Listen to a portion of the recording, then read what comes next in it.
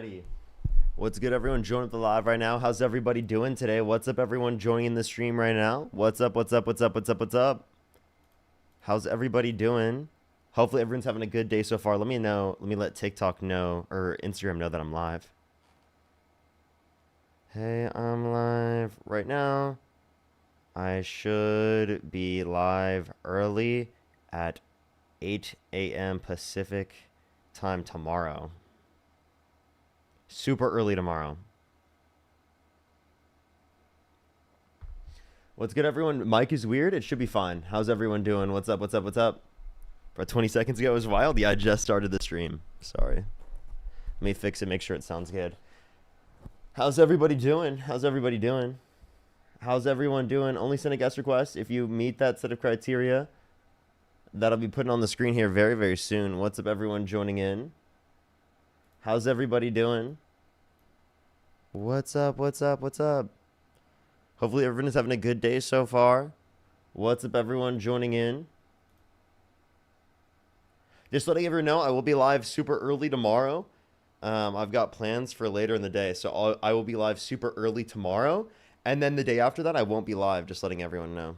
Just letting everyone know I won't be live. I am taking the day off. So I would just letting everyone know now. But I have lots of stuff coming out, so it's not a day off for no reason. It's not a day off for no reason, I promise you. But yeah, we're going to start getting some people up here in a second. Only send a guest request if you meet that set of criteria on the screen that I'm putting up there right now. Only send a guest request if you meet that set of criteria. What's up, everyone joining in? I did see the Epstein update, everyone. I did see it. I did see it. I don't quite have the thing in front of me to be able to read, but there is a huge fucking crazy thing that just dropped with Epstein, where it's like Donald Trump sending like a message to Epstein where they have like a sort of like a back and forth. Fucking crazy. Let me read off what they have. This is put already up. It's the voiceover says, "There must be more to life than having everything." And then this is Donald saying, "Yes, there is, but I won't tell you what it is." And then Jeffrey saying, "Nor will I, since I also know what it is." Donald saying, "We have certain things in common, Jeffrey." Jeffrey saying, "Yes, we do. Come to think of it." Donald said, "Enigmas never age. Have you noticed that?" Jeffrey said, "As a matter of fact, it was clear to me the last time I saw you." Donald said, "A pal is a wonderful thing. Happy birthday, and may every day be another wonderful secret." And it's a picture of a naked body behind it, behind the message. So, and it's signed Donald Trump. So that's the new message that just came out. The new Epstein shit that just came out. It's fucking crazy. Literally a birthday message of them sending fucking letters. Actually insane. Actually insane. Is there another one? Is there another one? There's a different update. What the fuck? Okay, I haven't seen this one. That's old news. I literally just saw that was like, that must have been the first part. I didn't see the whole message then. I haven't seen the whole video. Was there something new? Here. I actually don't even know.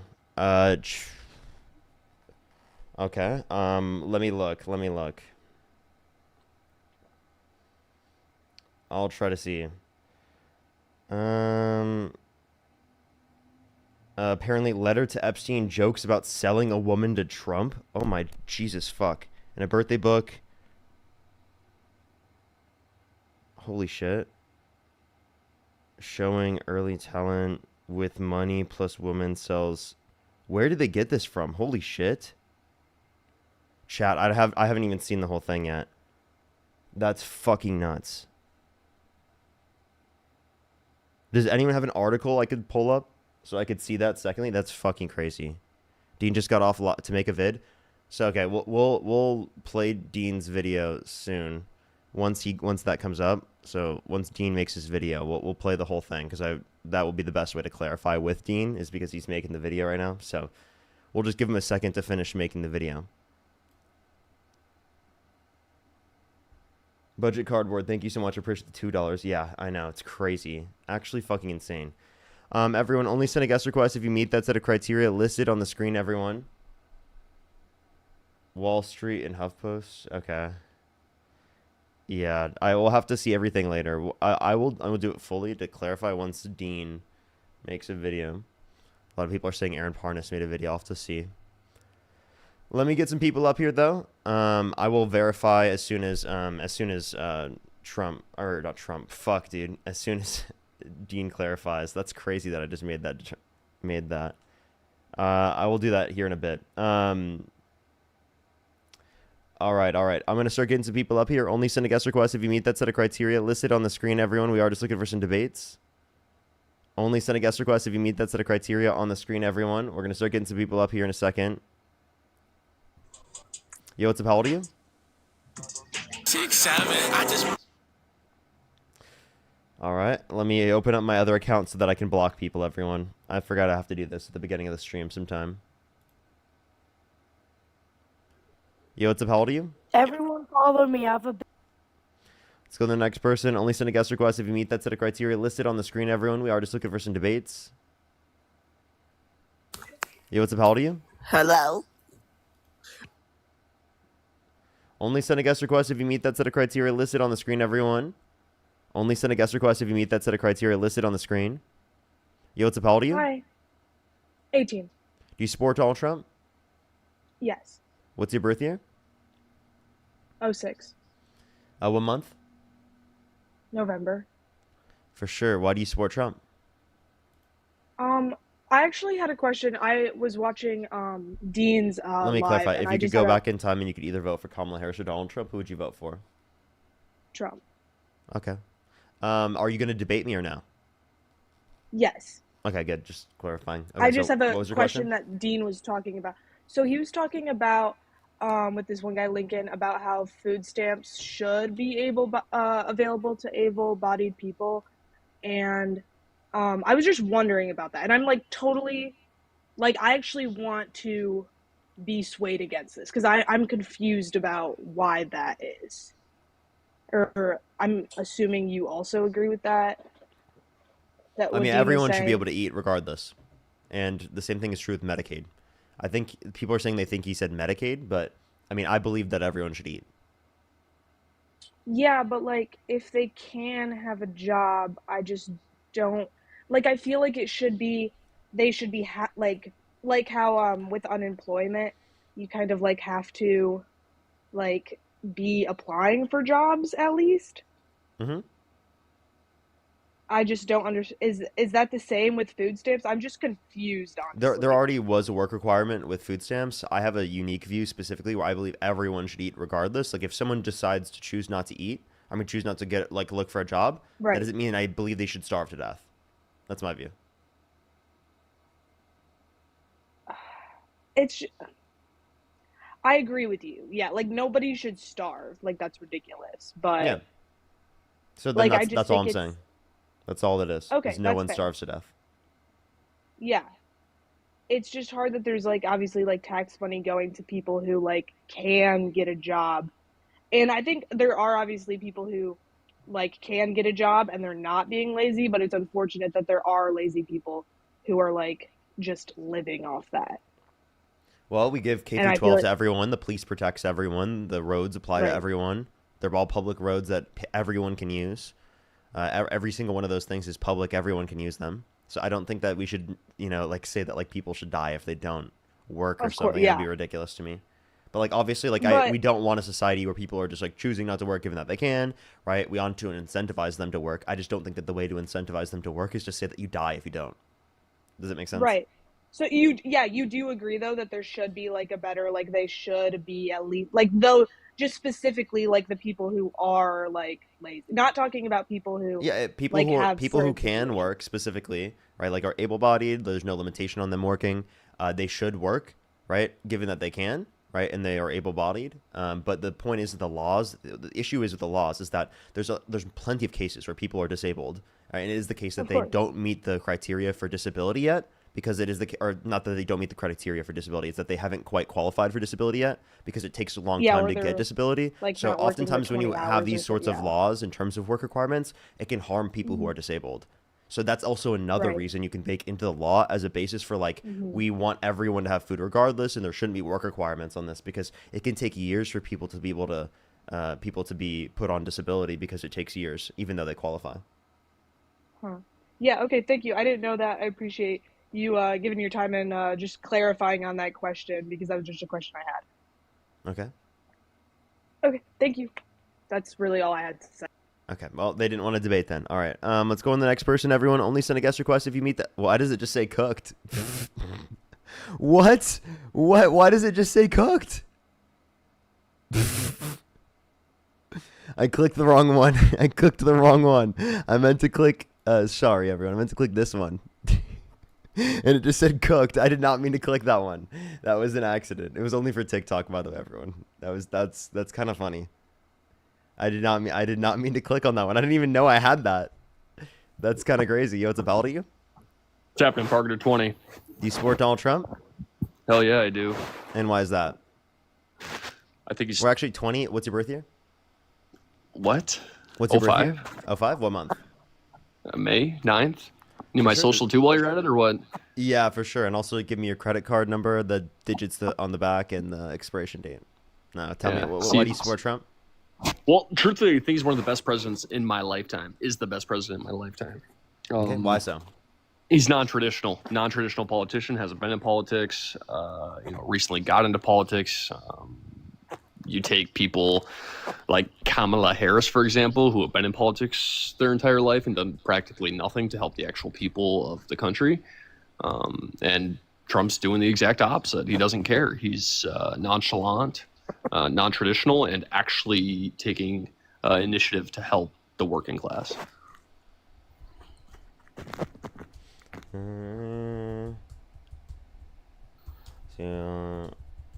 Okay, just making sure I had everything written down. Okay, so what are the benefits from a non-traditional politician? Exactly what it states. You're a non-traditional politician. Politicians tend to skew the truth, and or there's a politic talk. Being politically correct is what Trump his favorite term to use. And when you have someone who's not politically correct or not afraid to say what's on their mind, in my opinion, better things tend to happen. So what does politically correct mean? I mean, whatever you put the definition on. If a reporter asks some sort of question, instead of maybe giving just the media trained answer, you give something a little bit different. Non-media something. Okay, I don't even know what you mean by that. Non-media so like not prepared. Okay, so if you ever watch NFL post-game press conferences, you can see the clear line difference between someone who is media trained and not media trained. You follow? Like someone prepared and someone not prepared. So like, is that kind of what you're saying? You're saying that you want someone not prepared? Not prepared and unprepared. I think both in the instances you can be prepared in both scenarios, but there is a media trained and non-media trained difference. Okay. For example, right? I think that's when pretty it comes to the unclear, NFL, but let's go ahead. you're not supposed to talk bad about the refs. So someone who is non-media trained might make a comment neglecting one of the refs' calls. So it goes against norms of politics. There we go. Okay. Okay. All right. Okay. There we go. Here's a few things here. What norms would you say he goes against? Actually, let's clarify that before I go on to the next point. What norms would he go against? I just think he's got more of a loose tongue. He just says what's on his mind. And I'm not going to give you an example. I think it's pretty blatantly clear if you follow his media press conferences at all. He's untraditional. Okay. All right. So it seems like you're saying that traditional politicians skew the truth. That's really it. For the most part, yeah. I think that's one of the main reasons why a lot of people are attracted. How do you feel about his 30,000 confirmed lies? Under his first administration? How do you feel about the fact that he cheated on every single one of his wives? How do you feel about the fact that he said that the election was stolen in 2020 with no evidence, which was proven wrong? How do you feel about him saying that he would drop the Epstein files and then clearly wasn't actually going to do that? How do you feel about him saying that he would have not sexually abused E. Jean Carroll because she's quote unquote not his type, but then in a deposition mistook her with his ex-wife, indicating that he would have sexually abused her either way? That's crazy. I think the whole like personal attacks are so they just don't have any substance. There's no value behind them. You say this, you say that, but the truth is all politicians are dirty, and if you don't accept that, you're just blatantly wrong. 30,000 documented lies. What are you even referring to? What does that even mean? Yeah, the Washington Post is 30,000 confirmed cases where he either was said something that was misleading or wrong. Okay, and I mean, just and then like I gave you every other other circumstances where he lied as well. You could say Yeah, other you politicians said lie, Epstein, but then the you said point the that you wait, 2020 hold on, let me election. please finish. Yes, sir. You said the point of why you like Trump is because he's a non-traditional politician. So your defense for why, like, I give you reasons as to why he specifically like is not very upfront, can't just be other politicians are like this, because then it does seem like he's a traditional politician based upon your own understanding. So he's an untraditional politician in terms of media and media appearances. I think I maybe should have clarified that a little bit different. And when you go and you say that, oh, well, there's 30,000, documented lies, the 2020 election was stolen, blah, blah, blah, blah, blah. The Epstein deal, it doesn't carry substance. I mean, I think you could look and say the 2020 election might have had something up with it. No, there's no good reason to believe that. I mean, why could they steal it in 2020, but they couldn't steal it in 2024 when they were in office? That makes no sense. COVID? What about COVID changes their ability to steal the election? People being locked in their homes, people going through a pandemic maybe, and not having full clear view on an election cycle, not That being doesn't able change to, our ability to be able to hold like politicians accountable or hold the system accountable in terms of being free and fair. That makes no sense how the election would be more fair in one such situation compared to the other. Are you saying mail-in ballots? Because Trump voted mail-in, and mail-in ballots were determined to be, historically speaking, very, very low likelihood of fraud, right? That's why we still use them to this day. That's why our veterans use them. Yeah, very low. Okay, so the very big low thing, likelihood this of is fraud. my thing on this. When you look at the actual votes received, Joe Biden received some was it like 7 million? Or it was like 6 or 7 million more votes than any Democratic nominee or I think it was actually just presidential candidate in history. So you mean to tell me during a global pandemic that this practically 90-year-old By the way, you senile keep man touching your mic. Sorry. So this 90-year-old senile man during a global pandemic received 8 million more votes than any other presidential nominee in history?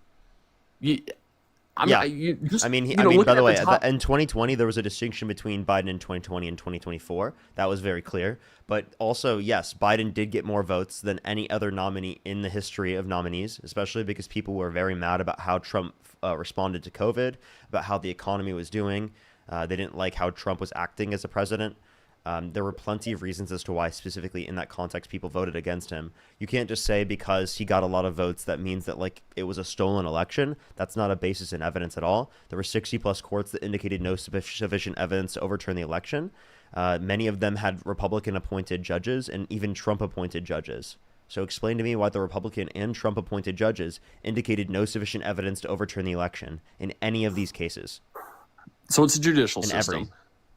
And, I do believe in the judicial system, and I think you have to believe in the judicial system. But if you take a step back and you just look broadly and say there was a global pandemic, this old dude got 8 million more votes than anyone in history, there could have been something peculiar going on there. Now, was it stolen? Probably. Wait, by that same set of reasoning, you could say the same thing for Donald Trump in 2024. The idea that he would beat Kamala Harris is ridiculous. One, he's cognitively declined like crazy. He called for the termination of the Constitution. He incited a violent insurrection of the Capitol, was held civilly liable of sexually abusing a woman, had no policy to benefit the economy at all. His policy he actually ran on was to decrease taxes for rich people and increase them for the working class. Okay, that's what his tax policy was. My taxes went down. Okay, well, the tax policy under the Biden-Harris administration, or the Harris administration, would have been the same for you, but it would have specifically increased taxes for income under or over $400,000 a year on income over $400,000 a year, rather than Donald Trump's policy that specifically does massive tax breaks for millionaires and billionaires and increases your taxes by imposing more tariffs that are aggressively negatively impacting low and middle income individuals, not only through the context of increased prices, but because it's affecting jobs numbers. Right. It's affecting the GDP. It's affecting many of the different aspects of the economy that are relevant towards the standards for the everyday average working American. So you can sit there and say it's not affecting you at all, but that doesn't at all like look at the real impacts from his policy. So yeah, so broadly speaking here, Parker, do you have a CPA? Mm-hmm. Okay, so you have a CPA and you file taxes every year. Yeah. Okay, so at some point, I'm not sure what income bracket you get into, but at some point, once you start making a certain amount of money, tax deductions happen in different ways. It's not just your taxed federal amount, state amount. You can have deductions based on other aspects of life. So once you get to a certain tax bracket, if you make over $400,000 a year, jumping your tax amount from 20% to 30% doesn't have the effect that people think it does. Yes, it does. One, it creates incentives if they are business owners to reinvest into their firms, because if their top marginal tax rate is higher, that means they would have been taxed otherwise on that money to a greater extent if they do not do a tax write-off. So if they do a tax write-off, i.e. reinvest into their firm or into their workers specifically, it would be more profitable for them to do so. So what we're doing is we're creating, through a progressive tax structure, a greater incentive for employers to pass down their money to their employees. And this is income tax. I would also like to increase capital gains tax, specifically for income over $1 million a year, which is what Harris was advocating for, 28% for over $1 million a year in capital gains, which is way lower than what we have for income tax. Your first argument there was that people say, especially a Democratic talking point that we don't like, is that I don't like, tax the rich. We have to tax the rich, tax the rich. What you just said is let's tax the rich and then have them not pay taxes by investing into their business. Well, is exactly what you just said. No, you didn't understand. I said it creates an incentive by having a top marginal tax rate to reinvest into their firms so they can do it as a tax write-off. Right? Because if they do a tax write-off, what they save is their top marginal tax rate.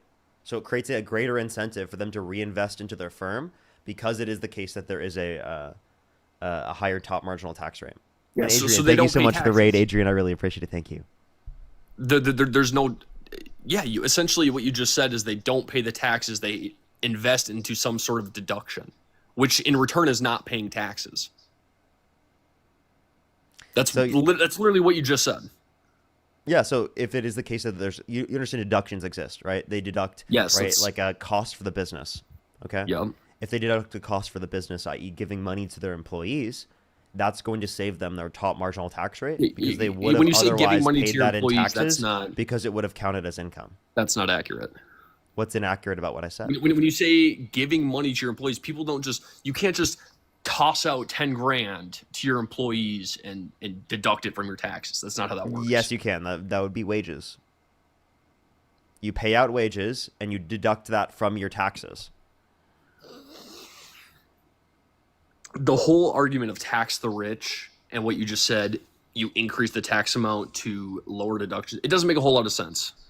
Okay, and point proven. Then tell me what to explain. Taxes have not increased under Trump. Like I don't, if you make less than $30,000 a year, maybe they went up 2%, 3%. Taxes have increased under Trump. Tariffs are taxes. Can you tell me what a tariff is? Oh my gosh, that's so embarrassing for you. What's embarrassing? You said Trump is claiming that they're getting revenue from tariffs. If they're getting revenue from tariffs, that's a tax on Americans that they're getting revenue from. We can't. I don't even want to go into the whole tariff thing, because it's completely. I can't have that conversation with you, because it's not going to go anywhere. Because I'm educated? No, because you're wrong. How am I wrong? Prove me wrong. What's that, Charlie Kirk's logo? You're just simply wrong. Businesses pay tariffs. The importers pay tariffs. and tariffs are so good for our country. And it's another thing, like, all you're doing is incentivizing people to invest in America, which, if you pull from your tax little argument there, like deductions and investing into their business, that's all a tariff is forcing people to invest in America. So the fact that you're against it is so cruel to people who actually need good paying jobs and can't sit on TikTok live for 8 hours a day and make a living. Okay, well, it's not forcing to invest in America. It actually decreases the likelihood that countries around the world will invest in America because it imposes a tax, right? That will then cause the American importer to pay more for the good that they buy from from countries From around the other world. countries. Can I please explain? Meaning Yes, that sir. it would then decrease how much they buy from those different like suppliers around the world, therefore decreasing the amount that they invest into our country. Right, one, that way. Secondly, through the context of there being retaliatory tariffs placed on us, meaning that our businesses will be able to sell less to their countries around the world because our goods will be demanded less in their countries. Secondly, we can point to the idea that you just said Okay. businesses pay tariffs. Well, it Can I would be type the in case here? that I they gotta can take. type Can I in please here. finish? Well, Businesses. you're saying the same thing you already said. So let me No, I'm jump in not. here. I'm actually not Have saying the you same thing. looked Can I at please any finish? of the trade deals that Trump has made? Can I please finish? Sure. And then you can talk about the trade deals. Yeah, so you were saying that businesses were the ones that just pay the tariffs. That's actually misleading because it is the case that it's an aspect of the cost reduction and distribution. It's not a tax on the profits. So it's actually going to cause upward pressure on the prices to a significantly greater extent than any other tax that we can point to. And that will specifically lead to upward pressure on prices. And the only way that there would be specifically an increase in domestic production is if there were an increase in the price of consumer goods, because then it would incentivize consumers to buy goods from American-made producers rather than like foreign-made producers. So that's actually like how you think tariffs are going to then lead to more production in the U.S. That's the only way it would. Okay, so if you've looked at any of the trade deals that Trump has actually made, you would recognize that other countries normally in most cases it's a 15% flat tariff, like with the European Union, and we pay no tariffs. And then on top of that, with that trade deal being made, Trump went out and took the initiative to recoup some of the investment due to the fact that they were taking advantage of our trade laws. I think the European Union was like $600 billion they're giving us. Japan was like another 300 or 400 billion. The Qatar and what's that other one? I think it not Dubai, but the Arab of Emirates was like another 500 billion. So that's simply just not true. And we are not paying tariffs in, they are. And then when it comes to tariffs and how that actually increases cost of goods, the only goods that are going to go up in cost are the goods manufactured not in our country.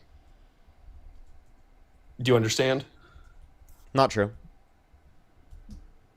Because, I mean, if we reduce supply, price goes up given the same demand. Secondly, if you want to look at this, so the claims of investing from different countries, one does not mean that's because of Trump, because it is the case that Trump's trying to 100%. take... Can I please finish? Trump is trying to take credit for all of these different types of things that would have happened otherwise, right? Or are just claims that are just private investment in the very first place.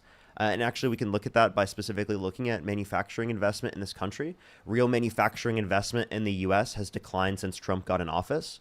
So the idea that manufacturing investment is going to massively increase hasn't been substantiated yet, because it is the case that we've seen increased cost of production for domestic manufacturers in the United States, because aspects of their manufacturing process come from countries around the world. Although it's assembled in the U.S., aspects of the production process come from countries around the world. So when you place these universal tariffs, it harms their ability to domestically manufacture in the United States. Plus, there's not much of an incentive in the long run to bring back manufacturing to the United States, because the next president can just overturn the tariffs.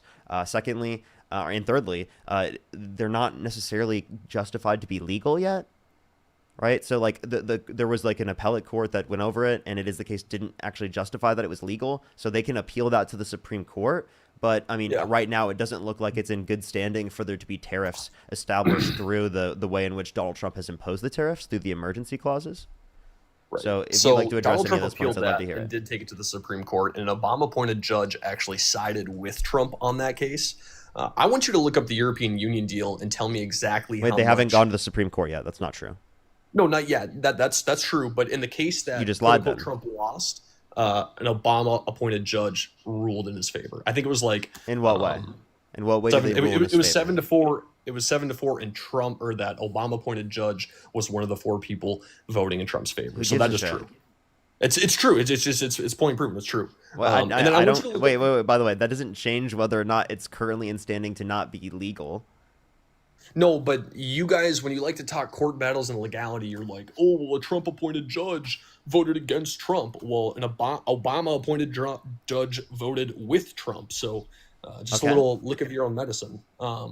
Okay, In but terms of the European Union, that doesn't really it's- demonstrate anything there for you. Okay, so Like when I reference that it's a let me get to my next Trump-appointed point, judge, because it verifies that it's legitimate information. Whereas if an Obama-appointed judge specifically just makes a claim about whether or not they think tariffs are illegal or not, that's not a claim specifically to say that it's going to be considered legal on a federal stage when we reference the Supreme Court. I just don't see how that follows. So we can get back once it goes through the Supreme Court, because at the end of the day, that's all that matters. But I really want to hone in on that whole European Union deal, because you said that Trump had nothing to do with the fact that they're investing in America. Without tariffs, without pressure from tariffs, and there's a reason, right? You got to think about it. You just take a step back, take a few deep breaths, and think about it. Trump puts tariffs on a country. The country doesn't want to pay the tariffs. They settle with Trump by giving him $600 billion and allowing U.S. companies to manufacture and send products over to those countries tariff-free. That is spick and span reason for reason. What stops these countries from just claiming they're going to do that much in investment and then not doing it? Donald Trump. Donald Trump. So Donald Trump will just impose the tariff in the future? No, Donald Trump is enforcing the fact that they are required to pay X So amount. he'll increase the tariff in the future. Is that what you're saying? Not even close. So he won't increase the tariff. So then what punishment do they get for not doing the investment? Oh, that's a great question. Honestly, I'm not the president, so I don't know. But you might be right there in terms of maybe tariffs get increased, or leverage from not allowing their companies to send any products to the America. So by the I way, really it just sounds like a bunch of countries are just going to claim a number, right? And they don't actually have to fulfill that number. There's no an enforcement mechanism for them fulfilling that number.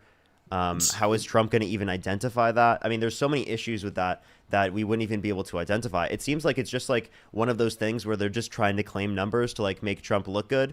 Like how Mark Zuckerberg specifically like said, "Oh, I didn't know which number you wanted me to say." He's not actually going to bring that much money in terms of investment because of Trump. He's just claiming a number because he wants to be on Trump's good side, right? That's it.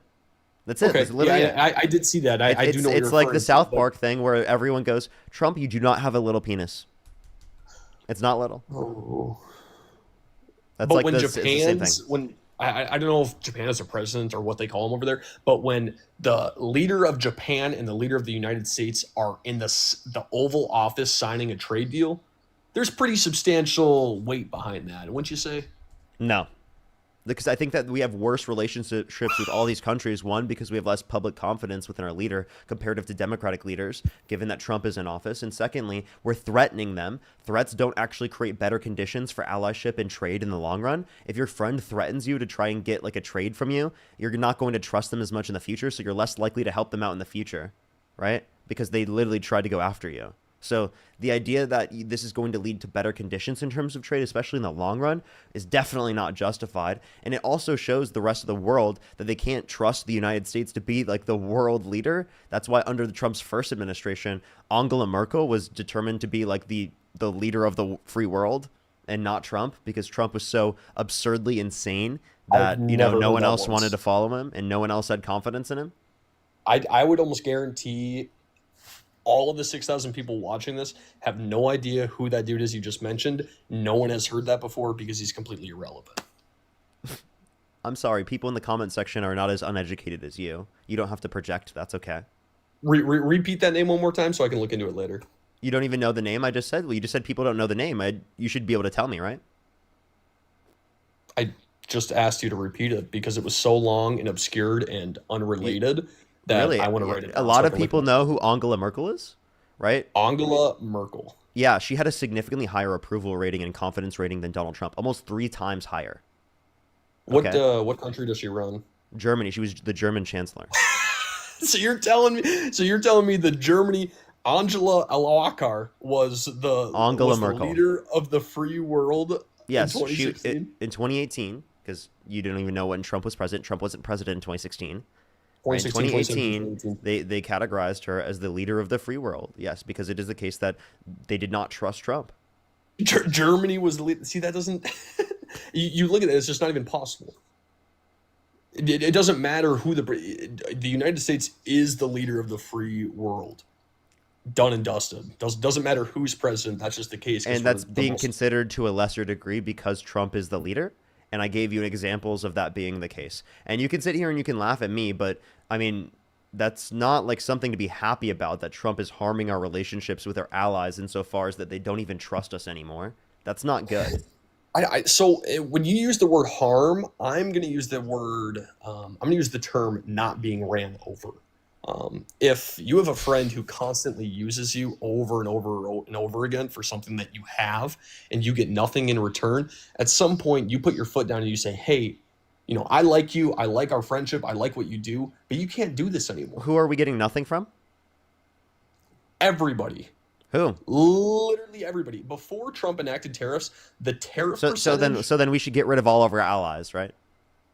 That's not what I said. I said from the tariff percentage before Trump enacted tariffs. Wait, how can you say that we simultaneously get nothing from everybody and then we're getting all of these massive trade deals? Every single country had higher tariff rates than the United States. Almost every single. What country. were the tariff rates? Tell me a single country where a specific tariff rate that they had on our country. I can't, but I guarantee you, if you so you don't even know what you're talking about.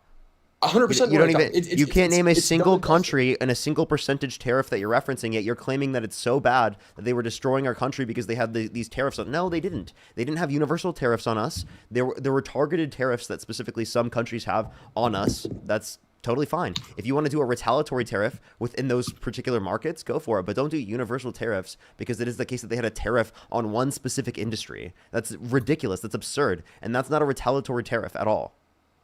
A retaliatory tariff would be up to the same degree in the same industry that they have. That's not how Donald Trump calculated it. They put on X a completely random calculation for it. 1 second.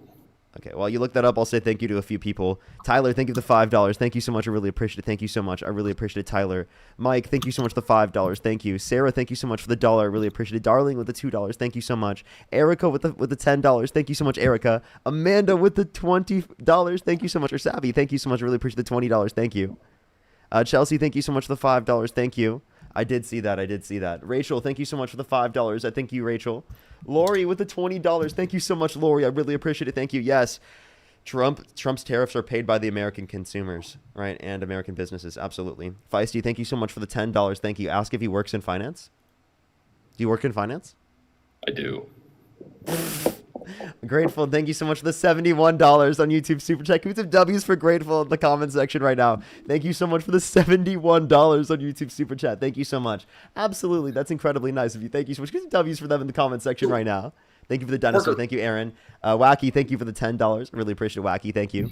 You were saying? Why are you so against people building stuff in America and creating stuff in America? Why are you so negative, condescending against people investing in America? And why would you rather have other countries make our necessities versus American workers?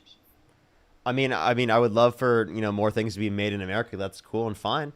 But I don't think it should be forced in the market by the use of tariffs. I think that leads to worse conditions in the market, not only for American companies, but also for like the global markets, our relationships with our allies and countries around the world. Maybe you have an argument in certain industries for like us not to rely on countries that are not our allies. But like, it doesn't make sense that we'd be placing these tariffs on our allies. It's not like we need to be able to produce these particular types of things, right? Like our allies are going to take it from us. No, that's ridiculous. Our allies are not going to take it from us. That's ridiculous to say that. You're just creating this like random false flag in your head. You're absolutely right. We don't need to produce everything, but when we do produce everything, not only do our citizens get paid with livable wages, it drags people out of poverty, and it incentivizes our companies, American-made companies, to ship our products to other countries. Imagine if you go to... Wait, hold on. Let me ask you a question. You want livable wages in this country? Do you want to increase the minimum wage?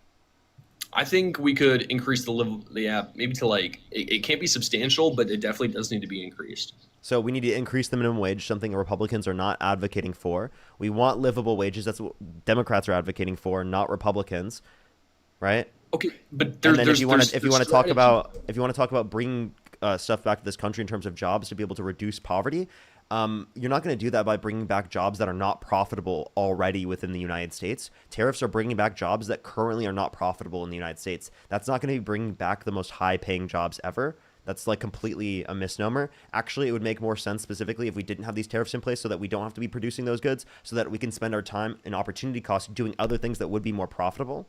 So actually, you're incentivizing Americans to engage in less profitable behavior, given it is the case that other countries could be fulfilling that labor due to their opportunity costs and comparative advantage, comparative to our opportunity costs and comparative advantages here. Yeah, your argument is that people don't want certain jobs, and if we bring those jobs here, it takes their opportunity to get a higher paying job. Is that kind of what I'm following? I'm saying that yes, otherwise they would have likely gotten a higher paying job because it is the case that they're profitable. It's not profitable to engage in that current labor right now in the United States. So if a manufacturer comes in and offers 100 jobs at $25 an hour, your argument is instead those people shouldn't take those because they could go get a job that's already here for $30 an hour. No, what I'm saying is that it is the case that the opportunity cost for that type of work being produced in the United States would lead to there being lesser profits on an overall standpoint from our economy, less GDP in terms of our economy, given that the tariffs were implemented, because it gets us to engage in behaviors that are not as profitable as what they would have been otherwise on an entire governmental or not government economy standpoint. So it's not just like one person would be making more salary. It's a very simplistic way of looking at it. You hurt my brain so bad. Like it's okay. Do you know what a comparative advantage is? A comparative advantage. I'll explain it to you. I'll explain it to you. So for example, some people are better at getting water for you than you would be yourself. If you had to do everything yourself, it would take you hours upon hours upon hours in a day just to get the water that you need for your shower, for your drinking water for the day, and everything that you're going to be using in your day. And it would take significantly less time, right, for that to be got specifically by people that have larger companies, specifically combating at doing that certain good or producing that certain good or service. Given that they specifically are specifying within that good or service, it gets them to specialize within that particular type of service or providing that service to a greater extent than you would be able to specialize on an individual basis, given that you have to do so many different things. If you had to get your water, if you had to get all your food, if you had to go out and hunt and grow all your food for yourself, you wouldn't be able to do all of the other things in your life that are more profitable. If I had to go get my water, I wouldn't be able to go on live, right, which is going to be more profitable for me than going and getting my water every day and getting my food and doing everything that I need for my life. Right? Other people can create that for me. I can buy that from them. And then things that they need, I can create for them, which I'm best at specializing for. I'm best at doing. Right? That's why I get an economics degree. I don't have to I don't have to do everything. I specialize in economics and I do that. And then other people will specialize in certain aspects of the economy. That's what a comparative advantage is. Yes, and I get that. But to say that Americans can't be advantaged in every single market is just cliche. It's naive. It's just reality. It's not. Not even close. It is. It's reality. It's economics. Give me an example of a field that agricultural goods are better produced in other countries around the world due to the environmental conditions that exist in those countries, climate conditions that exist in those countries, comparative to existing here, the different types of soil that exist comparative to here. Those are great examples as to why specifically it's better for them to produce those particular goods than it is for us. Okay. They would specialize significantly better at producing those agricultural goods comparative to us forcing those goods to be produced here in the United States. Obviously, you can't grow bananas in the United States, dude. Like I'm pretty sure there are places you could, but like the idea is that better bananas, right, are produced in other places around the world. Give me another example. That's not agriculture. Lumber. Or I mean, that's still okay. I mean, why do I have to completely like not take into account a certain industry? Right? Like that's a very easy example. Why can't you just acknowledge that was an example? Because the fact is that bananas don't grow in the United States. And to provide bananas for everybody in the United States, the only option. That's a perfect example. That's literally, by the way, it is. There are some places, but it's a perfect example as to why there is production, right, in certain ways here versus production in certain ways in other places. the entertainment industry could be different. The industry in terms of clothing can be different. In battery production, in different types of minerals, right? Some minerals exist in the United States but don't exist in other places, or they exist in other places at certain degrees but don't exist here at certain degrees. So obviously it depends on the supply, it depends on how much of it is in different areas of the world. It depends on like how it's produced, what type of products can be derivative from it. There's so many different various things that we could point to. I can't just give you one different.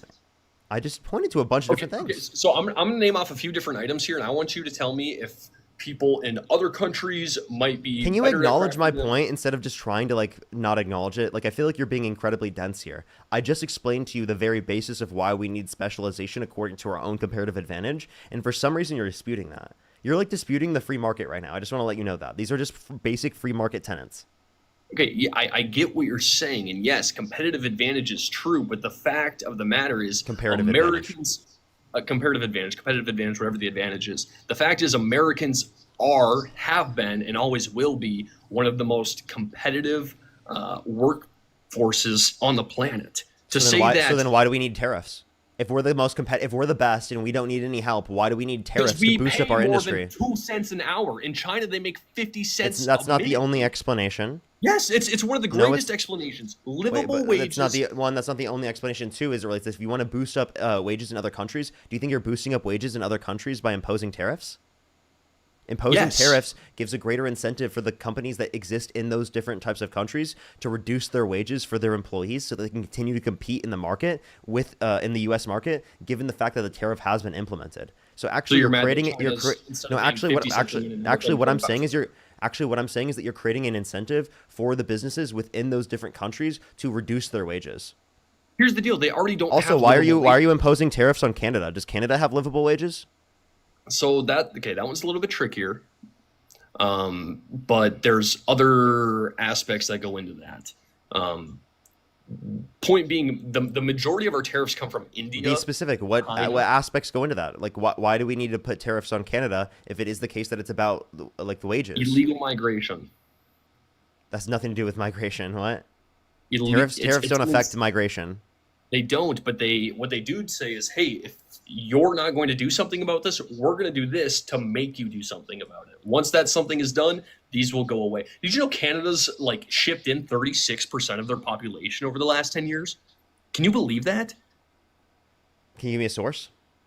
I think it was Washington Post. Let me look. Also, by the way, like, given that was the case, who would care? But that's not true. That's like literally just completely made up. Annie, thank you so much for the $20 on YouTube Super Chat. Thank you so much. I really appreciate it. Thank you. Give me some W's for Annie in the comment section right now. Thank you. And London with the $20 as well. Thank you so much, London. Let's get some W's for Annie in London in the comment section right now, as well as Libby with the $20. Thank you so much for facts information are hurting the guest's brain. No wonder he's mega. Diabolical. Georgia, thank you so much for the $8. Thank you so much. I really appreciate it. Liz, thank you so much for the $1. I really appreciate it, Liz. Thank you. Thank you. Thank you. As well as Leva, thank you so much. I really appreciate the TikTok gift. Thank you. So it was an X post is where I seen that. That's so cringe that your source is an X post. Cameron, thank you for the $5. Sarah, thank you for the $5. Thank you. Kim with the $5. Nova with the membership subscription. Jay with the $5. Thank you. And Budget, thank you so much for the $2. Thank you. So it was an X post. But the point I was trying to make there, so when you ship in 30%, first of all, no country on earth, the United States, wait, by the way, do you agree that's a horrible source, right? No. You don't agree that's a horrible source? Just some random person on Twitter says something, and you think that's a good source? You're a random person on TikTok? Wait, I could type something on Twitter right now, and that's a source to you. Wait, I didn't source myself. I'll give you sources for any claims that I have. People watching you, which is what's unfortunate. No, wait. There was not a single person that just sourced me. They'll source the information that I cite because I actually provide information. Right. Okay. So what I was trying to make there is the United States. I don't know why he laughed at that and then just completely ignores what I just said. Because if we shipped in 30% of our population in over 10 years, you just made that up. You just made that up. Cities would crumble. You just made that up. And no, wait, dude, you just made that up. That's just not even true. Give me an actual source. Okay.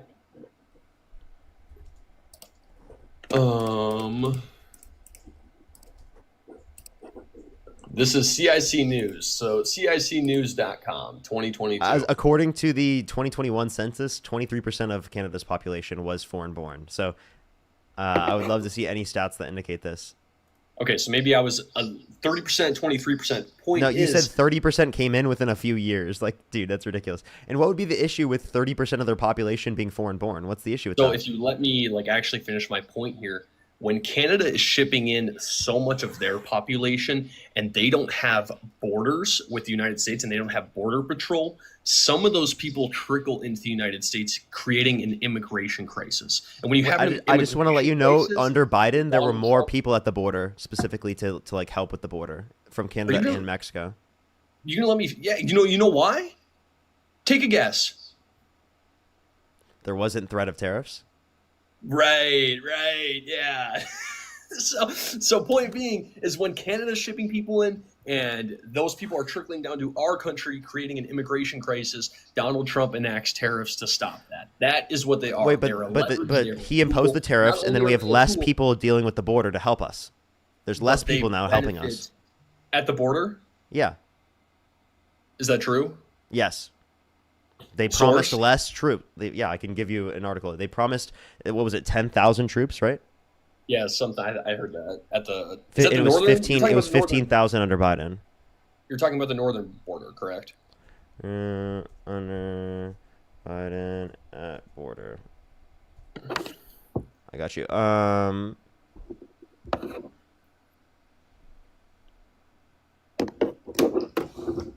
up. Give me 1 sec. That was under Trump. Give me 1 second.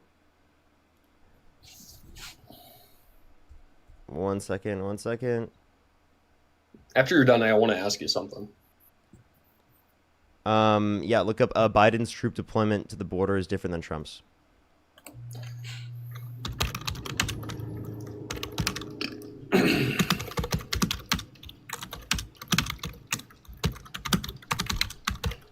And do you want to have a conversation? What were you going to say? Yeah, so I want to ask you something. So I understand that you get a lot of your sources just from online, doing a lot of different research along those kind of instances. Do you tune in at all to Donald Trump's press conferences or the secretary meetings or anything that's actually coming from within the government? Do I look at anything that's actually coming from the government? Yes, of course. So have you watched his secretary cabinet meetings? You're asking like I haven't watched the cabinet meetings as recently. I thought you were asking like, have I looked at data from the government? I apologize. I misunderstood what you're saying. So cabinet meetings. No, I haven't watched any recent cabinet meetings. Okay, press conferences. I did watch parts of the press conference, the one he last did. Meetings with world leaders. Do you tune into any of these? Yeah, I mean, I hear about them like through the media, of course. So through CNN or CBS or Washington Post. AP News, NPR, PBS, and Reuters. Okay, so the reason I ask that is because when you get the information from the source, from the person who is actually there doing the job, it's not, I don't want to say non-biased, but it's pure. It hasn't been touched, right? And when you have a president like Trump, who by the way, I just wanted to clarify the title. The title is from Reuters: U.S. military to send additional 1,500 troops to the border, and it clarifies the history. So that's the title that goes over the different history of the different troops that were there at the time. But yeah, continue with what you were saying. Sorry.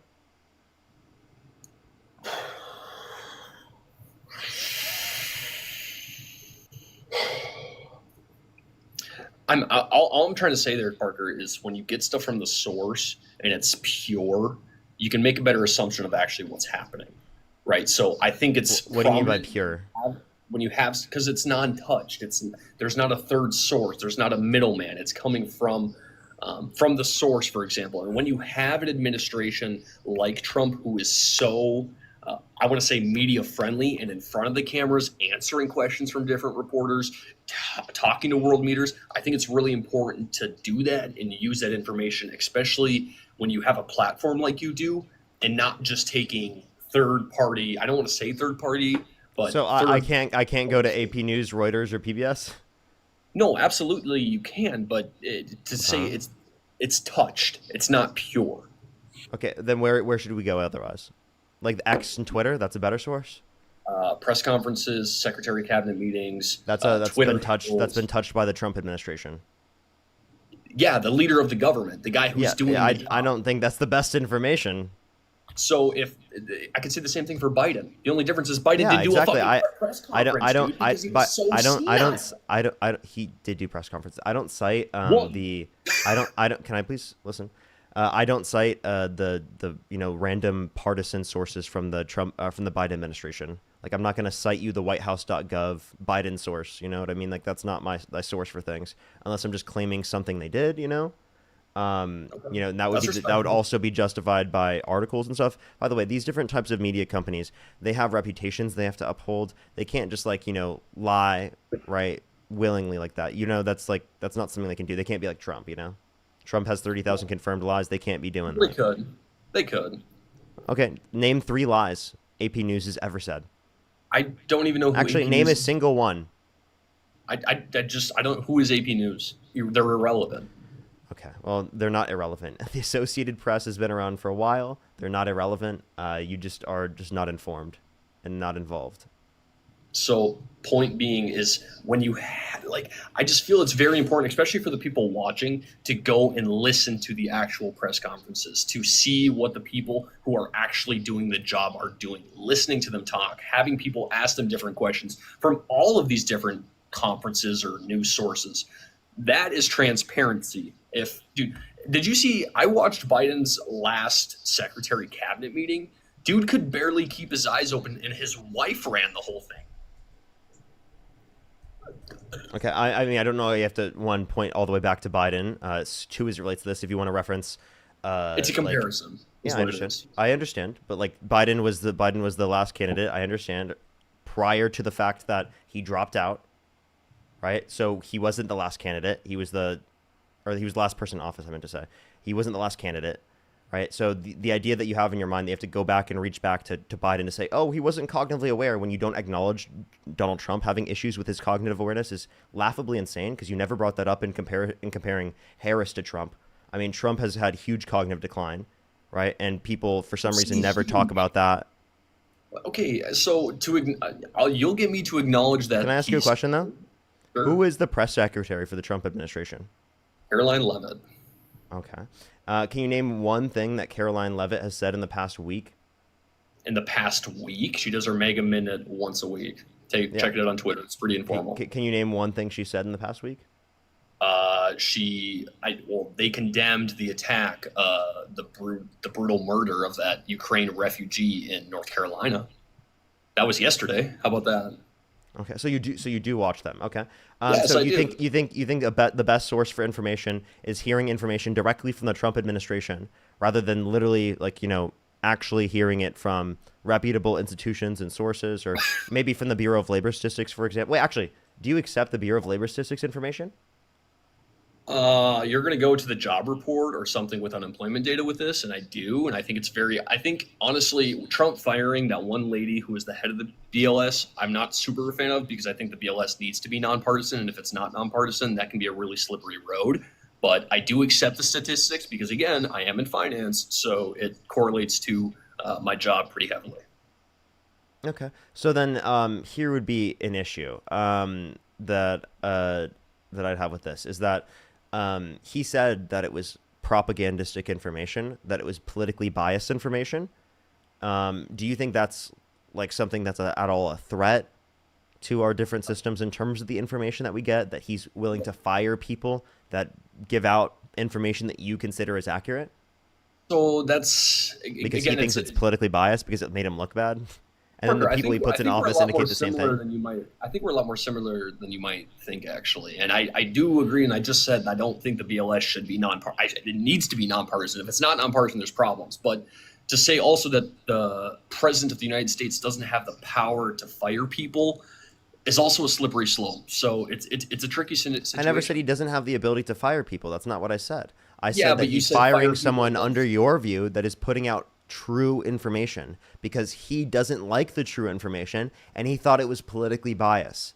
You Did you agree see that it's the- true, and wait, hold up, let me please finish. You agree that it's true information. So him going after the government specifically for putting out information that makes him look bad, doesn't that indicate to you something bad about the information that's coming directly from the government, or maybe that it could be bias, right? Specifically directly from Trump. So of course, if you And get by the way, something I mean from the Trump administration, not from like the Bureau of Labor Statistics or any of those other, like the St. Louis Federal Reserve or anything like that. I mean information directly from the Trump administration. okay, of course, anything coming from the Trump administration is going to have a little bit of partisan tone to it. That's with any administration. But the point That's is, exactly what the point I was making. but it's coming from the source. That's the difference. You can't just take everything they say. But I think a large percentage of what people do need to take into account is the stuff they are saying. It is our government. They are doing the jobs we elected them to do. And if you Sure, well then be specific with what we were referencing. I don't even see how that was relevant to the conversation. The point I was getting you to demonstrate, or I was demonstrating to you, was that the Trump administration partisan information is not the highest scale of information that you can get. You want to look for nonpartisan information. You want to look for nonpartisan sources such as AP News, NPR, PBS, and Reuters. And you saying who is AP, I think is actually quite literally an issue created by Donald Trump. Yeah, is AP actually partisan or nonpartisan though? Yeah, they're nonpartisan. Didn't they go through something with the White House secretary and be kicked out of that room? Trump kicked him out from the White House press pool in the Oval Office because it is the case that they wouldn't say Gulf of America. Yeah, hell yeah, baby. Dude. Are you serious? You want the president to be able to determine who covers him? Okay, so you just talked about truth, right? And if it is legally so then why isn't it a nonpartisan committee that determines who specifically can cover the government? I've been so not like, let me finish there. You just talked about truth and getting your stuff from reputable sources. If it is legally the Gulf of America and AP doesn't call it the Gulf of America, how reputable is your source? Oh, come on. Don't act like that makes them not reputable. Come on, that's ridiculous. I'm just using your own logic against you, dude. Like, what, dude? Don't even. That's not a basis for saying that. Come on. But the point being, wait. By the way, did Congress legally change the name? I can't remember if it was only an executive order. If he did sign a bill, I can't remember. Okay, well then why would they have to uphold that if it's not legally binding? Is an executive order legally binding? No. No, it's not. It's not legally binding for AP News. Like, there's no basis for that. CNN or this or that. But the do you know if you look on Google Maps or Apple Maps right now, you know what it says down south? Dude, just because it says that doesn't change anything. That's because they're trying to placate to the Trump administration. Just take a look, though. Gulf of America, baby. It's called the Gulf of Mexico. Sorry, I think it's funny, and you know what else? I think that's really cringe. Like, you guys are so sensitive over words. Okay, so he's got like words make you so mad. AP News gets kicked out, gets canceled, all because they just said a word. They just said Gulf of Mexico. Wow, you guys are so sensitive. It's little funny. snowflakes. You care so much about words. It's funny coming from that side of the aisle, but do you realize what I'm doing here? I do, yeah. But we're the snowflakes, right? I think we should. Are you 21? I'm 23. Oh, 23. We could drink a beer. I would never do that with you. Hey, this has been a lot of fun, Loki. I think you should tune into some of the press conferences and then get back to me, all right? Wait, dude, how about you look at some information? How about you look up some sources rather than just looking at Twitter? So if I would look at AP News, if they can't even be allowed in the secretary room, why would I? The White House press pool? Because Trump literally kicked him out because he's so sensitive because of words. Because they didn't tell the truth? No, they told the truth. There's no legally binding aspect to saying Gulf of America. Trump's just a snowflake about the fact that they won't say the certain words. Right? Can I make one last point? He cares so much about the identity of water, but not of people. It's crazy. And hold on, let me say thank you to a few people real quick. Budget Cardboard, thank you for the $5. Thank you. Amanda with the $5. Thank you. Libby with the $10. Thank you so much. I really appreciate it. Tanya, thank you so much for the $5. Kayla with the $2. Thank you. I really appreciate it. Thank you. Keep some W's for them in the comment section right now, as well as I have some people to thank over on Cash App and PayPal. And thank you for the $10. Thank you so much. Elizabeth with the $10. Christopher, thank you for the $5. Thank you. John with the $20 on PayPal. Thank you so much. Vesna with the $20. Thank you so much. I really appreciate it. Thank you so much, Vesna. I really appreciate it. Thank you. As well as Feisty, thank you so much for the $5. Thank you. I really appreciate it. Thank you. I have a question before you leave. Can I ask you a question? I wanted to ask you a question though. Before you leave, I just want to ask you this question. Is that fair? Oh gosh, here we go. Shoot, Parker. Yeah. If the president Wait, time out. I got to ask you a question after though. do I get to run my argument first? Absolutely. Okay, for sure. That's fine. Would you vote for someone held civilly liable of sexually abusing a woman? God damn it, dude. Of course it's this question. Of course. You know this is gonna get. You know you're gonna get cooked, right? Dude, I don't. These whole personal attacks are. I just don't. Wait, like no. them. Don't just address the question. And you say grape. It's not even legally called grape. That's just a Dude, fucking. Yeah, it was. made up Wait, so term. wait, I have a question. Is forceful penetration of a woman's vagina against her will rape? Oh my gosh. Yes. Yes. Okay, that's what it Wow, was. that was That's what it was. visual. So you saying it isn't legally defined that way is not actually a response to it. That's kind of gross and disgusting for you to say that, because it is the case that we both acknowledge that the action that happened was rape. Gross and are you serious? Come on, give me some. Like, I'm not that bad. Respond to of a my person. question. Yeah, if you're not a bad person, answer this question then. Would you vote for someone held civilly liable of sexually abusing I a woman? did. I did. Would you? That's the Would you still support someone The knowingly? answer is I did, Parker. No, I voted asking- for him proudly, and I've got a picture of. So okay, I so voted. would you vote for him if he were held civilly liable of sexually abusing a child? Oh my gosh, yeah. Hopefully not. You wouldn't vote for him? That's what I just said. Yes. You would? What? No, I would not vote, dude. Okay, you so can't then do what that. is the difference between the victim being an adult and the victim being a child? That means in one scenario you'd vote for him, but not in the other. The point is, I voted for him. I already voted for him, Parker, and I told you that. That's why I'm here. That's why I we're want having this yeah, but I want an answer to this question. We're talking about if you could go back in time, would you vote for Kamala Harris or Donald Trump? So given the information that I'm providing you, you should be able to change your mind here. So again, the point, let me address it again. You said that Donald Trump, you wouldn't support him if he were held civilly liable of sexually abusing a child, but you would support him if he were held civilly liable of sexually abusing a woman. What is the relevant difference between the two scenarios that gets you to support him in one scenario but not the other? Parker, this is a gotcha question. It is, That has, and I got you. God, you're a funny guy. Well, unfortunately, like I said, I don't agree with that. I think the whole, like I said, the grape thing, it's a made up term to make it sound worse than it is. It is a treacherous thing that should have never happened. Don't even say that it's a made up term specifically to make it seem worse. I said sexual abuse, by the way, and still we already demonstrated that it was rape. So answer the question. What is the relevant difference between the victim being a child and the victim being an adult that means you support him in one scenario for president but not in the other? No, and you can't put that sticker there too, dude. Come on. It's you literally just pulled up a gotcha question that you keep in your back pocket. You were like, I got one more question for you, just so you could, get a tally on me. And I already said I voted for him. There's nothing like it happened after. Answer the question. So again, answer the question. So what is the difference You're not between the gonna give victim me the answer, being Parker. what's the difference between the victim being an adult and the victim being a child? That means in one scenario you support him but not in the other. You're trying to wait, and this is so like I don't want to say rude. I don't think that's the right word, but it's so unfortunate that you put people in this scenario to like quote unquote either agree with a rapist or go against it because Oh, it's anyone maybe with like this- you did that yourself by voting for him. It's not me that did No! this. It's you that did this. that's no. I voted for it because my gas is cheaper, Parker. Yes. Because my job pays me more. Because my grocery prices are going down. That's why I voted for it. Right, but I just want to let you know, your grocery prices aren't going down. Your job isn't paying you more. Real median wage growth has gone down since Trump got in office. Real GDP growth has gone down since Trump got in office. Jobs reports have been so horrible that Donald Trump fired the head of the Bureau of Labor Statistics because he said it was politically biased. And then the person that came in that he appointed also indicated the very same information, 22,000, which is 7 times less than what we expected last year under the Biden-Harris administration in terms of job growth per month. We've seen unemployment increase. We've seen inflation go up since Liberation Day by 0.4% in terms of inflation, and it's going to continue to rise even more. So I would love to see your response to this because you are clearly not able I'm about to to. engage, and I'm- you just I'm got about cooked, to. buddy. If you give me 30 seconds here, I'm about to. So all the statistics that you just mentioned were minuscule in changes. Yes. And by the way, you brought up all of those things to not answer the question about the sexual. You did all that to not answer the question about the sexual abuse. So once you bring up this point and once you answer this, I'm going to bring you right back to that very point. Okay. All the statistics that you just mentioned were so minuscule. And yes, they weren't in the positive direction, but you also know what the jobs report means and the unemployment data means.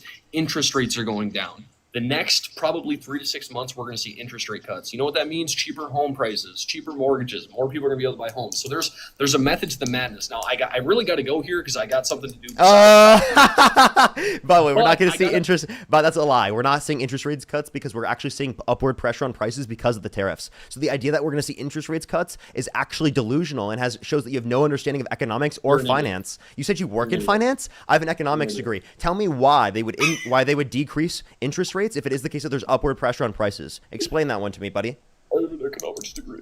Yeah, I do. You clearly didn't listen in class, did you? Yeah, I didn't have to take a class because I don't need one. Yeah. You definitely do need one, and that's why you can't answer these questions. By the way, so explain to me how there would be interest rates cuts if there's upward pressure on prices due to tariffs? Parker, when unemployment goes up, interest rates go down to incentivize businesses. That would be in the scenario in which we don't see upward pressure on prices. If we see upward pressure on prices and we see upward pressure on unemployment, that's actually a very, very fucking bad indicator. That's showing that there's indications of likely stagflation. Okay, so don't even get me. No, don't even do that, because you use this in order to back away. What was the relevant difference? What was the relevant difference between the victim being an adult and the victim being a child? That means you support him in one scenario but not the other. Okay. 1 second here. I'm doing some research. Don't mind me. Okay, so the next Fed meeting is in September 16th, right? After that, and when we see, you can't answer the question, by the way. When we see a quarter-point basis cut, you're gonna be like, "Oh my God, that Devin guy." Yeah, we'll talk about that then. We'll talk about that then. You can go and check my live later on. Answer this question. Part? Answer this question. What is the difference between the victim being an adult and the victim being a child? That means in one scenario you'd support him, but not the other.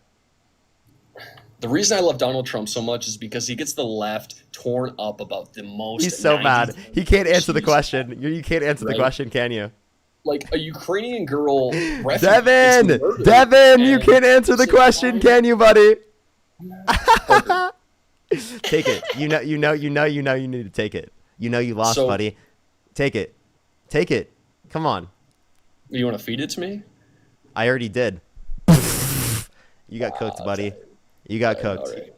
You didn't even let me finish, dude. Come on. Then once you answer my question, I'll let you. Parker, I'm not answering that question, dude. I'm not. I know you're not, because you know you got fucking cooked. I'm not answering that question because it destroys my arguments. I'm not doing it. Okay? All I want to do is make my final point and go and watch Vikings football, baby. That's what I want to do. Okay, go ahead. Thank you. Holy crepes. Another reason that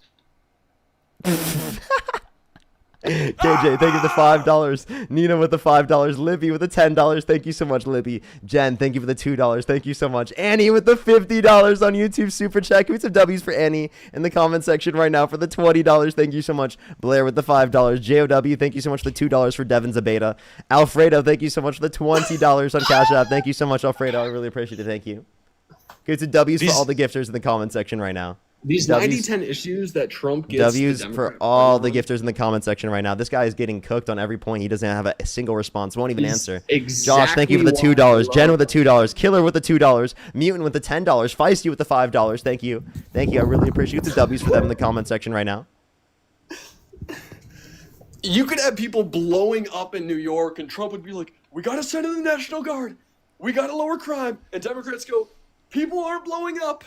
There is no crime." By the way, obviously there's crime, bro. By the way, we would acknowledge reality. You're the one that won't answer my question because you know it debunks you. You're literally the cult member. You're the partisan guy. Appreciate the gym and if you wait. By the way, you would say something else, and that's your problem. You know what's crazy? You try to say it's a gotcha question so you don't have to answer it. It being a gotcha question, it being the checkmate, does not mean it's a point that can't be used against you. This is like someone in chess being like, checkmate. Like, you can't do that. You can't checkmate me. That's not loud. Okay. You can't do that. I'm not playing it. I'm not going to move anymore. You can't. No, you won't beat me.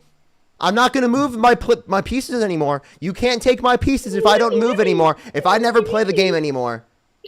So I'll start a whole nother chess game with you, but we're not going to finish this chess game, okay? We are not finishing this chess game because I am not going to be checkmated.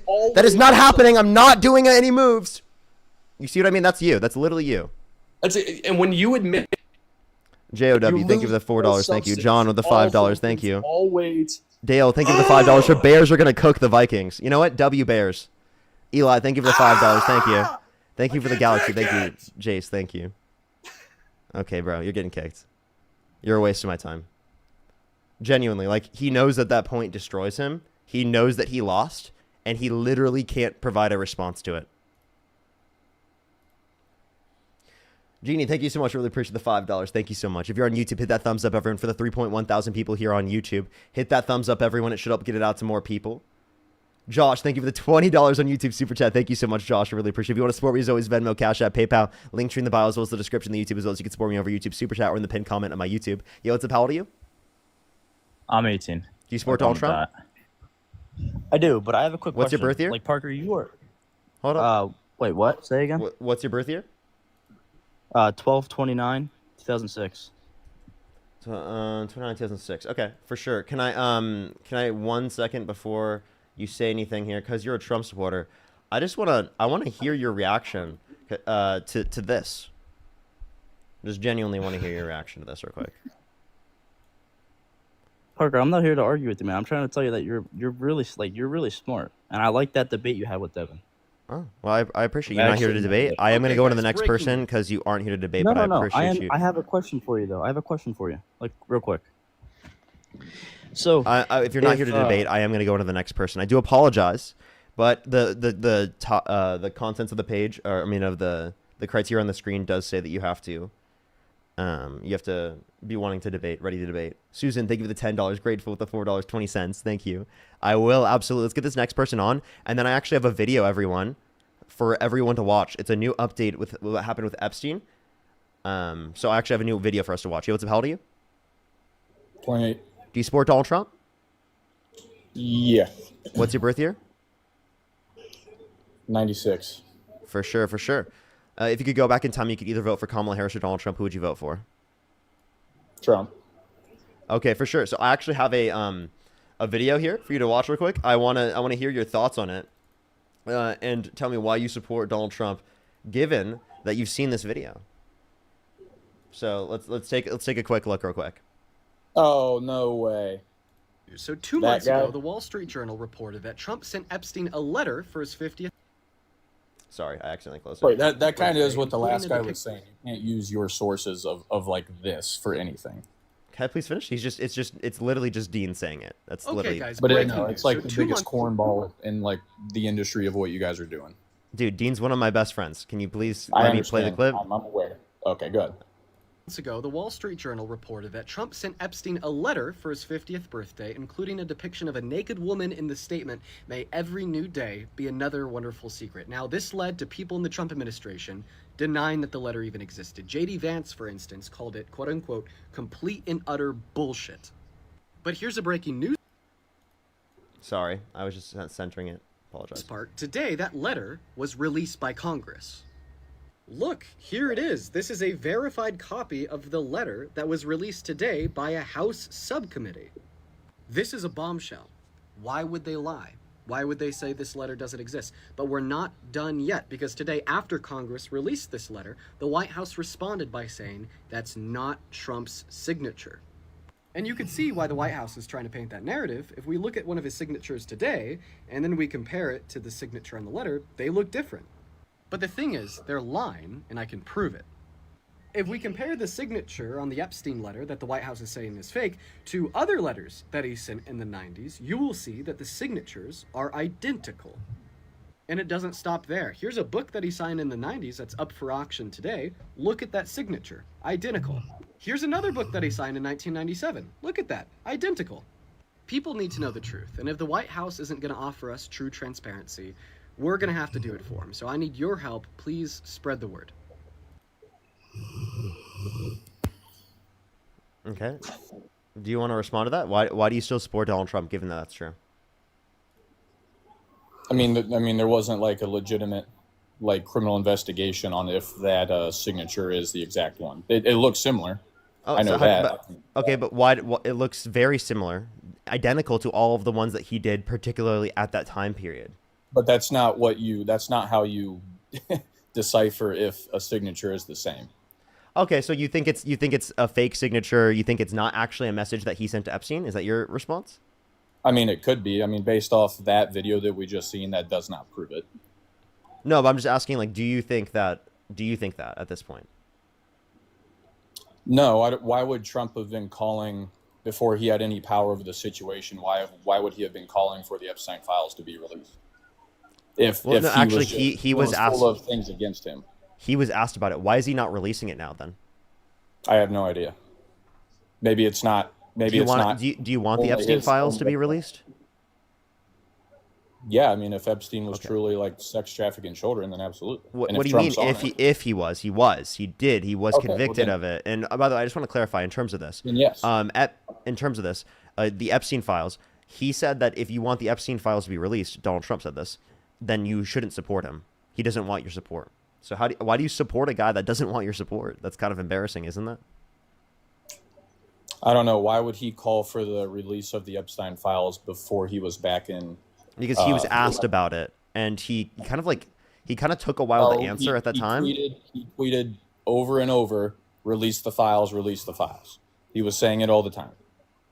Well, to get elected, because he didn't want to go to Okay, jail. but what if they release the files?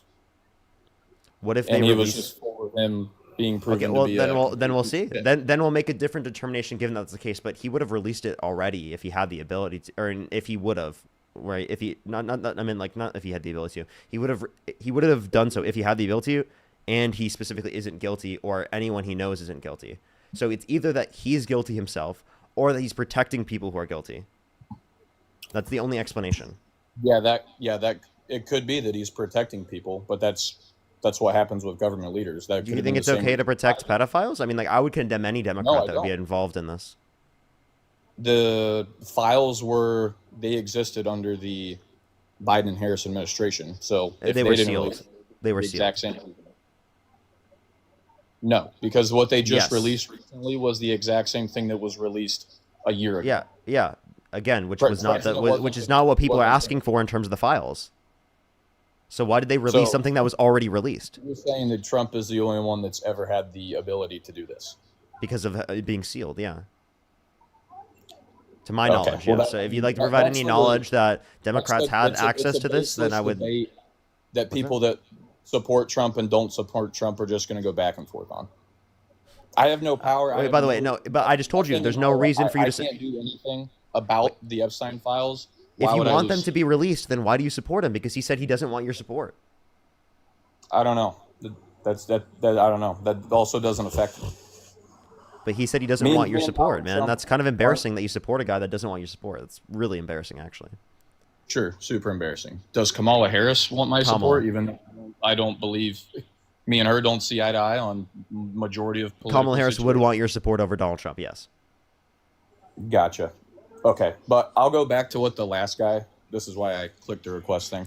So interest rates have already gone down. That is a fact. Yeah, they're I not know going. They're not personal- going to go down now because of the fact that interest rates, or due to the fact that there's upward pressure on prices. Interest They've rates already were gone down. They've already gone down this yeah year, under whose administration? over the course of this year. Under Under whose Donald administration? Trump. It No, was mainly not- under no, Biden. No. Not under the Biden and Harris administration. When was the last time they went down? Tell me what month. In the last 12 months. What month? Tell me. What month did they go down? I don't know. I know I was pre-approved myself personally for a loan Uh-huh. in January at a 6.7% interest rate. Mm-hmm. And the VA loans at the time were roughly 0.47. What month did it happen? Loan. I would love to hear what It was month January. it happened. That would have been January compared No, to now. it was November and December. What was? The drop in the basis points. That's from AP News. I'm, It was a I'm little giving bit you after a the election. personal side by side. And then it also of what- happened in September. There was reductions in September. I'm telling you of when I got the approval for the loan versus what my current. Yeah, and approval is. I was asking you when the interest rates went down because you were trying to claim that that had something to do with Trump. So under the And I'm Trump telling you that administration, rate I have cut has two- the rate Listen, cuts listen. have been slowing down because of Trump and because there's No, they upward haven't. pressure on prices due to tariffs. Yes, there is. No, they haven't. Yes. Tell me when's the Look, last listen to me. time? Tell me when's In the last time. 2024, no, listen to me. In 2024, a VA loan was 0.47% on average lower than a conventional loan. It's currently 1.2. I was just pre-approved for this loan. Okay, that would be in your area, right? I'm referencing, you have to reference the last time the Fed rates were dropped. If you look it up, it was December 18th, 2024. Who was president? So it's lower now, though. Who was president? The last cut was 2024. Dude, December 18th, 2024. Issue. Who was president? Is you're Googling. You're looking things up. You're not like, why do you have no real world experience? Who was president? Who was president? Wait, by the way, I'm sorry, you didn't know what it was either. I'm crazy. I look it up to make sure because I don't know the dates off the top of my head. But I gave you 2 dates within the last fiscal year. But they were wrong. You were trying to claim that has something to do with Trump specifically. It doesn't. The last time it dropped was December 18th, 2024 under Biden's administration. So you're telling me that the interest rates have not dropped since last December? Yes, they haven't since December 2024. Not from the Federal Reserve. We were talking about what the Fed would do. He said the Fed would cut rates. That was the conversation we were having. When was I talking about the Fed? I'm talking about the fact that interest rates. I was with the last guest. You were talking about the conversation that we were having, that I was having with the last guest. Yeah, where you said that interest rates haven't dropped, but they have. I said they haven't dropped under Trump's administration because of the fact that there's upward pressure on prices due to tariffs, and that's factual. So why am I getting 2 different interest rate on my loan approvals under that's where you are. That has to do with where you are. So my area changed, but nowhere else changed? It must have, because it is the case that we haven't seen any change from the Federal Reserve standpoint since December 18th, 2024. So you're saying it's changing, but on paper it's never changed. I'm talking about what the paper changes. What are you talking about, dude? Because I have had 2 different interest rates presented to me. The one currently is lower. Yeah, it could be that your credit scores have gone up, right? No, my credit score is roughly the same.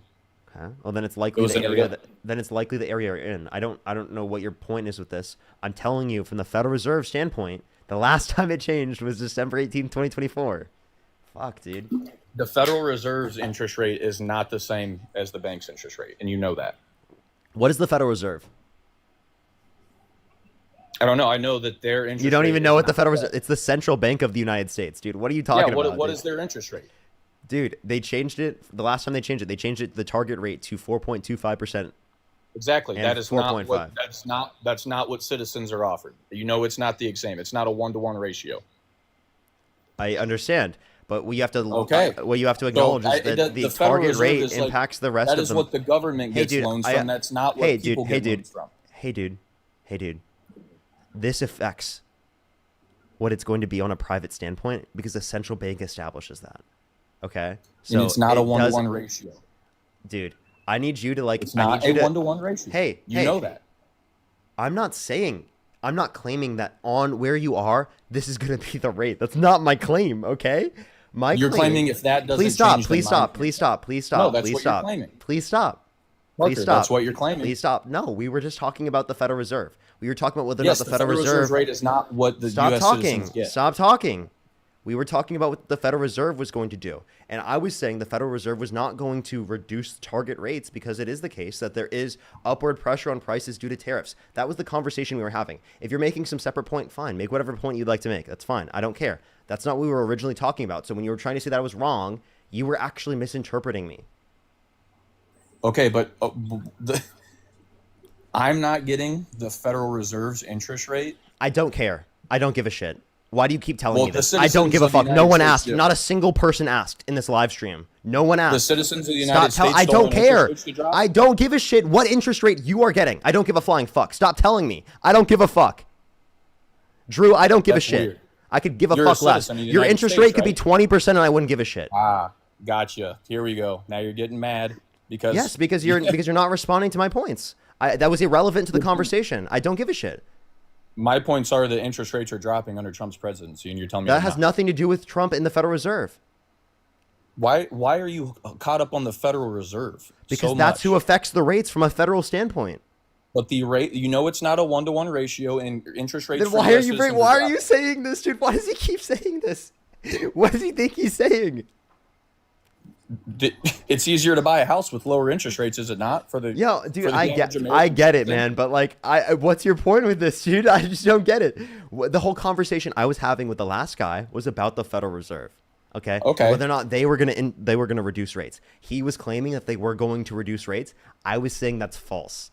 Okay. Okay. So, do you agree that interest rates for U.S. citizens on home mortgages are dropping, which is huge for people? It's massive. They're the lowest they've been since 2021. No.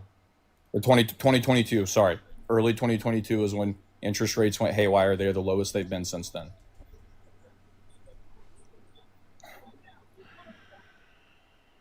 Which is, it's the most expensive thing. Okay, wait, can you give me your source other than just my anecdotal experience? Like, you're just claiming anecdotally, like, what it is for you. That's not what it is for the U.S. The best way would be able to look at Right, it's set off averages, but you're acting like it just dropped where I'm from and it's done that nowhere else. Yeah, so by the way, there were lower rates in 2021. There definitely were. If we look at mortgage rate trends, weekly average on Forbes, be quiet. Like I said, go to early 2022. Be quiet. Be quiet. 2021, they were lower. They changed during 2021. A year ago, the mortgage rates were lower. No, they were not. Yes, they were. They were 5.15 in September 19th. No, they were not. That's for a 15-year mortgage. Yeah, that's from Forbes. Okay, for a 15, do a conventional 30, which is what 90%. A 30 was lower as well, which was 6.08 comparative to what it is 6.5% now. No, it wasn't 6.08. Yes, it is. I can literally show you right now.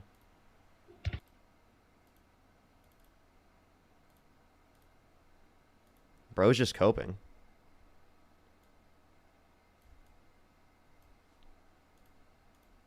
Here it is, 6.08. That's in September 26, 2024. And then here it is now, September 4th, 6.5%.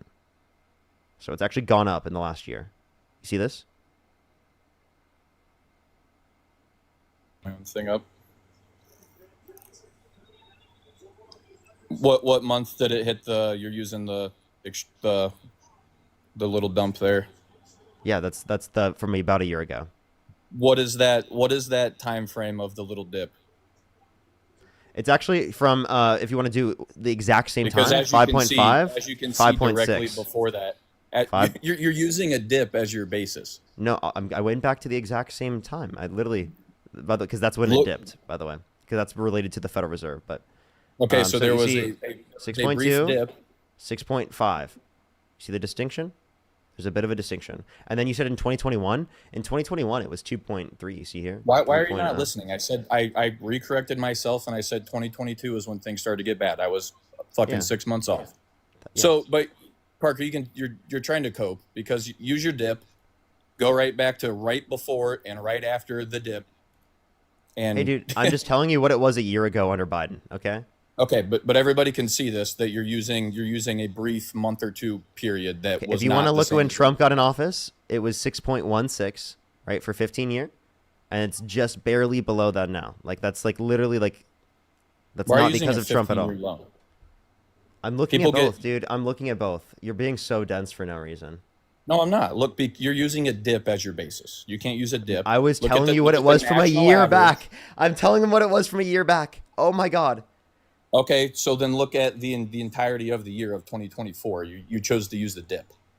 Yeah, and I showed you it was different. It was pretty much the same. It was pretty much the same, dude.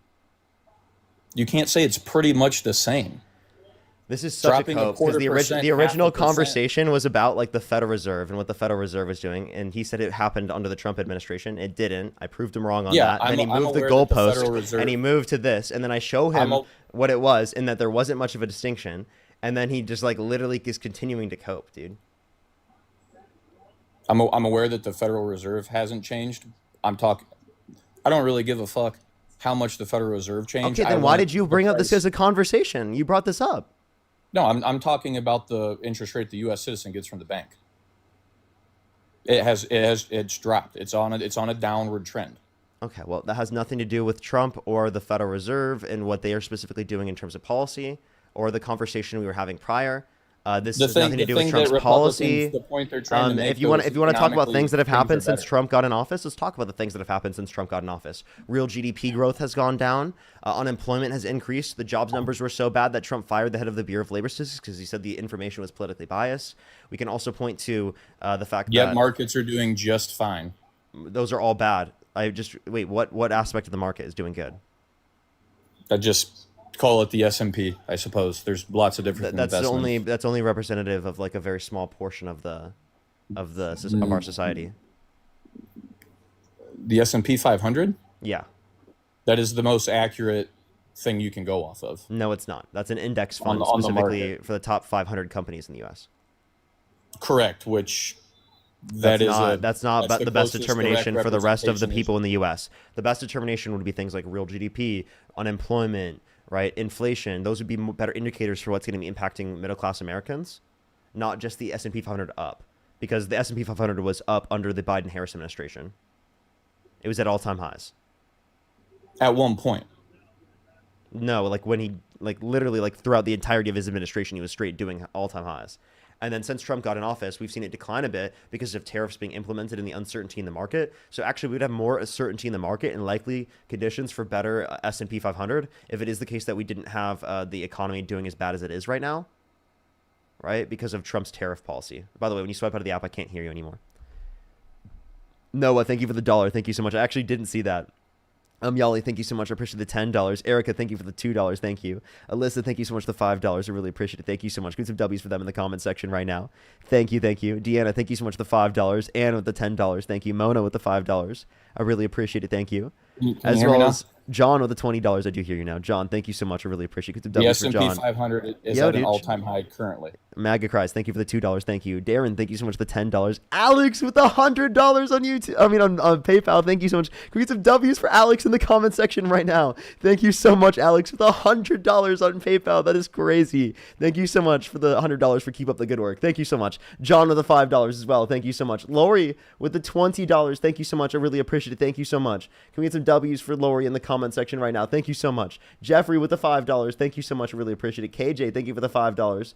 Thank you. I really appreciate it. Or Jeffrey, thank you for the $10. It was $10. Thank you. Nina with the $5 as well. Thank you. I really appreciate it. All right, continue what we were saying. The S&P is currently at an all-time high. Not even close. So you were way off on that. No, I was saying all-time highs for it took a dip. Hey, It took dude, a dip at the end of the that's first not what I quarter of meant. Trump's That's presidency. not what I meant. I meant all-time highs for that time period. That's what I meant. That's what I meant. That's what I was saying. I'm pretty sure I said that S&P too. has done that for 25 years. Yeah. So then why are you saying it's some big thing under Trump? I said it's doing great, even though there's claims that he's destroying. It was our market. all-time highs under the Biden-Harris administration as well. Like I don't know what your point is. That you're claiming Trump is doing things to negatively impact the economy. Yeah, and I gave you all these other indicators for why that's the case, and all you're trying to do is look at S&P 500. That's like not a good indicator for the entirety of the economy. It's the most accurate consensus. No, it's that not. the No, it's average not. person can invest. No, Yes, no. it is. Wait. No one in economics would say that. Not a single person. Who would say that? If the S&P, there's more money invested in the Dude, S&P. what is this guy saying? Wait, tell me one Name- economist that where's would the say the most money best invested? indicator for how the economy is doing is the S&P 500. Where is the most money invested? What do you mean? From the U.S. citizen. What? But like it's gonna be the top income thresholds. It's their businesses. You're in the fucking U.S. citizens investing in that. What? So dude, again, okay, let me clarify. There are better indicators for how like the typical economy is doing. Real GDP, inflation, Sure. unemployment, the jobs numbers, those are better indicators specifically for how the economy is doing as a whole. If you're talking about price the of S&P eggs is 500, down. dude, if The you're talking economy about, is not doing bad. I'm a middle class person. The economy is not doing bad. Grocery prices have been on a steady downward spiral. no, they're the not. entire. The grocery prices have been going up since Trump got in office. Eggs are at the lowest they've been. Eggs only And went down fucking- because we saw near the end of Biden's administration bird flu, which has nothing to do with either administration. So eggs have gone down simply just because of that. Yeah, there was a Biden was part of the bird flu, the fucking mass murdering of birds without testing. Wait, I'm sorry. You think Trump wouldn't have murdered the birds specifically to be able to save They would have human put in lives? place. They would have been put in place of testing birds. Wait, so you would keep that? That would be way more expensive.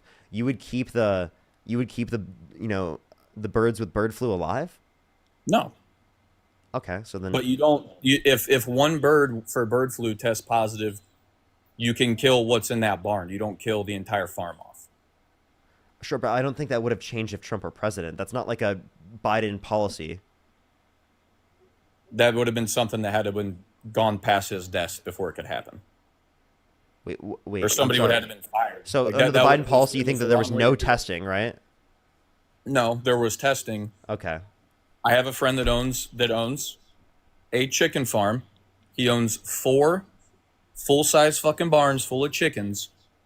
He had one bird test positive. As soon as that happened, it was a direction to kill every one of his birds. Yeah, because it is the case that they could spread. It- So you they're need trying to there's limit other- the spread. you need to test before you just create one of the most economically friendly fucking substances in our nation, and you turn it into one of the worst. So what you want is a on the wait, by the way, you could have even worse contagious or spread of bird flu if you don't do that. It's a maybe, or you mass killed those birds for no reason. If they're in the same barn, I get it. Yeah, they have direct contact. Birds, chickens in different barns, they never come in contact with each other. They're all cage-raised birds. Wait, you're saying in different barns they have no affiliation with each other? I don't think that They're would not in happen. direct contact. It So did. Okay, well, I would have to see. If you would like I mean, to. I understand. I can't Okay.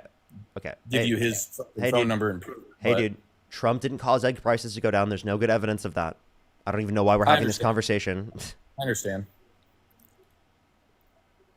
But things are cheaper. Like living they're not. everyday prices. Gas is cheaper. No, it's not. Gas is Everyday- more expensive. That's just not true. Gas for the first time in I don't know how many years went under $3 in multiple states. Okay, gas This prices year. in the U.S. are higher now than they were when Trump left office. Correct. That was almost 5 years ago. No, I meant to say when Biden left office. I apologize. No, they're not, dude. You Yes, they just are. Do you want me to fucking- show you a source? So you're saying that everything in our dude, like there's people in like the real world that like drive to the fucking store and they go home and they're like, damn, shit's actually getting cheaper. And you'd think that they somehow made it up. No, you've made that up No, Wanna I know why? haven't made it up. because you haven't looked at any of the data. Look, right here. Just take a look. I'll show you. It's real world data. Yeah, I'm looking at real world data right now. I want you to take a look. Can you see my screen? Kind of. Yeah, there you are. You see 307 right there? No, here on the left? where's your mouth?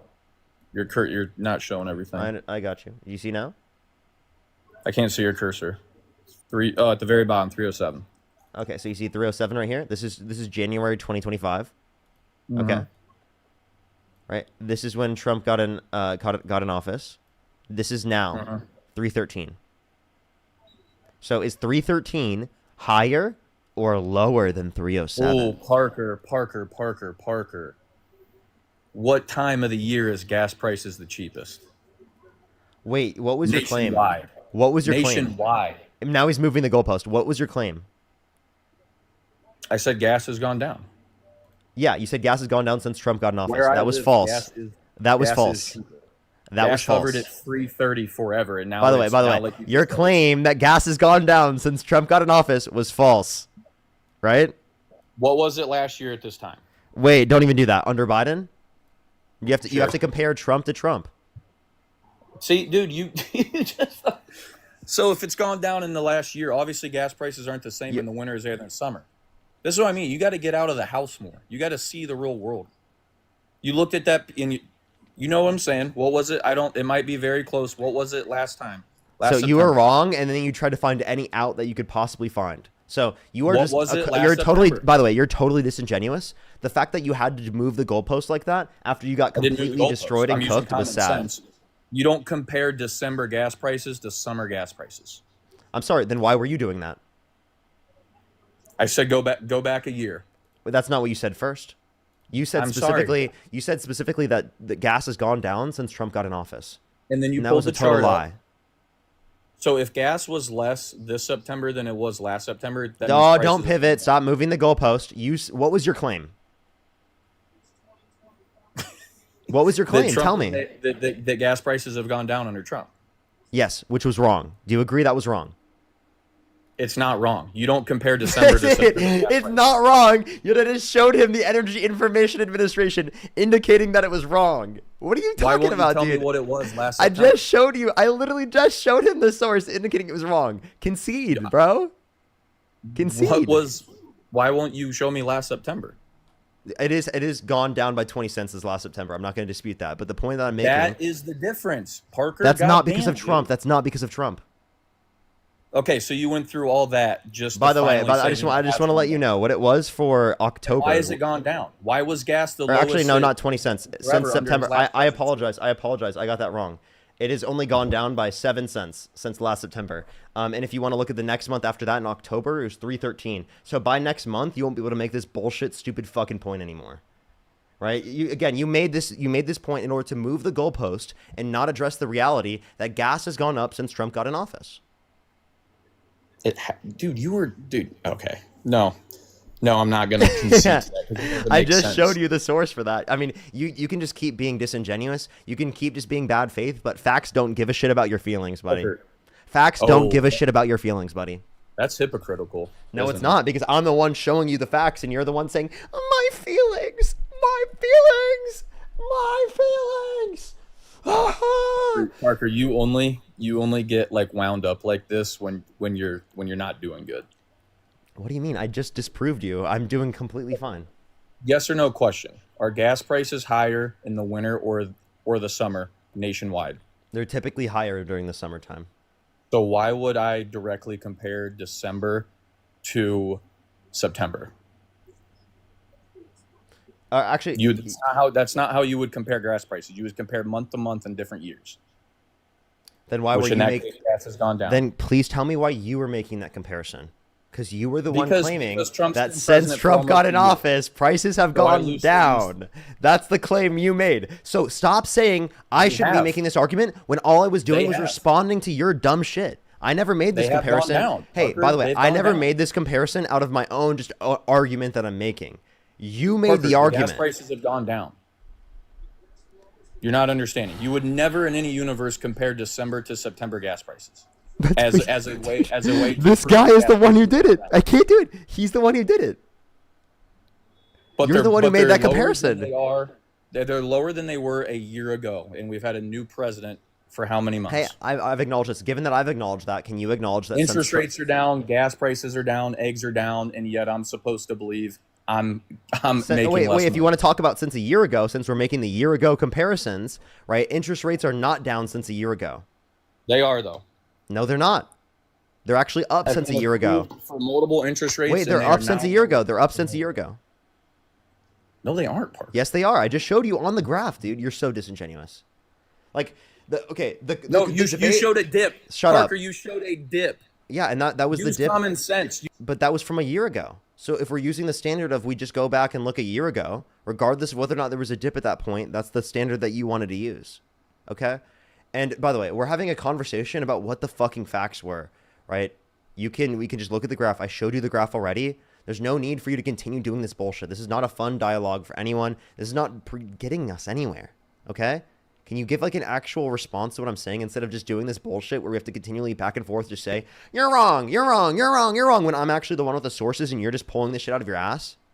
Parker, you looked at the same sources I did, and you chose to use a dip as your No, consensus. you didn't even look at that source. I was the one who pulled it up. You never even looked at the source in the first place. Your source on was my screen. your your source was, and near where I am, the mortgage rates were this. That's what your source was. That's not an average for the entire country. That's not looking at the Federal Reserve. That's not making any type of indication for what it is for the entire country. That's not a good standard. That's not a source. Jesus Parker, fuck, the dude. source you pulled a month later was way higher. It was higher than No, what it is now. it was 2 months later. Or Okay. not 2 months later, a year later, sorry. No, And it if you was go not a if year you later. go 2 months after Parker, that year, you showed a dip. You showed a dip. okay, you're that now talking lasted about for mortgage. 2 I thought we were months. talking about yeah. So if you're talking about the mortgage rates, yes, the mortgage rates had like a dip there because of the Federal Reserve, and then they Okay, went so up after if that you because wanted to buy a hey, house dude, in that dip, then that benefited nobody. dude, this guy is like it's like speaking to a wall, man. I can't even have a conversation with this guy. I'm trying my hardest. I'm really Pull it back trying, up. and Pull you're back making up the it same graph you impossible. showed. You're Pull up making the it. same exact graph you showed. You're getting sweaty. Look, I can tell. I can tell you're getting bugged. Your armpits Dude, are soaked. yeah, it's what? Other one. Yeah, exactly. Right there. Oh, I have a little bit of fucking water. Okay, my bad, man. My bad. It's hot up in my room. I apologize. Oh my Coming god, through your shirt. that It's wasn't okay. there before. Like what? Pull the graph up. Dude, he Pull the thinks that's graph up. because of him, dude. That's unironically what he's saying. You're so disingenuous, bro. It was literally what I was saying. It wasn't anything ironic or unironic. I literally was saying that. Hey, dude, can we have a conversation about something relevant? We've already talked about this for like the past 20 minutes, dude. No, pull the graph back up and then we can move on. Parker, you don't use a dip to show like an average consensus of a I time. didn't do that. I clarified Yes, already, you man. did. Yes, you did. You showed a dip that lasted no more than 2 months and tried to compare that to the interest rates over the last couple years. You know that's not a smart thing to do. Nobody would ever do that. I'm You know doing that this. interest rates are lower than they were. Hey, dude, you want to over know the why I average specifically said of that time? 2024, because it was exactly 1 year after what I said. Yeah, it was 1 year difference. So I It was was a doing this. dip. I was doing the same So if- method. I was doing the If same. Trump had a dip right now, hey, if he had the same dip just come by, it would be lower than what that was because it would have started at a lower point, which is how So- that would work. So I did the same method of comparison that you did specifically with the last year. You did like a year back. So I did the same method of comparison. That wasn't like my specific. I was I just used the looking. national Hey, average. I hey, didn't can you use the stop lowest talking? point. Can you stop talking? I used a national average of the year of 2024. I didn't go back and pick the very lowest point that lasted. It was less than 2 months that was available. No, it was like a day that interest rate was available. That entire dip only lasted maybe 2 months. So how many people benefited from purchasing a house in that 2 month period? That wasn't any claim that I was making. I wasn't making any claim about that. I was simply just doing a year back in terms of the method analysis that you brought up originally. And actually, I was trying to show you. the average interest rate in the year He can't 2025 is stop. lower He than has no impulse 2024. control.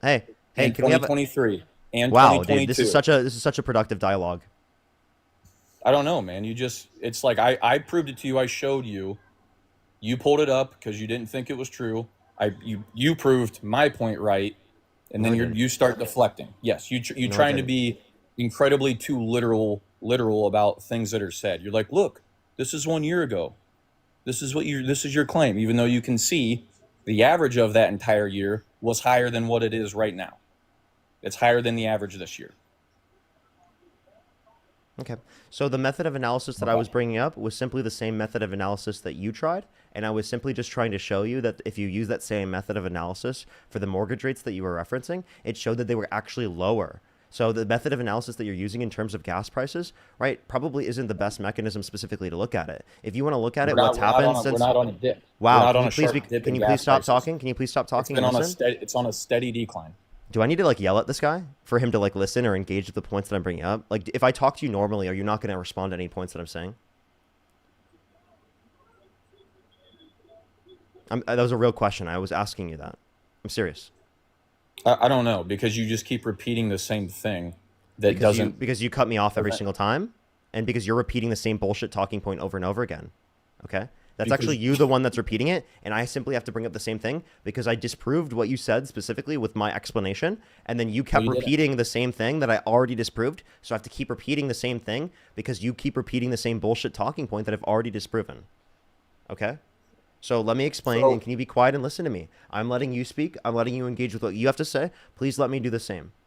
Okay. Yeah, go. If we want to do the same method of analysis that you were doing, we would go back and look back a year time, and that you don't like that method of analysis. So if you want to go back specifically to the very point in which they got in office, the same thing that you were telling me to do specifically when it comes to the interest rates, well, then we can do the same thing with gas prices, because that's originally the method of analysis you were doing. So the method of analysis you brought up for gas prices was, since Trump got in office, gas prices have gone down. Since Trump got in office, grocery prices have gone down. Since Trump got in office, eggs prices have gone down. None of those things were true, but the point you were saying was that it was the method of analysis they were using. As soon as you realized that was wrong, you immediately move the goalpost to a separate point. Now you're going to continue saying the same bullshit talking point of, oh, you have to look back to a year prior. No one else makes that method of analysis, like we've already heard you say 7 times. So you can choose to move on with the conversation and try to have a broader conversation about new things, or you can continue to talk about this dumb bullshit conversation that we've had over and over again and that we've already gone over 7 times. It's your choice. All 3 of those statements that I made are true, though. I don't know why you're having such a hard time with that. Even just throwing the egg thing in there, eggs are cheaper now than they were all of last year for the entirety of this year. Gas prices cheaper. Let me say this this. year If you can't concede to this, I'm going to move on to the next person. Since Trump has got in office, gas prices have gone up. You're fucked. I'll leave myself. You can't concede to that? Wow. He couldn't concede to that. He couldn't even admit it. That's embarrassing, dude. That's so embarrassing.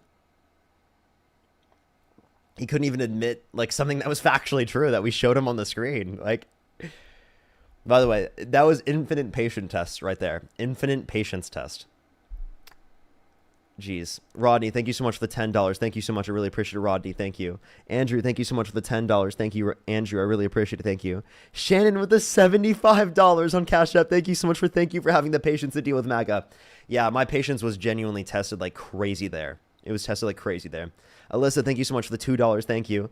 Deanna, thank you so much for the $5. I really appreciate it. Thank you. Thank you. Thank you. Alyssa, thank you so much for the $2. I would have if I saw this. I'm so sorry. Thank you so much, Alyssa, again, for the $2. Thank you. Thank you. Thank you. Let me catch up on YouTube Super Chat, and then we're going to go on to the next person. Only send a guest request if you meet that set of criteria on the screen. Only send a guest request if you meet that set of criteria listed on the screen, everyone. We are just looking for some debates. Only send a guest request if you meet that set of criteria. We are simply just looking for some debates, everybody. Alrighty, let's say some thank yous to the people on YouTube real quick, and then we'll move on to the next person. If you're on YouTube, tap that screen, hit that thumbs up, everyone. Let's try to get to 2,000 likes for the 3.3 thousand people in the stream. Hit that like button. Feisty, thank you for the $20. Thank you so much, Feisty. I really appreciate it. Delisa, thank you so much. I appreciate the $5. Glampire with the $2. Mutant with the $5. Thank you so much. I really appreciate it. Thank you. Daja, thank you so much. I really appreciate the $5. Mutant, thank you for the $10. Thank you. Libby with the $10. Valerie, thank you so much for the $20. Thank you, Valerie. Yo, what's up? How old are you, by the way? 27. Do you support Donald Trump? I do not. I was going to say. Okay. Well, I don't know why you randomly said that in the guest box. But Valerie, again, thank you so much for the $20. Thank you for the kind words. I really appreciate it. Thank you. Brad with the 42 cents. Absolutely. Hello. How you doing today, Brad? Nina with the $50. Thank you so much again. Can we get some W's for Nina in the comment section for the $50? Thank you so much, Nina. I really appreciate it. W's for Nina in the comment section right now. Thank you so much, Nina. I really appreciate it. Thank you. W Nina in the comment section right now. Thank you. As well as Lori. Thank you for the $20. Mutant with the $2 and Andrew with the $2. Yo, what's up? How old are you? 38. Do you support Donald Trump? Yeah. And why do you support Donald Trump? Well, I had a question, man. I know going to that video you played of Dean there. So you think, well, Trump was a friend with Epstein. Does that automatically makes him a bad person? No, I'm not just making a claim that him being friends with someone makes him a bad person. I'm saying the relation he has, the fact that he's hiding stuff, the fact that he's been held civilly liable of sexual abuse. He said he would date a 10-year-old girl in 10 years. He said that Epstein was a terrific guy, likes beautiful women as much as he does, many of them on the younger side. He's perved on little girls in Miss Teen USA. An 18-year-old came out, said there were 4 girls as young as 15 years old. So it's all of those things in combination indicate that he's a bad person. Okay. Well, I mean... Have you been here before? No. Okay. Yeah, so, I mean, you're friends with Dean, and, you know, you said he's your best friend, and he said the N-word before. Does that make you racist?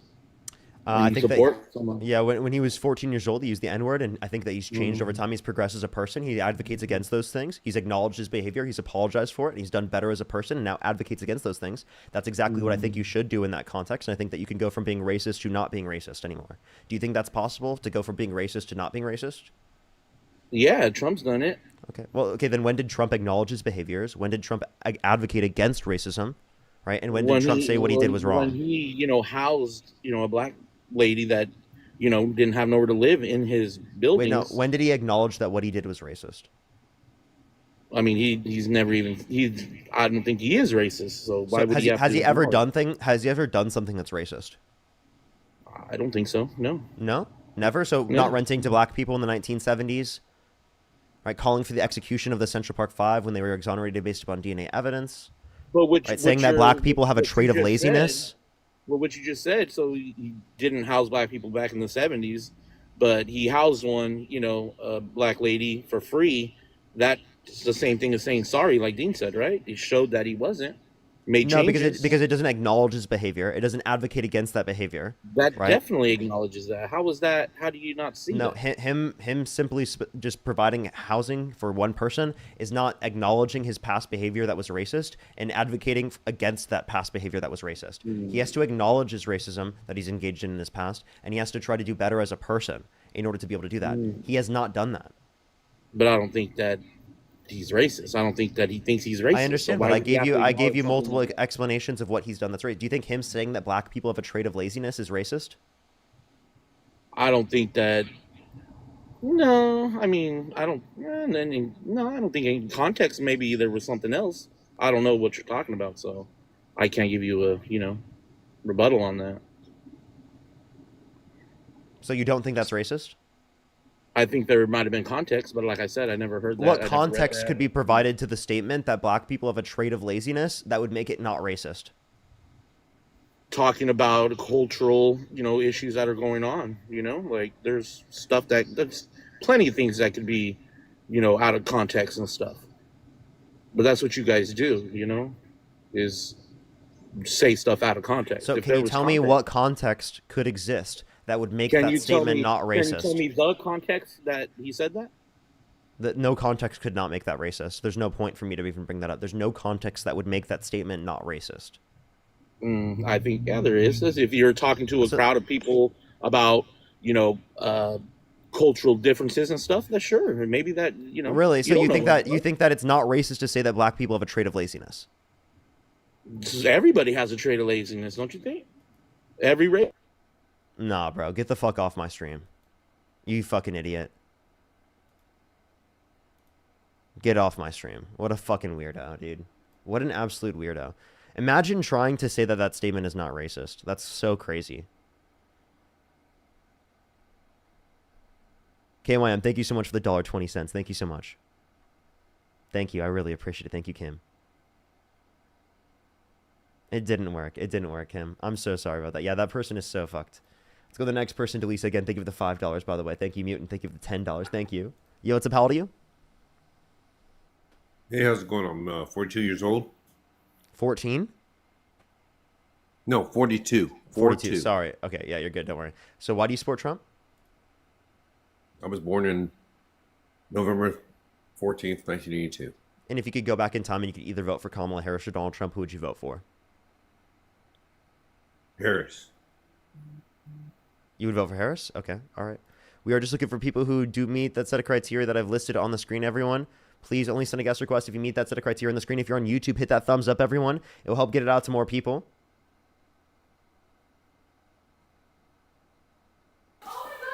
Yo, what's up? How old are you? Oh shit, did I send a joint request? Nah, I'm 13, bro. Let's go on the next person. Only send a guest request if you meet that set of criteria listed on the screen, everyone. We are just looking for some debates. Yo, what's up? How old are you? Hi, 22. Do you support Donald Trump? I am very similar to you. Did I mention? Let's go to the next person. Only send a guest request if you meet that set of criteria listed on the screen, everyone. Let's go to the next person. Only send a guest request if you meet that set of criteria on the screen. Yo, what's up? How old are you? Let's go to the next person. Only send a guest request if you meet that set of criteria listed on the screen, everyone. Yo, what's up? How old are you? I'm an 18, man.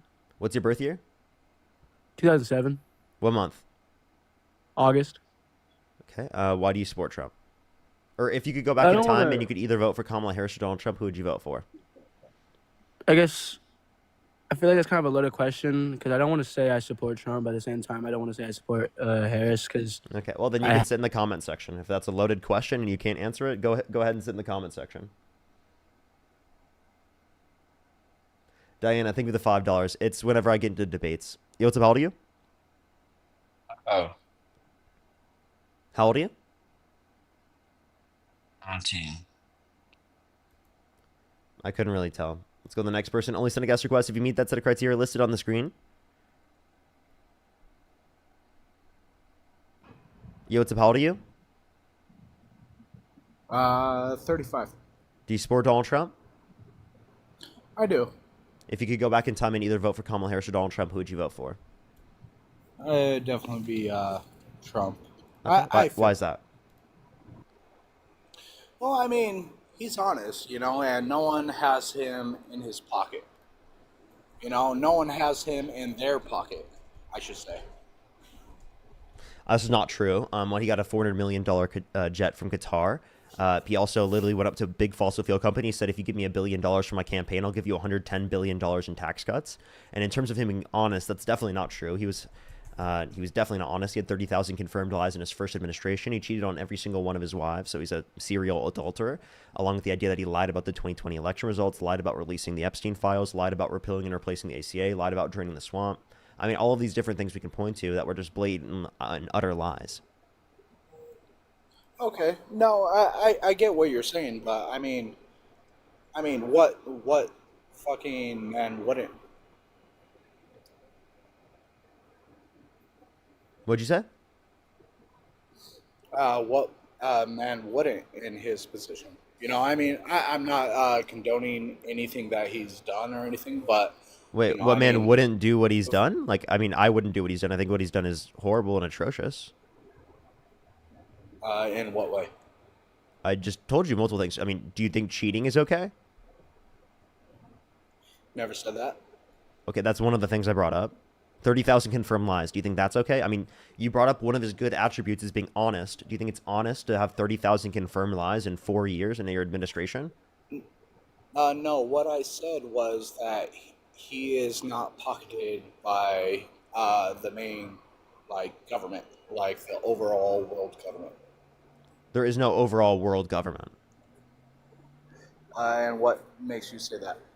There's no evidence of this? I mean, are you saying the UN is the overall world government? They don't have, like, world government enforcement mechanisms like that.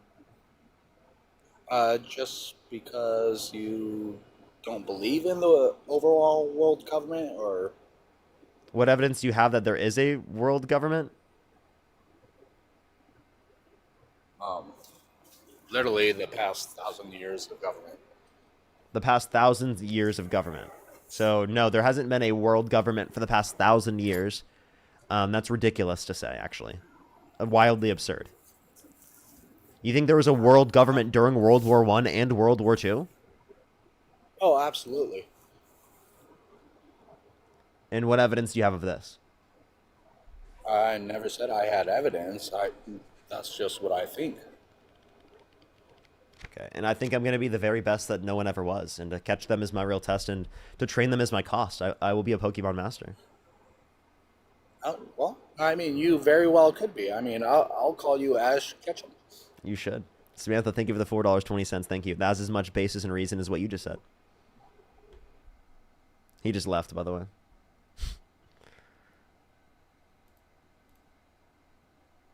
Let's go to the next person. Only send a guest request if you meet that set of criteria listed on the screen, everyone. We are just looking for some debates. Only send a guest request if you meet that set of criteria listed on the screen, everyone.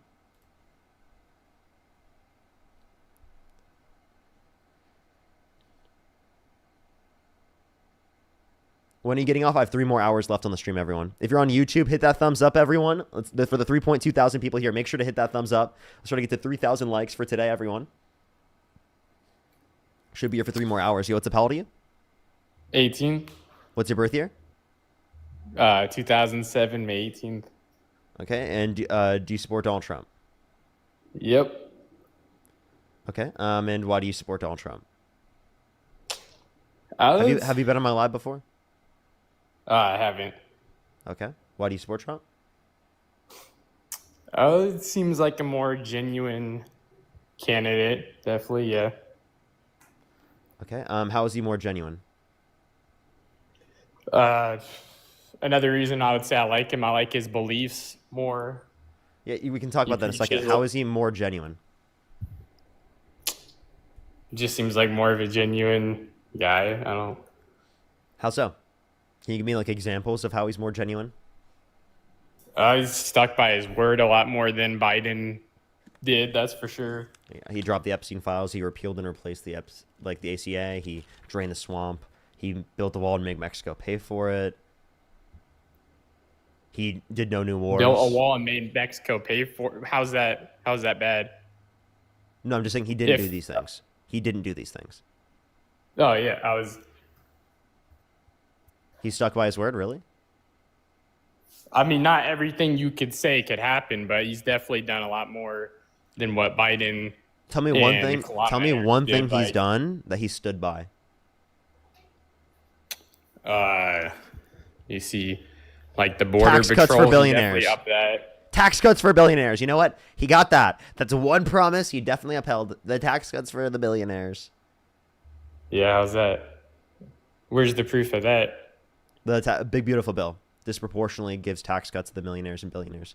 Kamala Harris would have kept the Tax Cuts and Jobs Act for And why income, didn't she? for income under No, 400,000. then why didn't she though? She wasn't elected. No, but she was vice president. Why didn't she do any of the things she said she was going to do? They actually did. The Bipartisan Infrastructure Bill, the Chips and Science Act, the PACT Act, the Inflation Reduction Act, the American Rescue No, Plan. we're going back to like 90% of the things that they said, and 90% is the understatement. Why Name didn't they do one anything thing that they said that they were would? gonna name one thing they said they were gonna do that they didn't do. Off the top of my head, like lower prices, do like They never said they were gonna lower prices. They said they were going to make some things more affordable, which they did. Like, for example, the $35 cap on insulin for those that are on Medicare, right through the Inflation Reduction Act. So go ahead and try again. let's go to what's some things that you like about what was some things that you liked that the Biden administration did? The Bipartisan Infrastructure Bill, the Chips and Science Act, the PACT Act, the Inflation Reduction Act, and the American Rescue Plan, like I said earlier. My whole thing is I'm about putting Americans first. That's definitely a big thing. Name one policy that Trump's passed that put Americans first. The getting rid of illegal immigrants that are here. Definitely, that's putting America first because you're putting more safety and stuff. Because we have these people in our countries that we don't have identified. We don't have nothing on them. We don't know who they are. So give them a pathway to citizenship. For anyone in the country who hasn't committed a violent crime or bad crime, give them a pathway to citizenship and make the legal process go quicker. That would make it safer, and it would make there as a more of an incentive for people No, to and go I through the definitely legal do process. agree. I think So there is a lot of immigrants here that are here illegal that should definitely, they need to work on trying to get them here, like, to be, like, they definitely need to be here, like, if they're doing, like, if they're working, they need to have like a better process of like keeping those illegals and stuff. But like the ones that commit crimes and do Undocumented all that immigrants. shit. So let me clarify. Huh? How does mass deportation benefit our society? You said that it makes us safer, right? I would say that if you were to specifically provide a pathway to citizenship for those that have not committed violent crimes and bad crimes, right, that wouldn't be making the country less safe. It would be making the country actually safer. As a percentage of the population, we'd have a lower crime rate.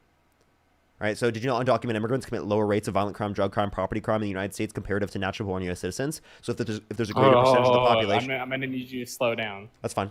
Just a little bit. Got you. So undocumented immigrants commit lower rates of violent crime, drug crime, and property crime in the United States comparative to natural-born U.S. citizens. And how do we know that if we don't have no record on them?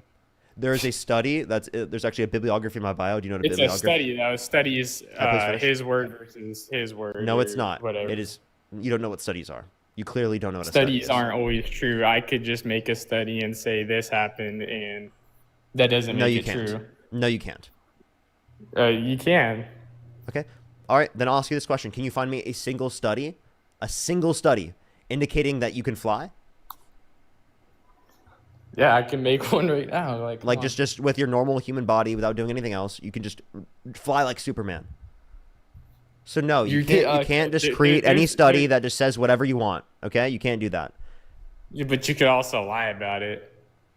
Anybody could lie about a study. Okay, and that's why we have studies to specifically clarify things, right? To clarify whether or not they're true. They have a methodology that you can literally verify it. You can do the same things that they did, and you can come out with the same results. That's what studies are for. Now, let me explain. So if you look at the bibliography in my bio, which is a works cited page in my bio, there is an entire page of different sources about immigration that specifically show that there's lower rates of crime relating to immigration for documented immigrants and for undocumented immigrants, that they commit lower rates of crime.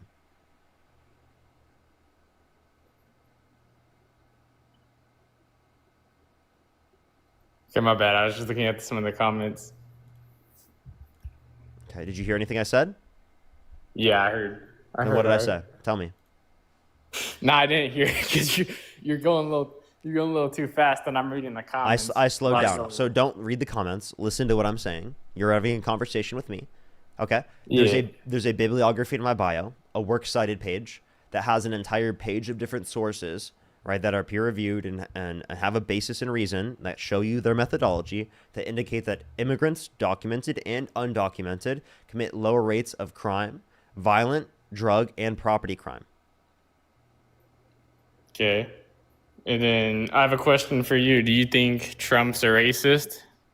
Yes. Why are you pivoting? Oh, no. It's just I heard you talking about that. And but why are you not addressing what I just said and instead you're pivoting? Because we obviously don't agree on the same thing, and I want to get on the topic. Facts don't care about your feelings. You do not agree with facts? It's not everything you hear is facts. I'm not just saying I heard this. I gave you sources.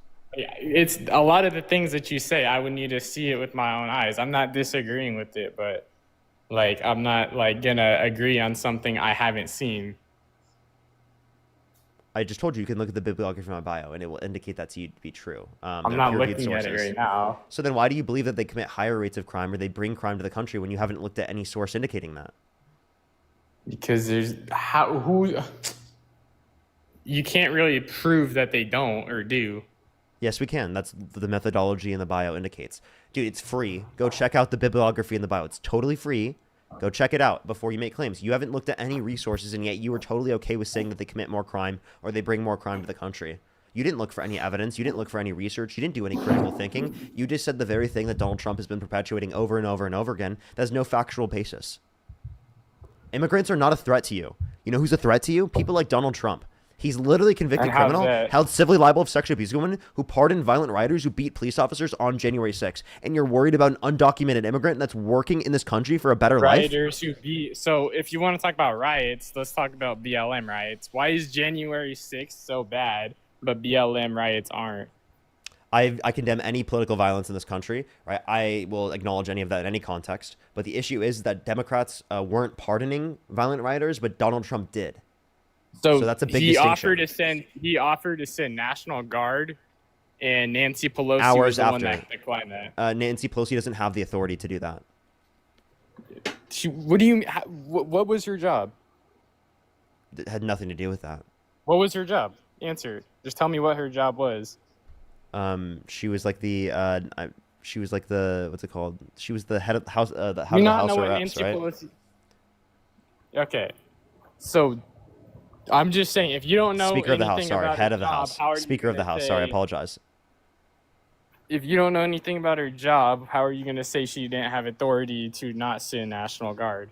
I do know about her job, and I do know that she has no authority because I've seen multiple. But you fact didn't even know checks. what she did. You just like. Yes, I did. I've had this just conversation said multiple you don't know what times. she's done.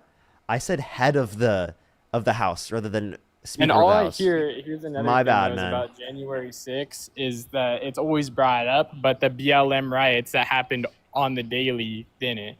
Hey, and dude. I'm not agreeing with January 6th. I think. Hey, dude, like I already told you, I condemn any political violence. But Democrats, we're not pardoning violent rioters. Okay? Donald Trump did pardon a violent rioter. He told people to And go where- to the Capitol, and he told them to fight like hell and to take back the country from those that stole from them. And then he pardoned those that beat and that's police where officers and taking were it into- convicted of it, that's- admitted to it, and were caught on video doing it. That's where context is needed. What context is needed for that? He incited a violent insurrection.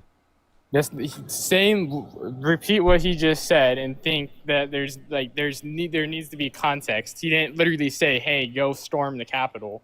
He said, "Fight for the country," and it's two different. There's context to it.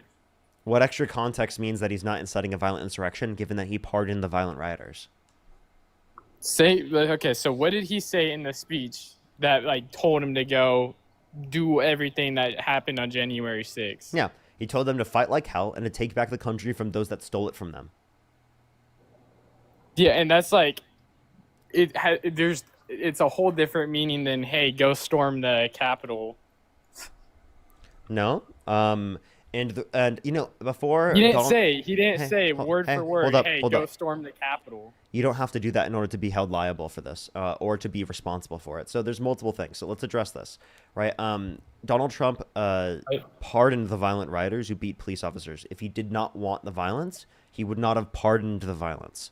He would have had plausible deniability if it is the case that he never pardoned them. I actually didn't run this argument prior to the election and prior to Donald Trump pardoning them, because I thought there was enough plausible deniability to claim that he didn't incite a violent insurrection at the Capitol. But since Donald Trump specifically pardoned the violent rioters, there is no plausible deniability for saying that he didn't want the violence on January 6th. And I can give you a quick hypothetical if you don't believe me there. Fight for your country any different from Biden saying it, fight for your country? How's that any different though? Because Joe Biden never pardoned violent rioters.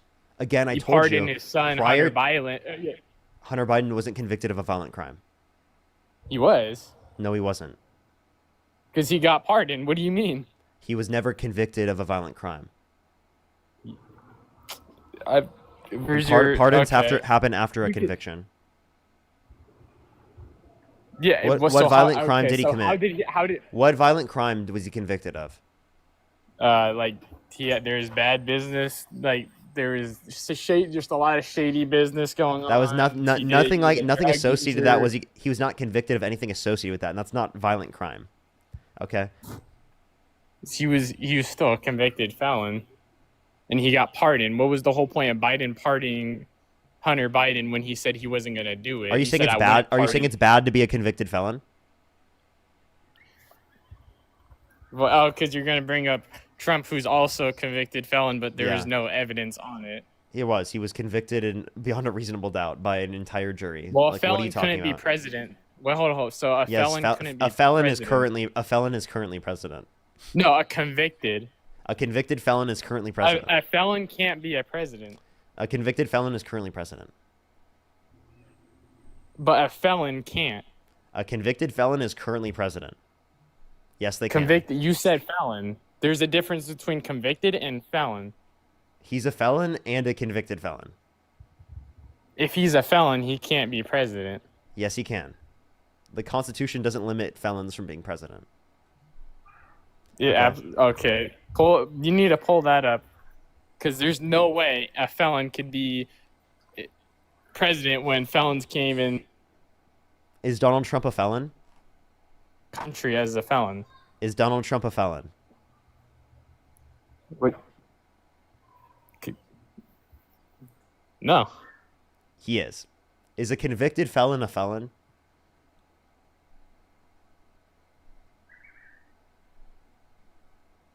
No, because okay. So what is convicted? A convicted felon is not a felon. That's interesting. What is convicted? What is convicted? The jury, right, in the context of a criminal court, indicated that you are guilty. So did they have ever? Okay, hold. Here's my thing. If everything they said that they had on him, if they had the actual proof for that, he wouldn't have been arrested for everything he did. If it was true. He was arrested. There's a mugshot of him. Do you want to see his mugshot? No, that he was taken into custody. Okay, no, that wasn't. He wasn't arrested. He was taken into custody. Do you want to see his mugshot? I've seen it. Okay, he didn't get arrested. It's completely. So how did they get it? So then why does he have a mugshot if he never was arrested? You can, it's like being questioned and stuff like that. Technically, it's not like they don't. If you just get questioned by the police. By the way, if you just get questioned by the police, you don't take a mugshot. That's not how it works.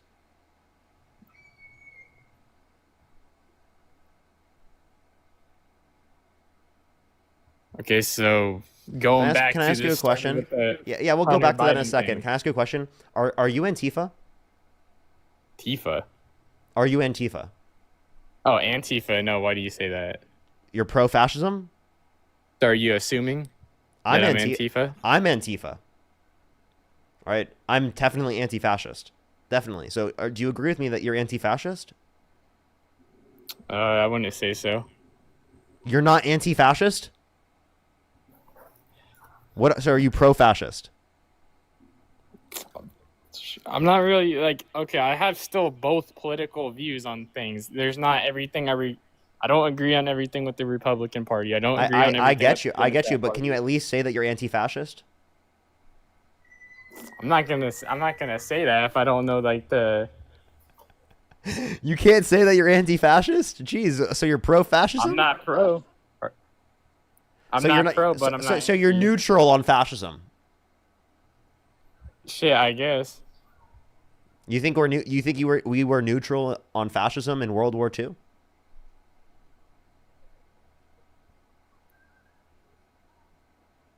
Okay. Hold. I want to go back to the felon thing. Wait, I have a 'cause feel question. like now Do you we're think taking do you think that America was neutral on fascism in World War II? Probably not. So we were Antifa. So the U.S. was Antifa against the Nazis. Okay. So then like why wouldn't you want to be Antifa?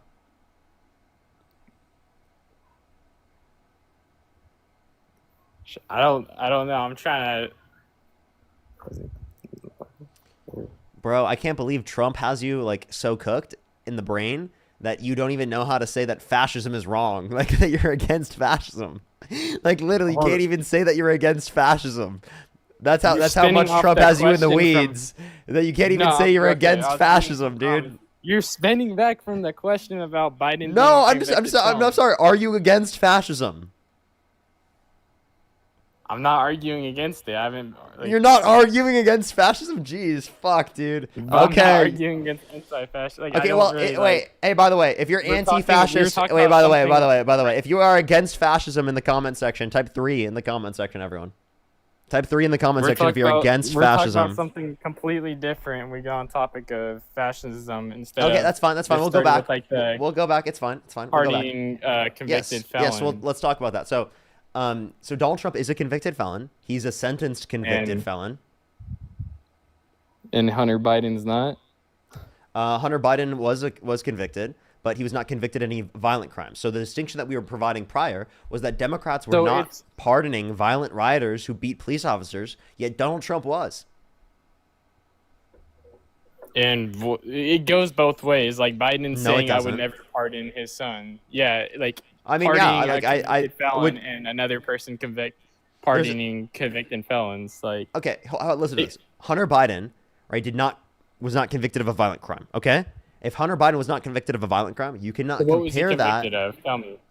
He was some gun-related charge. And what else? That was it. What else? To my knowledge, that was it. Mary, thank you for the $25, by the way, on PayPal. The guests today have been very frustrating. Delian, thank you so much. Really appreciate the $5. Thank you. Libby with the $20. Thank you so much. You can keep this if you become a Pokemon master. I will. Someday I will. Brad, thank you for the 33 cents for Antifa. Thank you. Larry, thank you for the $2. Thank you so much. I really appreciate it. Thank you. I will definitely try to look that up. Catherine, thank you so much for the $10. Thank you, Catherine. I really appreciate it. Give 2 W's for Catherine in the comment section. You were saying? Okay, so we're talking about. So, to your knowledge, he was only convicted of a gun charge.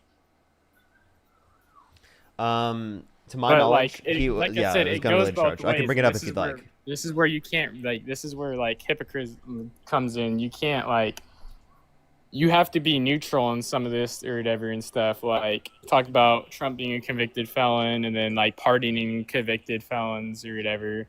Here's what it is. It goes both ways too. Biden doing that with his son after he said he would never do it. If he said he would never do it, and that just makes you look guilty. Why would he pardon Hunter Biden if he didn't do nothing wrong? But he was convicted of something. Hunter Biden did do something wrong. Okay. But again, we're not claiming that just because it is the case that they've pardoned someone who's a criminal who's committed a crime that we had such a big issue with it. The original reason as to what we were talking about was Donald Trump pardoning violent rioters. And the reason why we're talking about that is because we're saying that it then means that he condones the violent crimes. Okay, I'll give you an example. If a president, right, pardoned, right, like a pedophile that raped a child, would you say that that means that they condone or condemn the rape? So so I'm pretty sure if a president raped a child, they wouldn't be allowed to be president. This guy's an idiot. I'm listen to what I'm saying. Listen, I didn't say that. Okay. You said if this guy who raped the child. Listen, the president. I'll try to make it clear because maybe the words I'm using are confusing you. The president. You word for word said. Hey, dude. Okay. Hey. Okay, Your comprehension. I'll let you go. The president pardoned someone who murdered a child.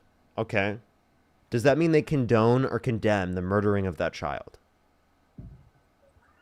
Where's the proof of the murder of the child? It's one of those made up articles that you always be talking about. This is a hypothetical. Hey, dude. It's a hypothetical to demonstrate a concept to you. Okay. This didn't happen in reality. Hypothetical. Okay, so it's we're a talking hypothetical now. Yeah. Okay. So go on with the question. If the president, like not talking about Trump, some other president, like in history, pardoned someone who murdered a child, would that mean that they condemn or condone the murdering of that child? You condone. You mean condemn, right? They're against it, or no, condone. No, Sorry, yeah, you are right. Condone. They are in support of it, right? Yeah. If they pardon it, that means they're in support of it. They wanted that to happen. Okay. Donald Trump pardoning people who assaulted police officers. That means that he condones or condemns that behavior. So so does Biden pardoning Hunter Biden mean he? Wait, no, this is the same thing. We'll talk about it. We'll talk about it in a second. Yes. I'm not trying to be a hypocrite here. Yes. Joe Biden does condone the things that Hunter Biden did. Now, please, can you answer my question? All right, hold on. So that's you saying Biden pardoning him makes him condone it. Wow, dude, I can't believe it's taking this long. Okay. Did you hear what I said? Did you hear what we were talking about? What? Oh my god, dude. I'll start again. Okay? All right. You believe that pardoning a certain crime means that they condone that crime. Okay. Donald Trump pardoning people who assaulted police officers on January 6th and were convicted of it. Does that mean he condones or condemns the behavior? I already answered that, and you're just asking the same question. He condones it, right? And like I said, this goes both ways on both parties. Then let me make my point. Let me fully make my point here. You're only one-sided on this. No, I'm not. Let me fully make my point. If Donald Trump pardoned the violent rioters on January 6th who beat police officers, and that means he condones the behavior, that means that he is responsible for inciting a violent insurrection at the Capitol because he did not condemn the violence. He condoned it. And this goes back to... He wanted it to happen. No, if he wanted it to happen, then why'd he offer to send National Guard and Nancy Pelosi not send that? And then this goes back to you not knowing what she did, even what her role was, and that she had full authority to send National Guards. Why didn't she? She didn't. I can send you a fact check from AP News right now indicating that's not true.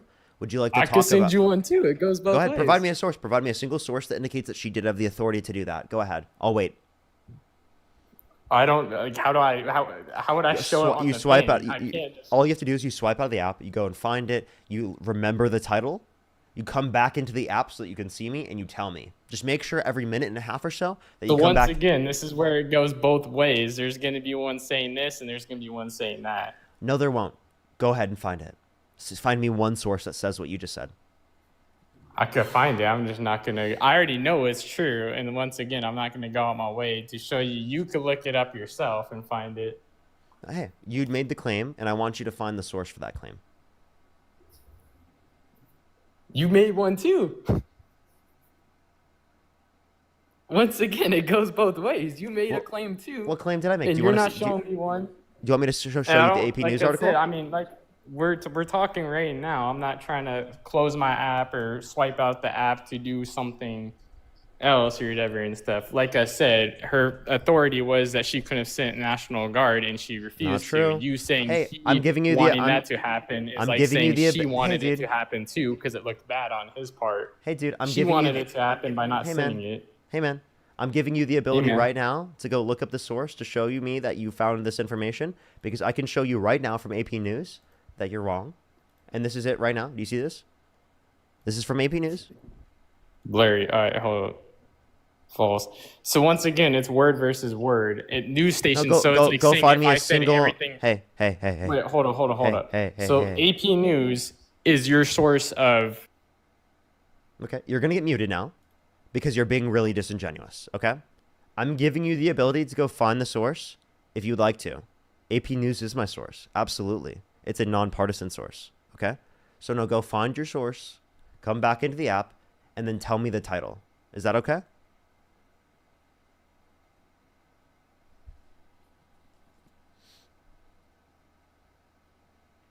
Okay, is that okay?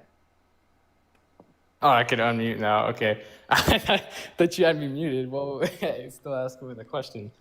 Okay, so this is what I'm trying to get at. You showing me something off of AP News is like saying I could pull something off of Fox News. Does No, it's everything not. Fox and AP Fox are not News- comparable, but even find me a Fox article that We're says both that. You new. won't. Okay.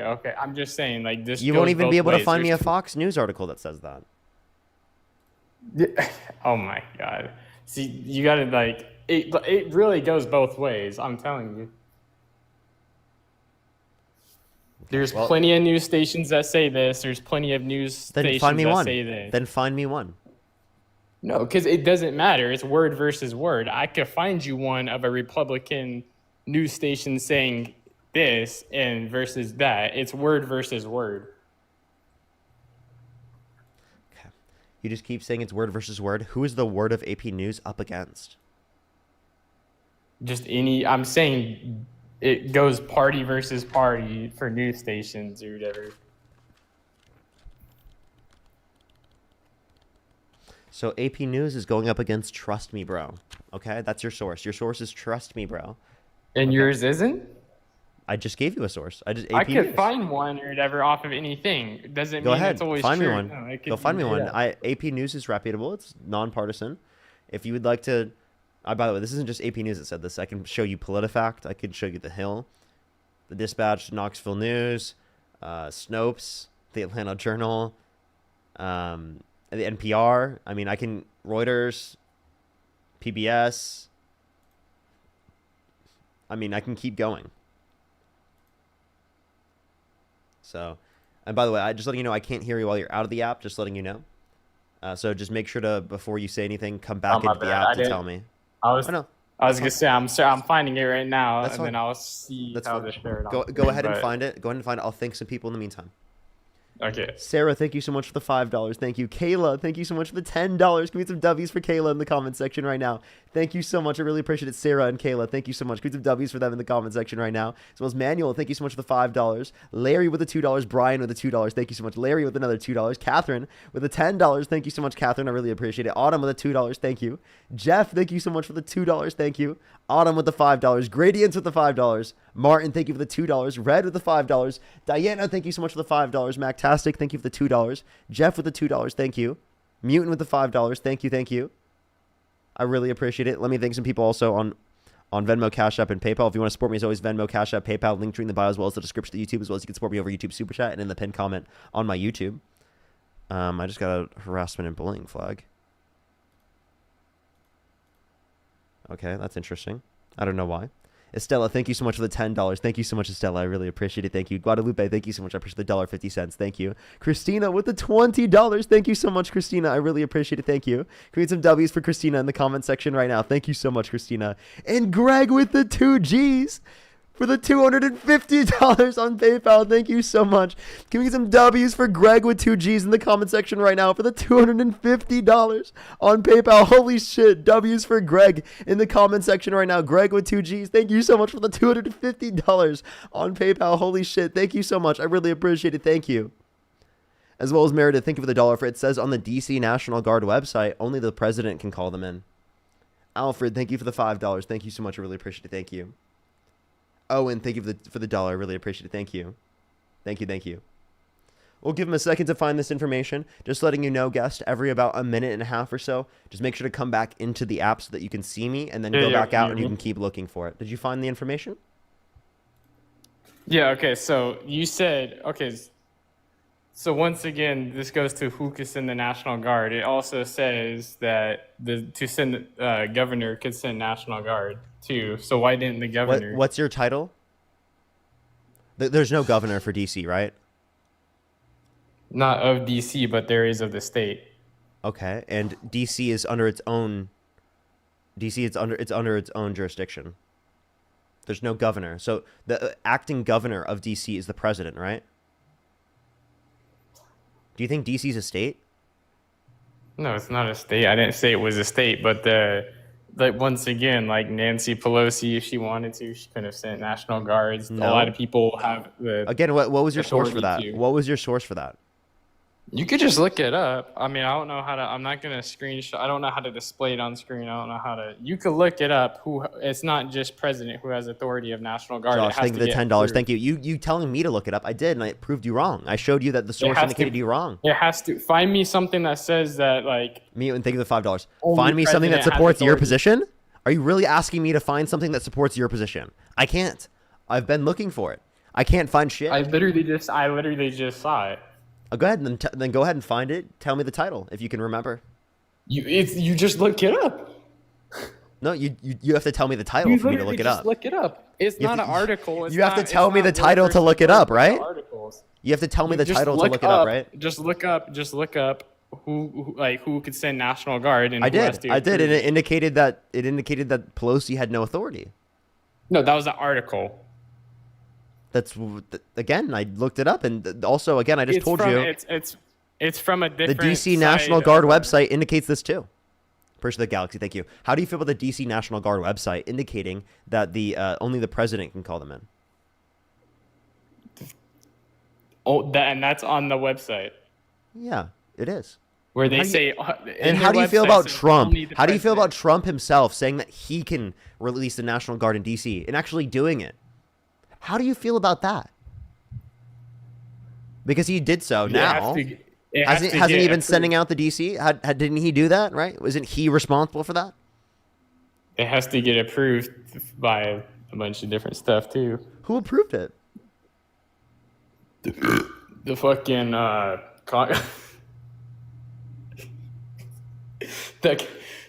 the Capitol. There's people in it that have to approve that before Who? you just go send out. Who National has to Guard. approve it? Can you tell me who has to approve it? Christian, thank you for the subscription. Nancy Pelosi. Nancy Pelosi was. You're saying she was the Speaker of the House that has to approve it now? You didn't even know what she was till now. Apparently, I did. I asked you. I asked her what role did she have, and you didn't know off the top of your head. I literally said it. I said it. I said it then. I said the head of the House, which is the Speaker of the House. Right off the top of your head, or did you have to look it up? No, I said that off the top of my head. Okay, what's also something else? Do you think Nancy Pelosi is the current Speaker of the House? No, not right now. Okay, so then she obviously wouldn't be the one to say that this is true now, right? This is back. So this is going back to like 2020, 2021? Yeah, January 6th. Yeah. So this is going back to 2021. Tristan, I don't want to be rude to you, but you genuinely might be one of the dumbest people I've ever talked to. Like, I'm just gonna be totally honest. You might be one of the dumbest people I've ever talked to. It's word versus word. You just go off of articles that you see. Not everything that you see on the internet's true, Parker. Hey, I get that. I totally agree with you. Not everything you see on the internet's true, but I just gave you a source from a reputable institution on the internet. And does that mean it's true? You can't even because it's find off me the a internet? tweet. You can't even find me a Twitter post. Because it that doesn't make indicates it this. true. It's word versus word. Okay, so then you don't take It's any fully sources, word- right? I have a question then. Can I ask you a question? Go ahead. Okay. Do you believe that Donald Trump released the National Guard? On when are we talking? Like under his administration so far in 2025? Okay, yeah. Yeah? Yeah, he just did. How do you know that he did that? Were you there? No, but he had. So wait. So obviously then, has to get wait. So then, approved. did It you has to rely get on approved, someone's? but- So did you rely on someone's word that happened? Yeah, it's word versus word. Okay, and there's I some mean, I'm just indicating going off of factor. what I Wait. To believe clarify, and to what's- clarify, and there's some indicating factor to you that allowed for you to differentiate between words to determine which words made sense and had evidence behind them and which words didn't, right? And the words that I brought up with AP News, they have evidence behind them. The words you've brought up have no fucking evidence, and they're just based in a trust me, bro. Straight up, just trust me, bro. You have no source, you have no evidence, you have no basis to your words. Once again, it's article versus article. I don't know the people making your articles. I don't know the people making any of the articles personally. Yeah, I don't know but you where they believe get the articles that information. indicate that Trump sent out the National Guard, right? You No, believe? I'm wait. not a hypocrite. Do you I believe don't- Trump it is goes president? both ways. Wait. Do you believe Trump is president? Yeah. How do you know? Was that reported on? Yeah. It's literally. I mean. So, wait, Do you who believe? do you- wait, wait. hold on, do you believe he's president? Yes, but that's because Okay. wait. So again, where do you? Where?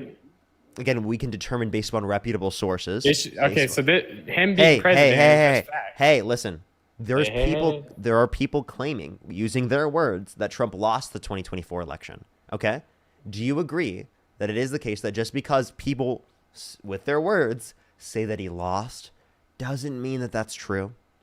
It's at that point. So you're going into the beliefs of like if what people believe really happened, what people like you think's true or not. Like I said, it goes both ways. People saying he lost, people saying he didn't. Exactly. Is And there we any rely- actual exactly? And proof? we rely There was on. proof though, and there was proof of like ballots being thrown away, shredded. There was camera footage. So you're saying of you rely on that. evidence. So again, when I ask you, what is your evidence specifically for saying that Nancy Pelosi had the authority to withhold the National Guard from going into D.C.? What is your source What that is- indicates that to be so true? what is your evidence that it? What is your evidence that it did? I've just told you, AP News article that I've already sent you multiple times. I've already told you what it is. I have already shown you on the screen. This is going to AP News and any news station. They could just make they could say No, they whatever the hell can't. No, they want. can't. They actually cannot. They actually cannot. They can't Okay, just so make up is whatever Fox they want. News, so is Fox News or just any of those Republican news stations saying what they want? Does that make it all true? No, it's not just based upon what they say. They have evidence that backs it up. They cite certain things, and also, like I So said, how it's not can't just they say whatever they? Hey, dude. Like I said, it's not just AP News that indicates this. It was also literally the National Guard website. I literally already went over this. The DC National Guard website indicated this to be true. AP News indicated this to be true. Can you accept any of those? No, because it goes back to like it's AP News. AP News could say Prescott, think of the anything $5. they Okay, want, and then it's not just AP News. true. What about the DC National Guard? Can the DC National Guard say everything they want? Anything they want? Can't say everything they want. Or Okay, so anything they want. if the DC National Guard indicates that Pelosi did not have the authority to do that, would you agree that it is the case that he does not have that she did not have the authority? Then who had authority?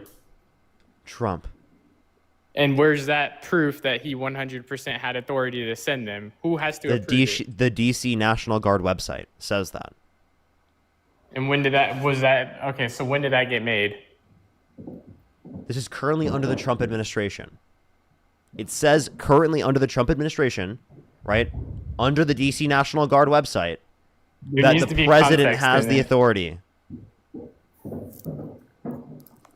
What is up with the guest today? Like, dude, I'm sorry. Like, are you okay?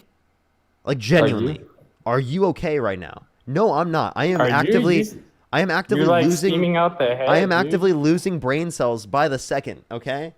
Jeez, dude. Talking Alfred, thank you so faster much. I appreciate the doesn't mean $5. Sarah with you the know what you're $5. Thank talking you. Oh 'Cause my all god, you've dude. gone off of since I've been on the live is talking faster, talking over. I've talked muting. slower for you. I talked slower for you. Lorna, think of that $1.30. That's what I'm saying. You need. I'm saying talking faster doesn't make you more knowledgeable or going. I never off said of it did. Everything I you never go once off of said is that it word did. Versus word. Resurrection, think of this. There's not anything that has 100% proof that you've said is true. It's just all The word versus DC word. National Guard website. Can you give me a piece of evidence you would accept? Seeing proof, evidence, video, camera. It's like going back to How do you see video camera of you think there the was any law? election fraud How in do you see 2020? video camera of the law? What the fuck are you talking about, bro? The video camera of the law?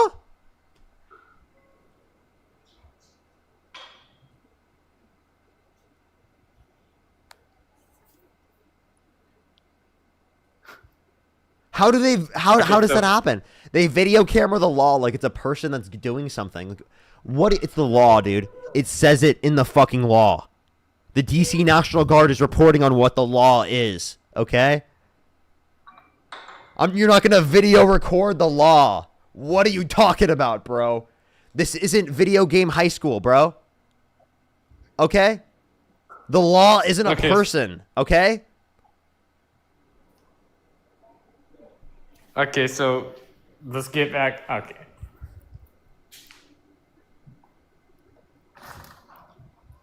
It's hard talking to you, bro. That's Yeah, just, because I have facts and you have nothing. it's facts. Articles aren't facts. Okay, I didn't show you articles. I showed you the DC National Guard. Are you just trolling at this point? You have got to be trolling at this point. There's no way. No, I'm being so for real. Like, Okay, well, I just want to let you know, you have about 5 seconds to acknowledge that you're trolling before I kick you. No, I'm not. And that's like I said, we could get on topic. Let's bring up another topic because this is going nowhere. I want to bring up let's get. I'm sorry. What topic do you think I could even change your mind on if you don't even engage with this point? I genuinely couldn't. Because this is just going in loops. Yeah, exactly. Because you're an idiot. It's Let's go on to the next person. Only send a guest request if you meet that set of criteria listed on the screen, everyone. We are just looking for some debates. If you're on YouTube, make sure to hit that thumbs up, everyone. If you're on TikTok, tap that screen. It will help get it out to more people. Let's go on to the next person. Wobbly, thank you so much. I appreciate the $10. Thank you. Jay, thank you for the $5. I really appreciate it. Thank you so much, Jay. Can we get some W's for Jay in the comment section as well? Thank you so much, Dr. Jay. Thank you. Thank you. Let's go on to the next person. By the way, everyone, we have about like another... 2 hours and 10 minutes or so left on the stream, everyone. Only send a guest request if you meet that set of criteria listed on the screen, everyone. I'm going to be doing solo debates for the rest of today, everyone. Tomorrow, I might be doing some co-hosts maybe in the morning if someone decides to come on. I'll be on early tomorrow at like 8 a.m. Pacific time, just letting everyone know. So I'll be on super early tomorrow. Tashid, thank you so much. I appreciate the $2. Thank you. Yo, what's up, Hey, what's up, fella? Hello? How old are you? 40 years old.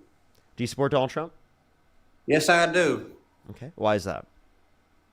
Because he is an honest man and he is bringing our country to proper success that we have not been seeing in couple years, decades, I'd say.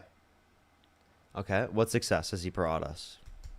He's moving us forward. He's gaining alliances with the Russians, etc., that we hadn't had before, and he's putting his people first. He's stopping down the illegal migrants. He's putting a stop to that with ICE. He's getting a hold on that. Can you speak in your normal voice? This is my normal voice, sir. For some reason, everyone thinks you have a troll voice. I don't think we're all wrong. Because I'm in the bathroom and do you hear me echoing a little bit? Is that why? No, it's like everyone in the chat, including myself, thinks that you're using a fake voice as a troll right now. This is my real voice, sir. I can't really modify it more to be more amenable. Do you want me to like slow down my speaking, sir?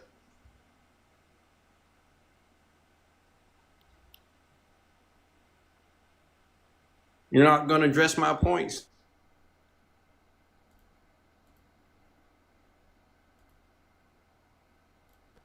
If I am wrong, I feel really bad, by the way, but like I think I'm not wrong.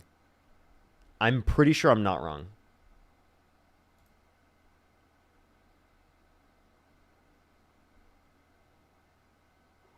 Yo, what's up? How old are you? How old are you? Let's go to the next person. Only send a guest request if you meet that set of criteria on the screen, everyone. Again, everyone, we're going to be doing solo debates for the rest of today and tomorrow. I will be on super early, everyone. Super early. We got another 2 hours and 7 minutes or so left on the stream, everyone.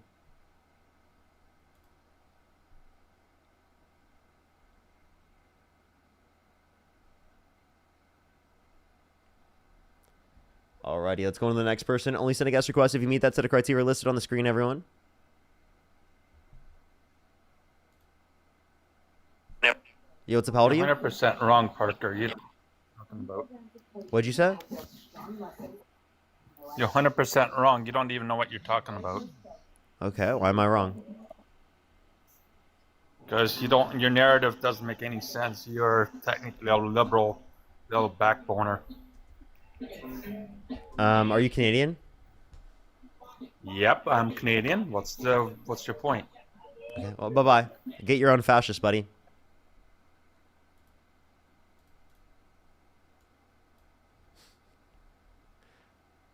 Go get your own fascist, bro. Yo, What's up? How old are you?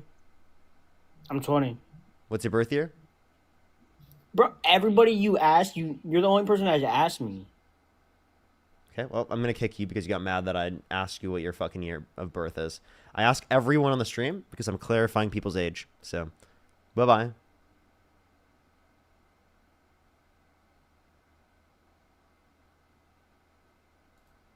Let's go to the next person. Only send a guest request if you meet that set of criteria on the screen. Tyrell, thank you so much for the $7. I know it was true though. Like I don't know, man. That was so ridiculous. Angel with the $2, thank you. Grace with the $7, thank you so much, and Jack with the $5, thank you. Let's go to the next person. Only send a guest request if you meet that set of criteria listed on the screen.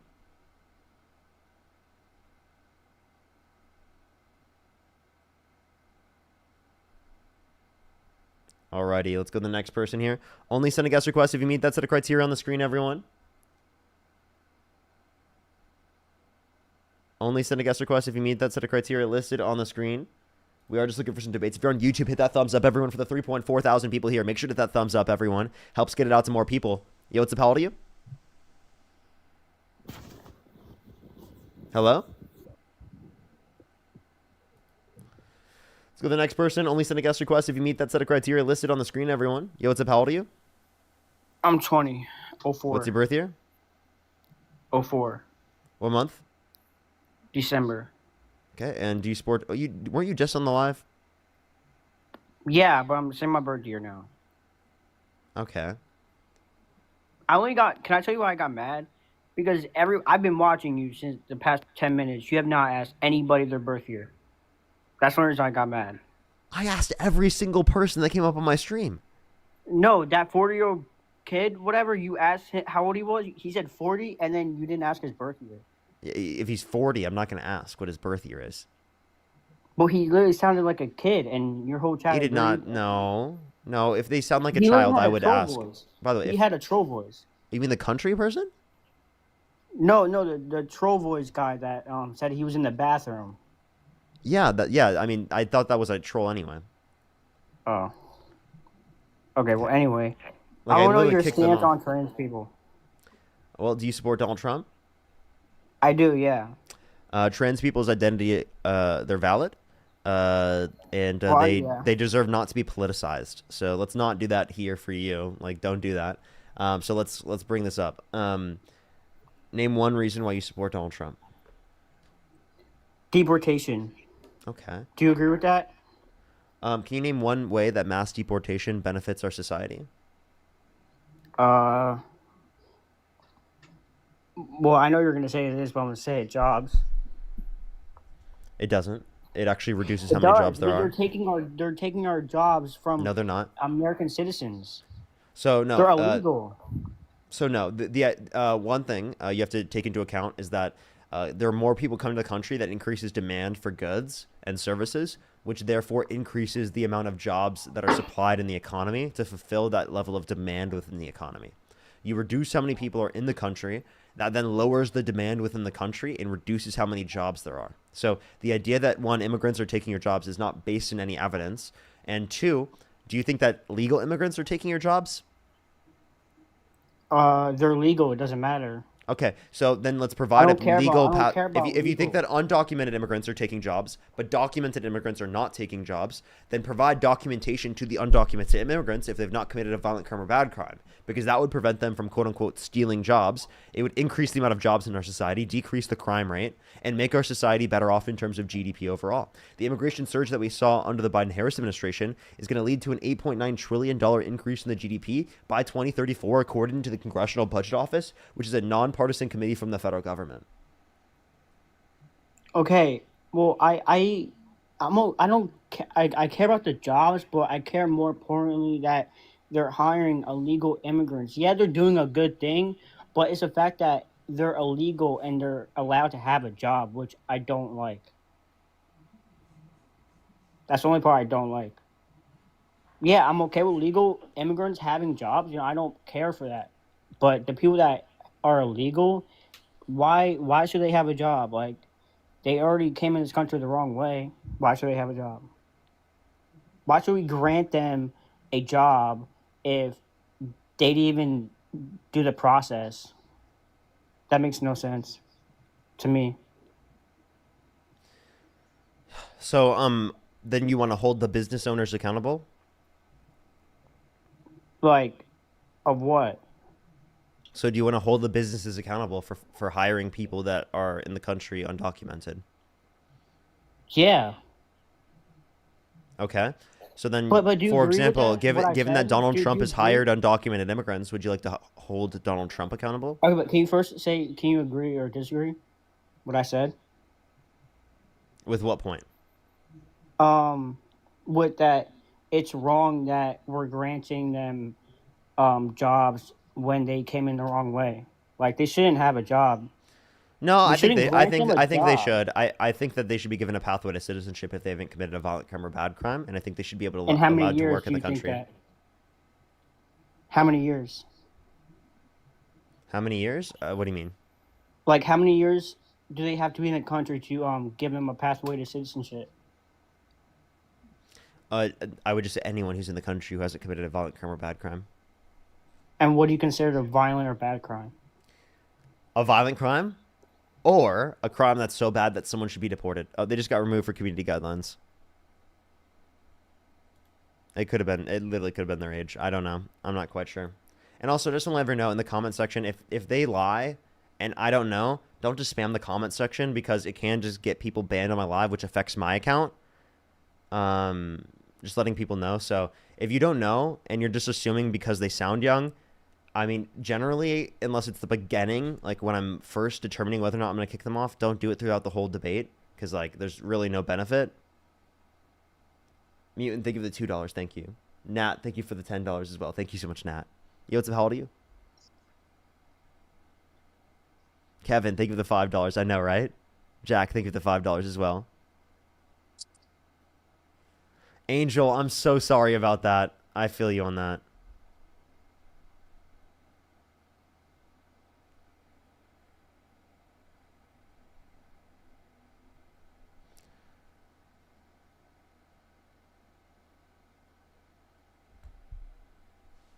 Let's go on to the next person here. Only send a guest request if you meet that set of criteria listed on the screen. Sorry, everyone. Let's go on to the next person. How many likes are we at on YouTube, everyone? How many likes are we at on YouTube?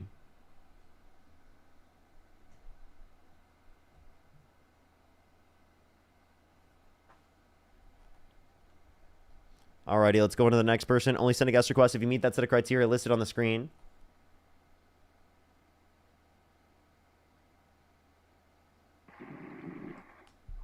Yo, what's up? How old are you?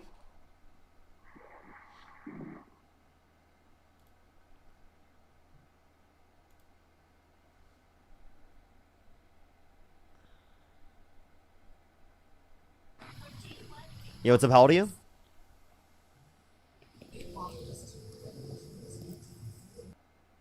Alrighty. 1.5K. Everyone keep tapping that screen or hit that like button, everyone. If you're on YouTube, you can close the chat. Hit that like button. It seriously helps send it out to more people. And I think we can easily get to 3,000 by today, everyone. We have about 2 hours or so left on the live, everyone, because we switch to 5 hours every single day. So we have about a little less than 2 hours. So make sure to hit that like button, everyone. Yo, what's up? How old are you? What's up, Parker? How old are you? I'm 23, turning 24 in October. For sure. What's your birth year? 01. For sure. Why do you support Trump? Well, I mean, I actually don't. I just had a question for you because I'm a huge fan. If you just let me ask this. I appreciate you very much. There are a bunch of other people that do want to ask me questions, and if I did let you, a bunch of other people will go in the comment section and it will, or in the guest box, and it'll incentivize them to do the same thing. Brandon, thank you for the $5. So I do have to go to the next person to not incentivize that to happen. You know, every once in a while I'll do Q&As. Maybe here pretty soon I'll do a Q&A or something. If I have some time till like tomorrow night or like the day after that or the day after that, I might. Or it would either be the 9th or the 10th. Because I'm going to be not on live the 10th for normal live. I'm taking that day off. Thank you for the rose. Thank you so much. Really appreciate it, by the way. But I will be on tomorrow really early. Like, I'm going to be on 8 a.m. tomorrow morning, everyone, Pacific time, until around, like, a little bit before 1. So, like, 12:45, something like that, because I have to leave. You know what's up? How old are you?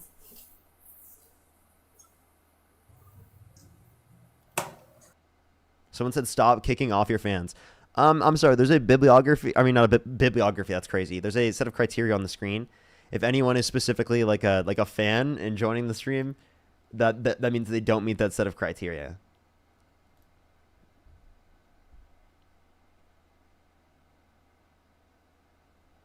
Yo, what's up? How old are you? No, I'm going to miss your live. By the way, the lives do show up on YouTube. You can check them out after the stream. Like, if you ever miss a live on YouTube, there's the full VOD from the stream. So, I would actually recommend to check that out if you want to.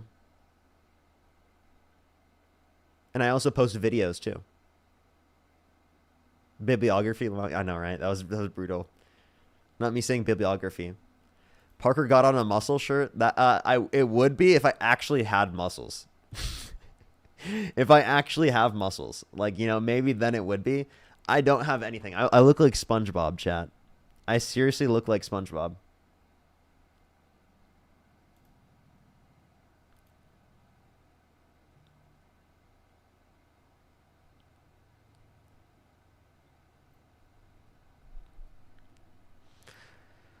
Let's go to the next person. Only send a guest request if you meet that set of criteria on the screen, everyone. I'm brutal, chat. I'm brutal. Yo, what's up? How old are you? I love you, Parker. Appreciate you. Appreciate you. Let's go on to the next person. Only send a guest request if you meet that set of criteria on the screen. I'm ready. I'm ready. I'm ready. I'm ready for some debates. Yo, what's up? How old are you? Okay, let's go on to the next person. Only send a guest request if you meet that set of criteria listed on the screen, everyone. We are just looking for some debates.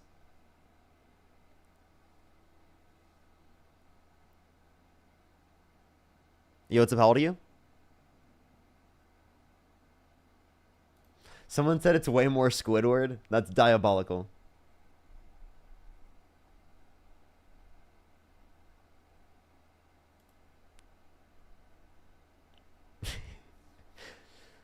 Let's go to the next person. Yo, what's up? How old are you?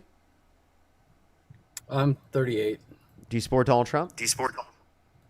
How many Trump supporters does it take to screw in a light bulb? Well, there's never been a specified number because it's impossible. Yo, what's up? How old are you? I love you, Parker. How did you get added up twice? How was that even possible?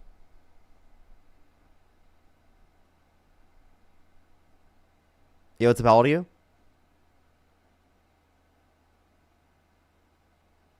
So the next person, only send a guest request if you meet that set of criteria listed on the screen, and everyone. We are just looking for some debates. Yo, what's up? How old are you? Hey, what's up? I'm 32. And do you support Donald Trump? Yes, I do. Okay. If you could go back in time and you could either vote for Kamala Harris or Donald Trump, who would you vote for? Oh, Donald Trump again. For sure. Is there a way you can turn off the background noise at all? I don't want to accidentally get some copyright on the stream. Is this working? Yeah, it's way better. Okay, so why do you support Trump? So I would say my number one reason is because foreign policy with relations to being the lowest war option available. Have I talked to you before? No, but we met at Jubilee one time, but I've never been on one of your streams. Oh, damn. Maybe that was where I remembered your voice from or something. What Jubilee were we on? We cooked Jordan Peterson together. Oh, okay. That's cool. That's cool. Okay. Okay, so yeah. So what was the reason why you support Trump again? You So said it would be foreign foreign policy? policy, the lowest war candidate. Yeah. Lowest war candidate. Okay. All right, sure. Let's talk about that. Is that the only set of reasons as to why, or is that like the main? I would honestly, that's my war is my number one. I have a couple other subsidiary issues, but I think war is probably the biggest one for me. Okay. All right. And so like, could you give me any like specifics on that? Like, do you think that he's less likely to cause wars, or what is it about war in Yeah. specific? I think under Trump, twofold. I think one, he's not likely to like cause a war where we're going to get involved, and two, I think his perceived image as a, I mean, for lack of a better word, crazy strongman actually deters other countries from doing warlike efforts. How is that done with Putin? Well, I mean, didn't Putin go into Ukraine under Biden, not under Trump? Well, that's not the claim I'm making. I'm making is specifically that Trump, since he got in office, he lowered the funding with Ukraine, and they have gotten more power in Ukraine, particularly because of Donald Trump's position on the matter. So the idea of the crazy strongman deterring violence when it relates to Russia and Ukraine clearly didn't happen like he claimed it would. Well, he didn't go into Ukraine under Trump. He went in under Biden. We then supported Ukraine through a proxy of like funding them with weapons and stuff, and Trump is withdrawing from that. I think that actually is probably the more viable path to peace, though. If what you want is peace, Ukraine's not going to defeat Russia. I don't think sending endless money and weapons to them so that they can keep throwing bodies into this war, I don't think that's a viable long-term strategy. Then why is Trump doing it again? Why is he sending? I thought you just said he was sending less money. Yeah, he cut the funding and then he brought it back. So why did he bring it back if it is the case that he was going to cut them off to give them to Russia? When did he bring it back? Was that in the new big beautiful bill thing that he passed? I'd have to check back. Because I was not aware he increased the funding. Yeah, he did. I can send you if you'd like. I mean, I'll try. If you look it up and you're looking at it, I'll trust you. But I just don't recall it happening. I got you. May. Or no, July. Okay. July. Trump sends weapons to Ukraine by the numbers. It's from CSIS.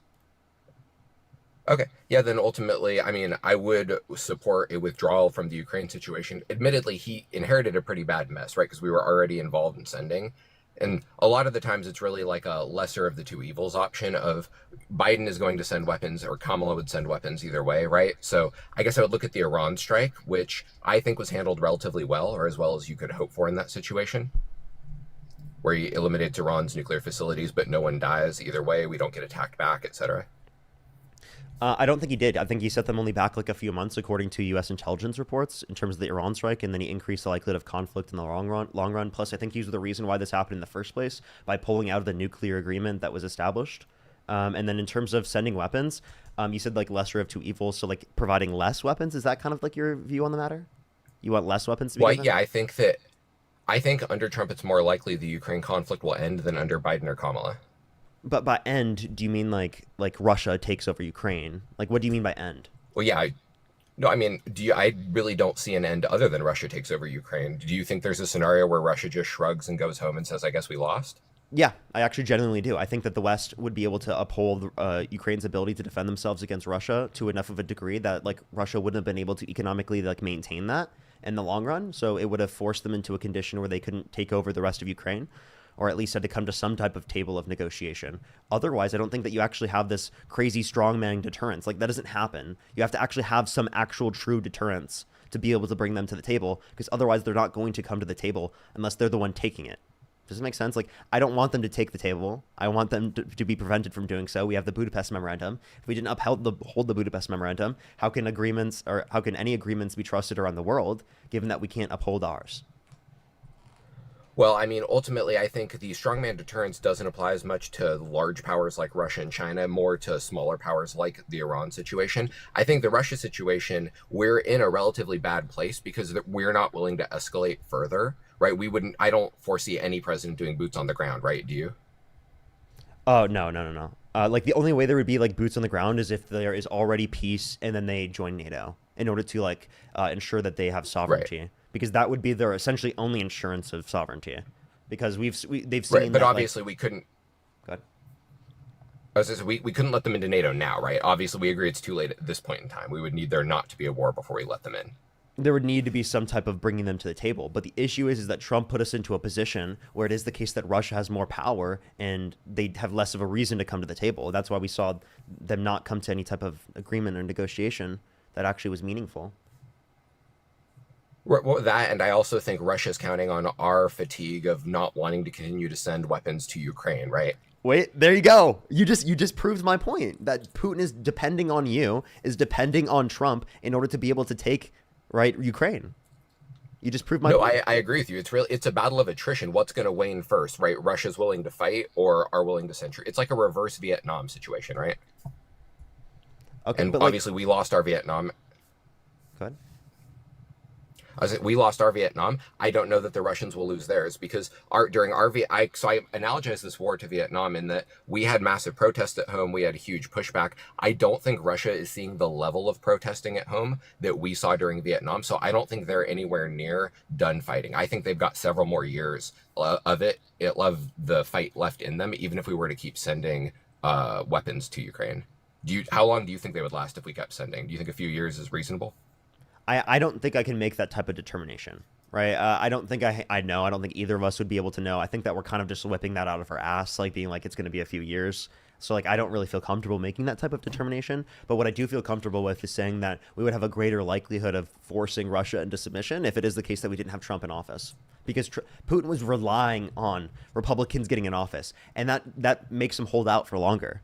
If it is the case that he didn't, right, then he wouldn't have held out for as long, or it would have been more likely that he would have been turned away.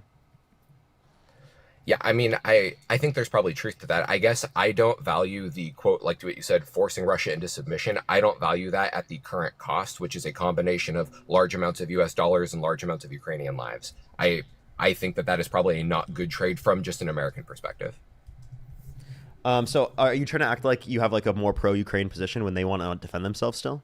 Like, is it more pro-Ukraine to like say that? I mean, also, you can't limit Russia from murdering as many people as they want to if they have full control over the region. Well, I don't think they want to just arbitrarily kill Ukrainians. I think they want to conquer Ukraine, right? So I think when you ask me if I'm pro-Ukraine, why are they killing innocents?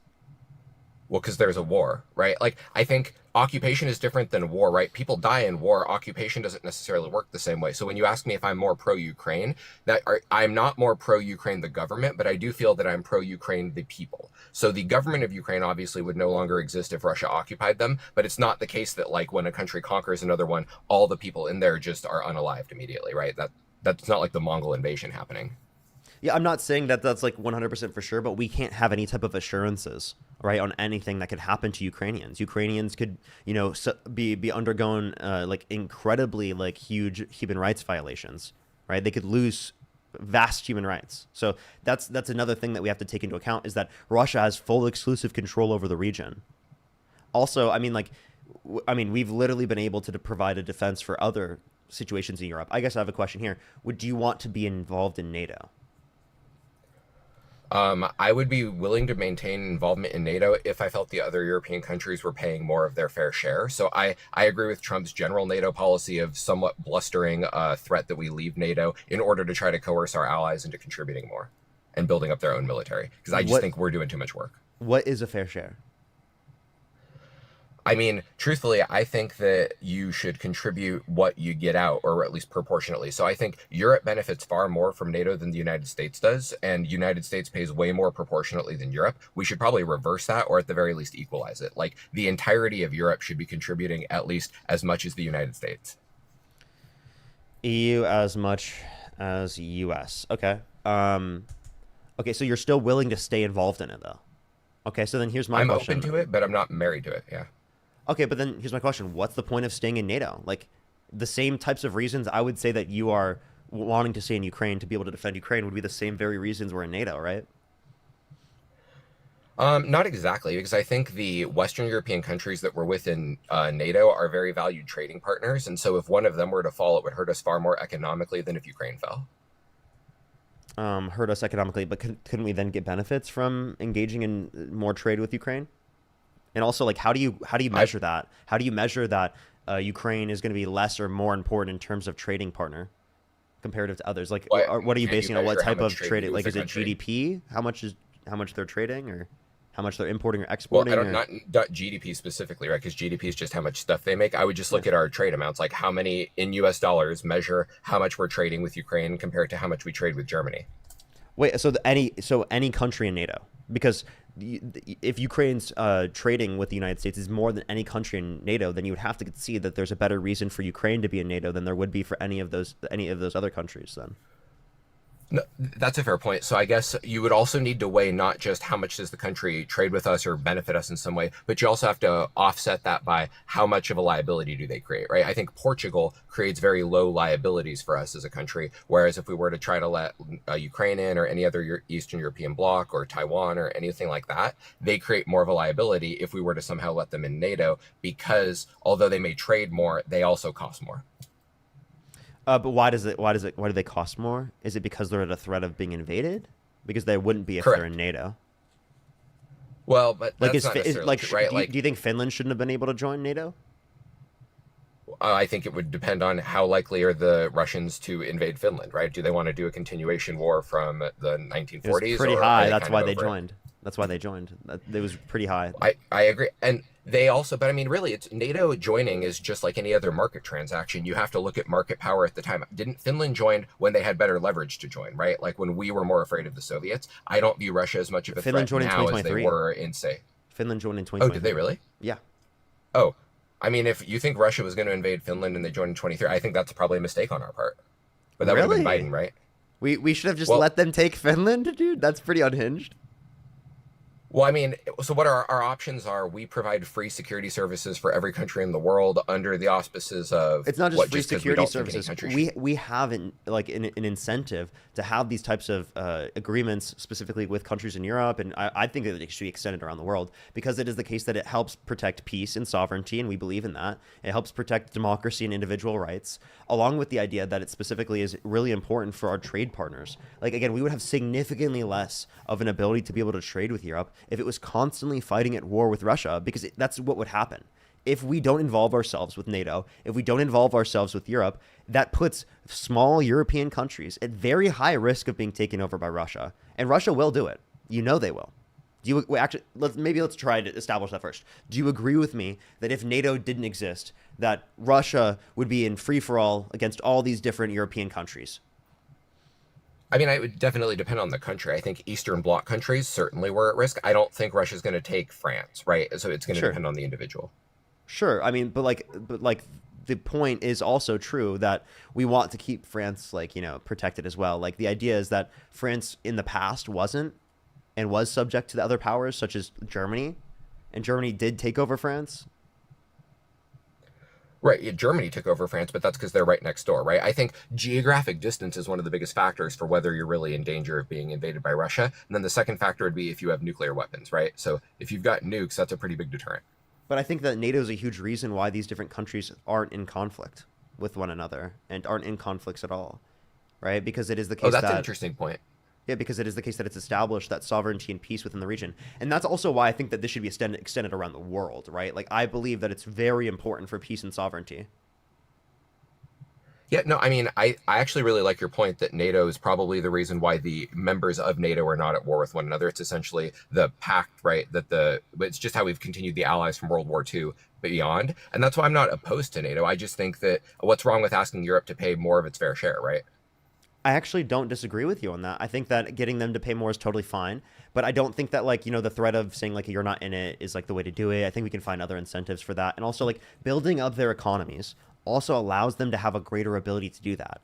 If we're judging it based upon the percentage GDP that they're using, if they have a bigger economy because we've been able to allow them to build it up, that also increases how much they can put into things. So, it's not just a right now we evaluate it based on that. We can look at the future, and we do see heavy increase in how much they've been spending, especially under Biden too. It continued that trend up. So I don't disagree that they should be putting in more. I think it's really important for their sovereignty that they do put in more. But simultaneously, I have to acknowledge that, the reasons as to why we have NATO, right, is the same reason as to why we're wanting to defend Ukraine. If, say, Ukraine was a different country, it was France. Would you try to defend France, or would you let France be taken over by a country, given that it would take just as long to defend France as it would take to defend Ukraine? I mean, I think it's a harsh answer, but I would have to look at a case by case basis and assess how many lives, how much money would it cost to defend France? What is the likelihood that the aggressor from France will be an aggressor to America? Like in World War II, I think it was very clear the thing we were defending France from was clearly going to be a threat to us. So that's a different situation than like a Russian incursion into Ukraine, where I don't foresee Russia attacking the United States. And if you do, then that's probably the source of our disagreement here. But is Russia a threat to the United States at all? I don't think Russia is a direct threat. I think they're a Cold War threat in the same extent that China might be, but like I don't think either of those countries are going to ever launch any sort of attacks on us. But they will on countries that we have agreements with to defend, right? What do you think Russia's goal is? Just absolute domination of Europe, or do you think there's a logical place they might stop Soviet even Union. if we don't make them? Like Putin wants to bring back the Soviet Union, so as much as he possibly can take back from the Soviet Union, he will. NATO prevents him from doing that, though. Right. So you think he would just like go all the way, push past Poland? He would go to East Germany. I don't know if he would go to East Germany, but he'd probably establish pretty similar to like what existed prior to that point. But if he could, he probably would. You know, like I don't know. I don't know, but I do know he wants to build something that's similar to the USSR. Do I know what borders of the USSR he's trying to recreate? No, but I know it's not just like Russia. It is extending. You know, so like it does put like at risk, like our allies, people we care about. Trade relations. International influence, soft power that the United States has. I mean, there's plenty of things that puts at risk. So, I mean, in the same way that we care about NATO, I think that's a pretty good reason for like Ukraine. But I mean, this point I feel like isn't much disputed by Trump. Even Trump upholds like that we need to defend Ukraine. He just did so through like a more lackluster way of defending them because he brought it back later. So I actually don't know if this argument would be like a reason as to why you could say you support Trump if you're going to be using this position. Well, so, I mean, you're right, because Trump is limited in what he can do in the Ukraine situation, right? Because the support for Ukraine is not entirely his choice since it's economic. Congress is going to have most of the control of that anyways. But he's also said that he wants that as well. Right. I mean, I think he's traded some of it to get other policies like in his other funding bills. But so let's focus on one that's more his control, but before right? you actually, here's one thing. Maybe do you think he realized that he couldn't get a negotiation with Putin right now, and that's why he put the funding back? That's very possible. I mean, he met with Putin in Alaska, and I mean, we don't know what happened in the room, but it's very possible it didn't go well. Yeah, not just then, but like even prior. Like obviously it didn't go well then because he talked about how, Putin and Xi Jinping were meeting up and conspiring against the US. So clearly it didn't go very well. That's possible, but that would seem contradictory to the general narrative that like Russia really was like wanting Trump. They were banking for Trump. He's a Russian agent. Any of those claims is kind of undermined if like his negotiations with Putin aren't going well, right? I don't know how both of those could be true simultaneously. No, the reason why that's true is because Putin gets more power. The negotiations are a smokescreen so that he could get more power. That's what I think. Oh, so like Trump is intentionally just flubbing them or just saying, hey, we're not reaching peace and then just letting Putin do whatever? Putin is. Putin is using it in order to con Trump. And I think he successfully conned Trump into believing that there's a possible deal on the line in order to get him to like essentially put his guard down. Yeah, I mean, no, that's definitely very possible. I mean, look, while I do support Trump, I don't think he's some omnipotent genius, right? I mean, he's just a politician that I think is doing his best in the situation of foreign policy. And Vladimir Putin is likely more experienced. But again, I go back to lesser evil. There's no part of me thinks Kamala would be handling the situation particularly better. So I still end up skewing Trump support. Like if I have to pick who do I want negotiating with Vladimir Putin, I probably would still pick Donald Trump over Kamala for negotiating that. Kamala, but there's not much of it. I mean, there's no difference in negotiations because it is the case that he's not going to negotiate until he's forced into that position and actually give up anything. He's only going to negotiate and concede to something if it inevitably gives him what he wants, right? Which we know what he wants is like a forceful, murderous dictator. Well, yeah, it's that or until he hits the Vietnam point where he's just forced to withdraw or make some sort of concession, right? That's kind of what I thought was going to happen, given that we continued our funding. Like, if Harris were in office, we would have continued the funding. I think she would have been stronger against Putin. So I think guess she would have we're done running amazing into in this the point negotiations. Well, you said Putin wouldn't have negotiated. Well, how would Kamala have done better in the negotiations with someone who won't negotiate? Yeah, I said negotiations once they get down to the table, right? You were saying, like, the idea is that if there were negotiations, right, that Kamala Harris would be better than Trump in the context of there being negotiations. I don't think there would be negotiations as of right now, But I would think that there'd be negotiations within the next 4 years, given that we continued our funding up and we were, strong against Russia. That would bring down Putin into a position where he has to negotiate, right? That's what I was talking about earlier, where like he would be forced into like conditions where he has to negotiate. Do you think so? It sounds like we're kind of hitting on this point where Trump is more or less doing what you think Kamala would have done with regards to the funding, right? He's doing lesser than what Kamala would have done, which You think she would have increased funding beyond? Yeah, like she would have continued it throughout the entire time. Trump got rid of it and then brought it back. So she would have never got rid of it in the first place, which would have bolstered us into a better position. Okay. But Trump got rid of it for what, like 2 months? It was like it was in July, so that was like near 5 months. 6 months or something like that. I'd have to check back when he originally got rid of it. Okay. I assume it was like right when he got in office, when he got rid of the funding. I'm pretty sure it was like within like the first week or something. But yeah, so I mean, here's my points then. I was like, it doesn't seem like Trump is so like amazing on foreign policy that he's reduced reduced wars that are happening around the world.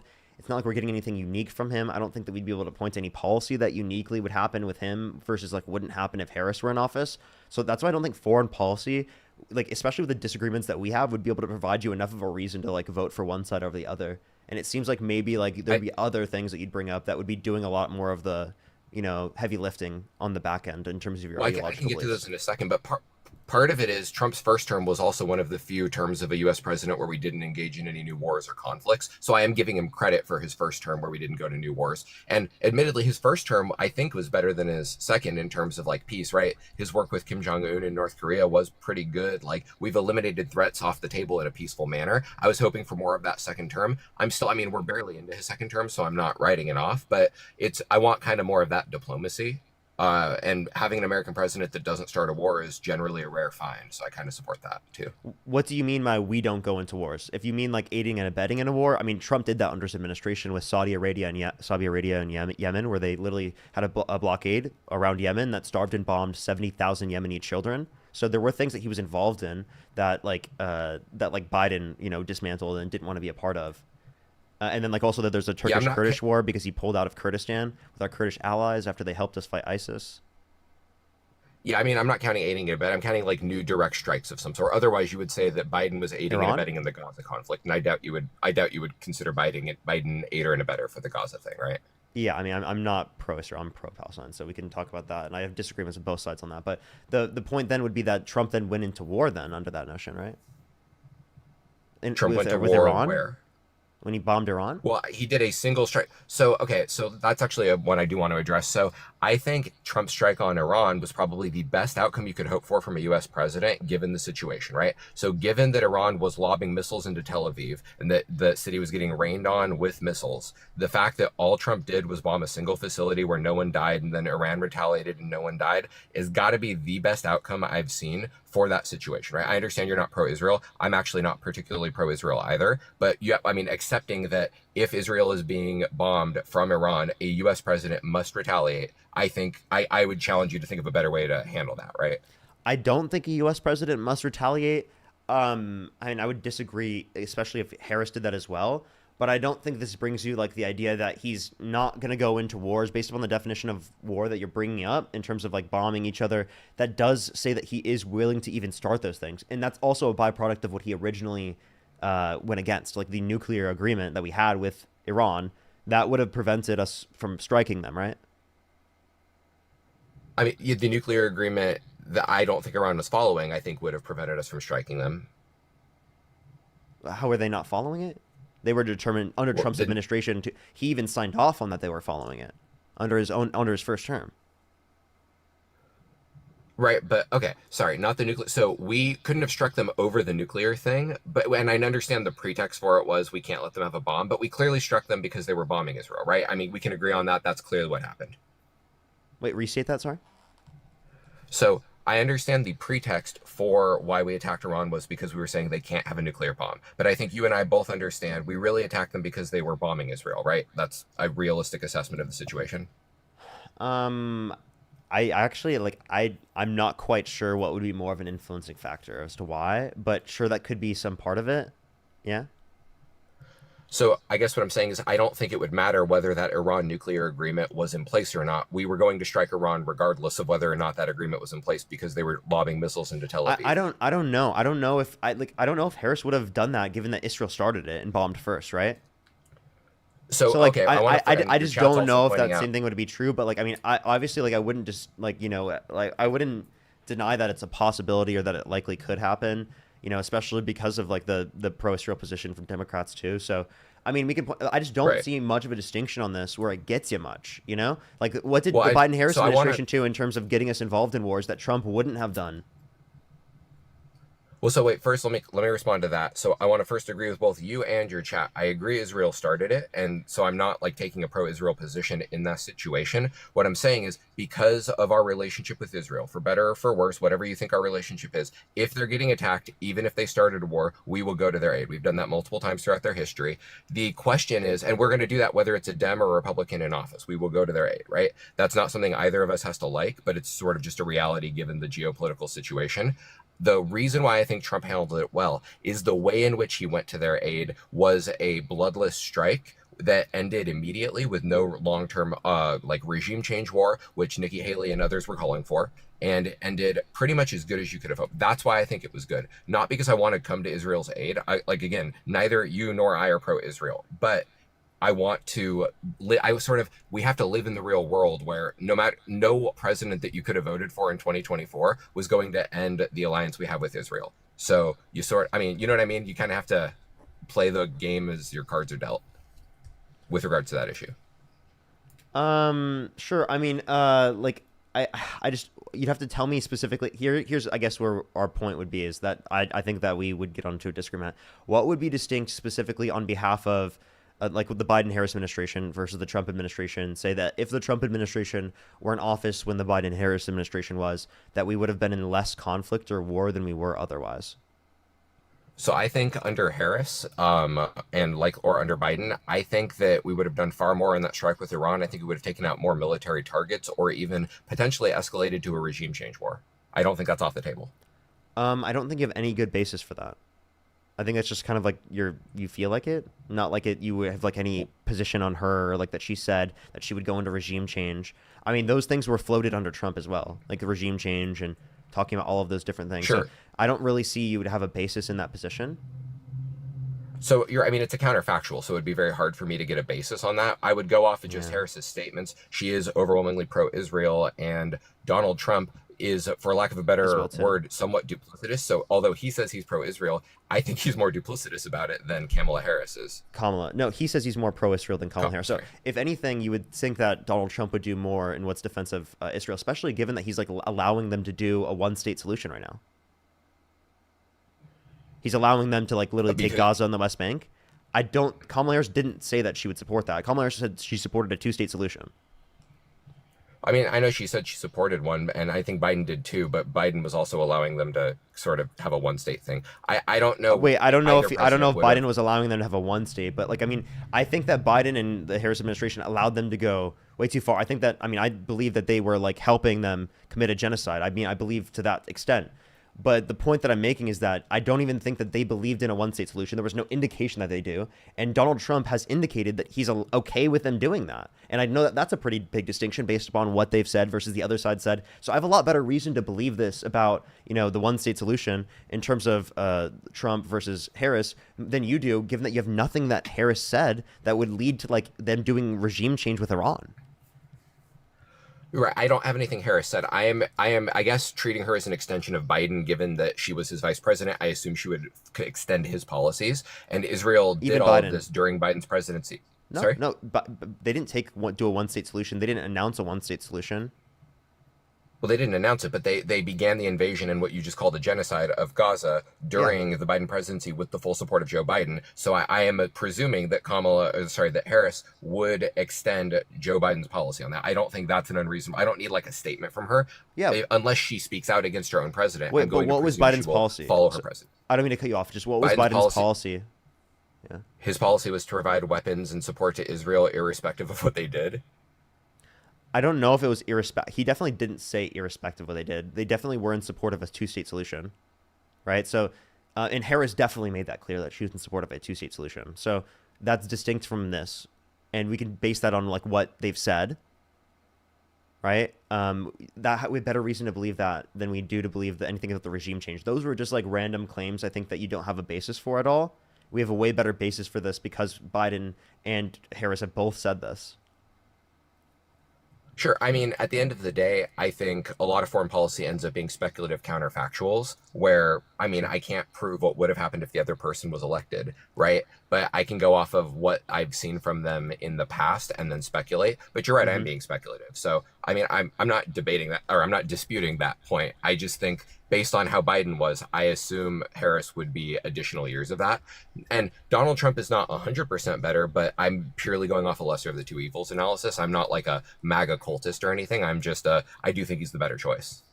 Well, I guess my point was that we haven't seen anything from the past to speculate that about regime change in terms of Harris and Biden. There wasn't anything about their policy that indicated that they would do that. So, especially anything different from what Trump's was. And, you know, that actually, you do bring up a good point. Like, I do think that that's like actually kind of like a good reason why we shouldn't use foreign politics in typical to demonstrate like who we vote for, because it typically is based upon speculation.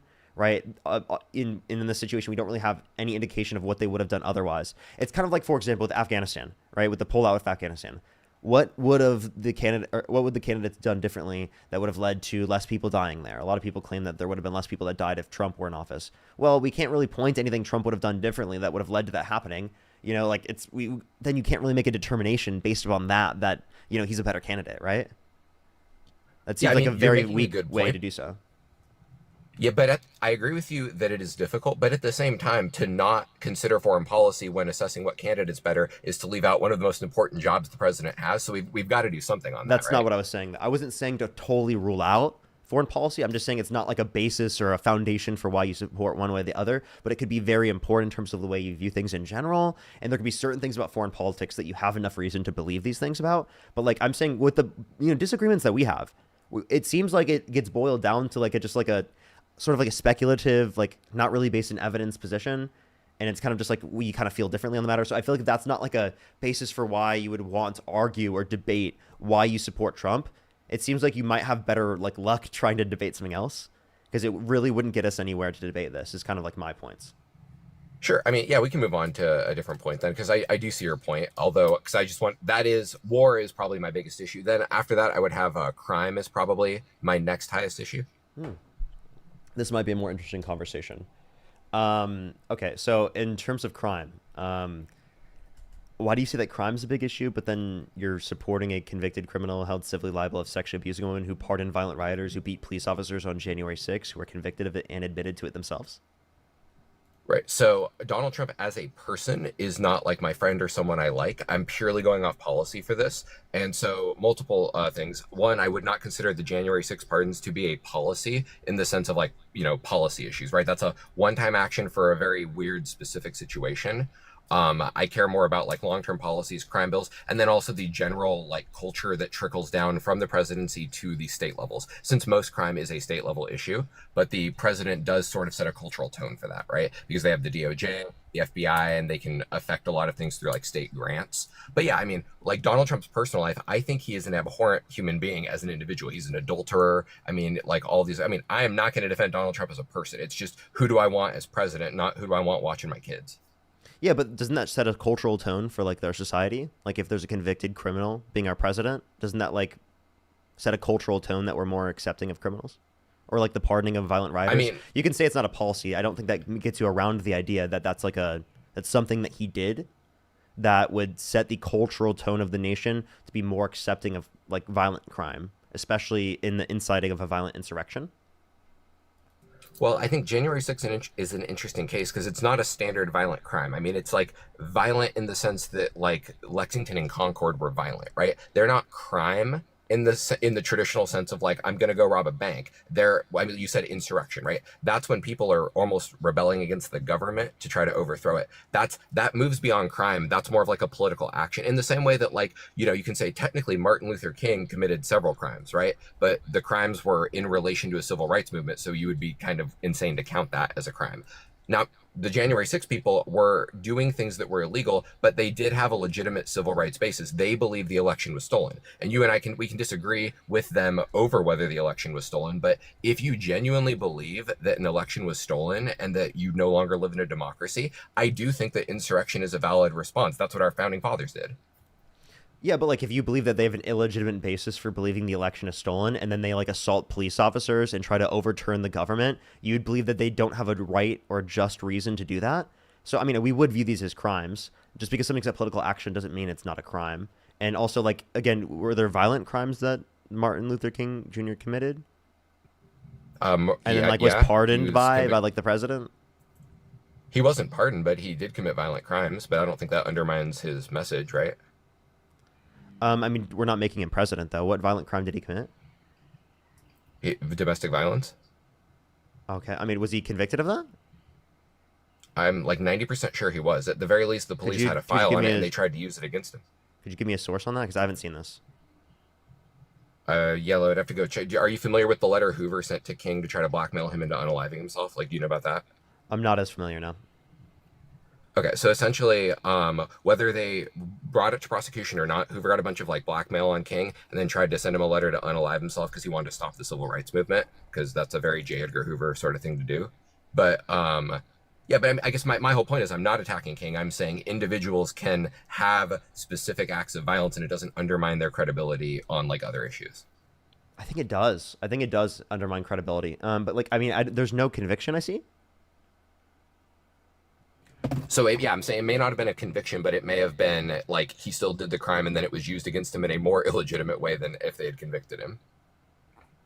Yeah, I mean, yeah, if we could find a conviction, maybe you could find a point there. But like, we're still talking about the president pardoning them. Like, so let's talk about it this way. So Donald Trump pardons violent rioters who beat police officers. That to me tells me he condones the violence, that he's okay with it happening. Okay. And he also told them to go fight like hell and to take back the country from those that stole it from him. And he himself believed the election was stolen with no basis in evidence. So that's him inciting a violent insurrection to me. I don't think you have plausible deniability because he did pardon the violence. I actually, prior to the point in which there was, prior to him pardoning the violent rioters, I actually didn't run this argument because I didn't think that there was good enough reason to establish that he had, he like essentially wanted the violence, because he also said peacefully. I think that was contradicted by him pardoning the violent rioters. Yeah, and I'm not denying that. I think my point is almost talking past you at this point, because what I'm saying is, yes, there was violence. Yes, he pardoned it. It's not crime in the traditional sense, because they're not just like doing random crime for self-benefit. It's crime in the technical sense, in the way that the like Revolutionary War was a crime, right? In the way that Lexington and Concord are technically crimes. They're assaulting peace officers, right? They're assaulting the lawful government of the time, but they're doing so in an insurrection-y sense. So I don't consider that relevant to a crime discussion. But like, you think that they have a legitimate reason for that? If they don't have a legitimate reason, then that's wrong.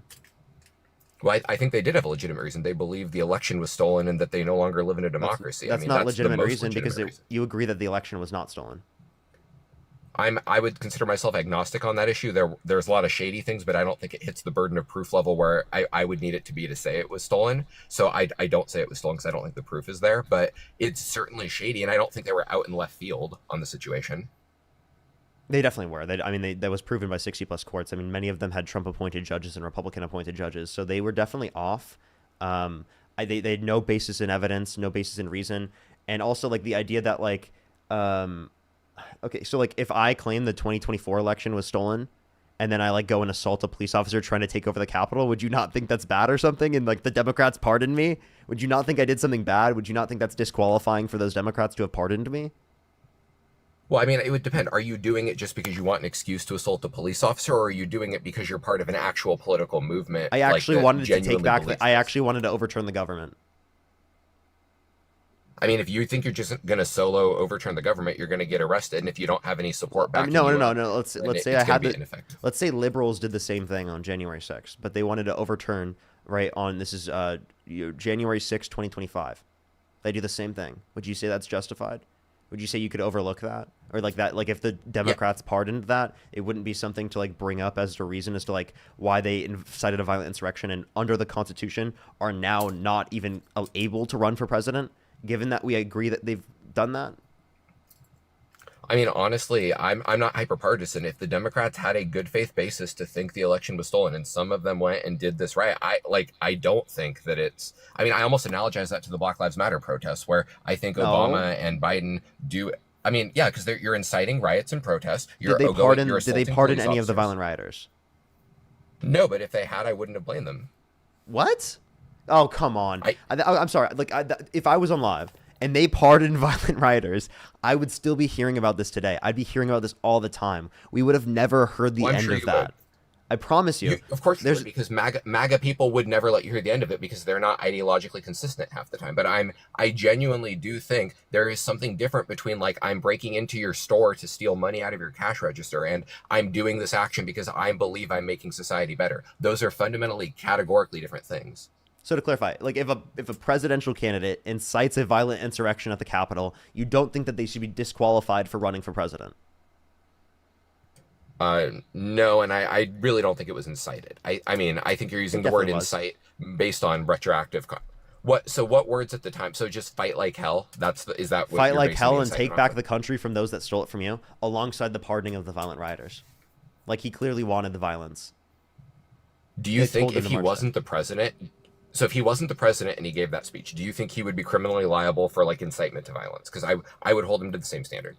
Regardless of whether or not he's president, I would hold him accountable for that. Because, again, he then got into the position and then pardoned it. If, say he wanted the violence, but he wasn't into a position to pardon it, I would still say that he incited a violent insurrection at the Capitol, right? Okay, so because I'm going to ask you this the pardon respectfully, demonstrates that he wanted it. Does that make sense? So but that's retroactive. So you can't use something he did later to say whether it was incitement at the time. So you can use it as circumstantial evidence of state of mind. I agree. Wait, you might not say that this would be applicable in a court system, but from a reasonable standpoint, from person to person, I can retroactively say that is a reason as to why he was okay with the violence. That's totally legitimate. Sure, that makes sense to me. That makes so much sense to me. Okay. You don't accept that reasoning? No. Here's what I accept. I accept him pardoning it later is circumstantial evidence of his state of mind at the time that he was okay with it. But whether his actions are in fact incitement, I think is going to come down to what he does and says at the time. So I guess I would discuss that with you and to ask you a Barry Parker-like question. What is the legal standard for incitement?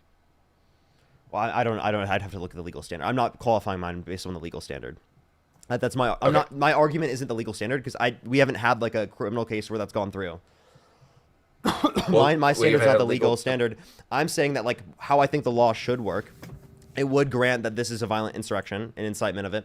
And the reason why I think it's incitement is because essentially the only condition we needed it to be true, based on everything else I've already said, was that he wanted the violence to occur. That's the only distinction that I needed, right? Alongside him saying fight like hell and to take back the country from those that stole it from him. And also took like literally hours to get the National Guard, right, to go there, right? That was also like indicative of that could increase the likelihood of, him wanting the violence, but it wasn't, concrete in saying that he incited it. The reason why I'm so concrete in saying that he incited it is because of the pardoning, because that demonstrates a state of mind that he was okay with the violence on that day. Okay, setting aside the legal definition, when you use the word incite, like what is your definition of incite? Are you just saying he wanted the thing to happen? That's incitement, or? It would be him wanting it and him doing things specifically to incentivize them to go and do it. So, like, he told them to go fight like hell.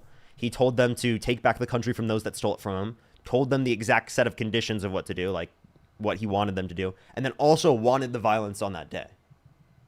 So it was an uprising. And he wanted an uprising, and he also wanted the violence. So I think that state of mind demonstrates what he wanted, and then based upon the things that he said to them, he definitely then incited it under my eyes. Like, he meet the set of criteria. Okay. And then you repeatedly refer to this like assaulting a police officer. How many police officers were assaulted that day? There were 150 officers with injuries. With injuries? Yes. Can you provide me any source? Because that seems a little high. I know it's more than one, but 150 is a lot. Yeah, I know it is. It is a lot. I would ask for a source too, so I don't mind. 150 police officers injured. Jan 6.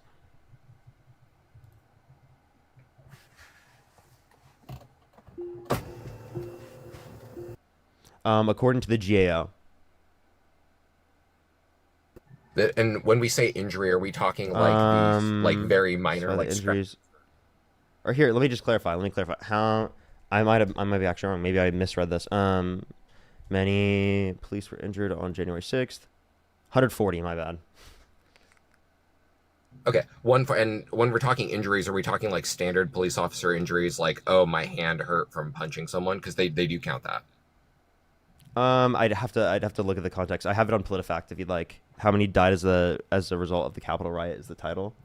How many died? That's just the title. Oh, okay. Is the number for that like 2, yeah, right? Actually, they don't. Yeah, because I mean, we're talking about people who unalived themselves after, and I don't know if it's 2. I think it's more than that, but I'd have to check. Here's a CBS News article. It talks about the 150. In total, more than 150 officers were injured in the attack. 86 officers reported injuries, the sources said, along with 65 members of the Metropolitan Police. It takes into account officers sustained injuries, and they did not, even more sustained injuries they didn't bother to report, including scratches, bruises, eyes burned from chemical spray.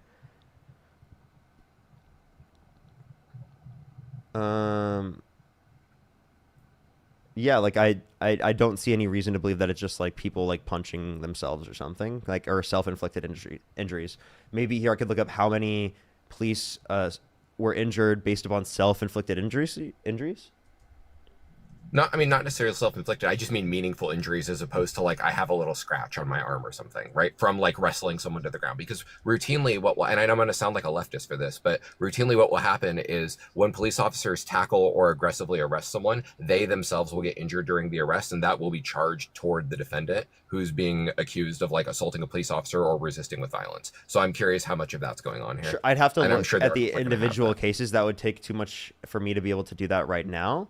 In terms of being able to find that information, I can give you certain cases where Donald Trump pardoned people where you would disagree with what they did. Like, for example, DJ Rodriguez driving a stun gun into the neck of a police officer. That's like him pardoning that is insane, right? That's. Yeah, no, and absolutely. I think actually almost all of Trump's pardons are insane. Didn't he like pardon Kodak, right? He pardoned like random people for no reason to try to get political value, right? But again, pardons are like one-off random very like things. anti-crime. I still care more about criminal policy. Well, yeah, but it's not. Here, can I give us a point of agreement? I care about limiting crime in our country. I think that's a really important thing. So like I'm not like saying that like this is not important. I think that's an incredibly important thing. But like I do think that the Trump administration is significantly worse for like limiting crime in terms of it occurring, especially crime that I care about. Because I'm not just talking about like, people jaywalking or like, coming to the country undocumented when they haven't committed a violent crime or bad crime. I truly don't give a shit about that. I know other people do. Trump supporters think differently on that. I don't give a shit about that. The type of crime that I care about is like what's the threat to people's safety and security, right? Like people are committing violent crimes. So other than January 6th and other than crimes personally committed by Donald Trump, do you have an example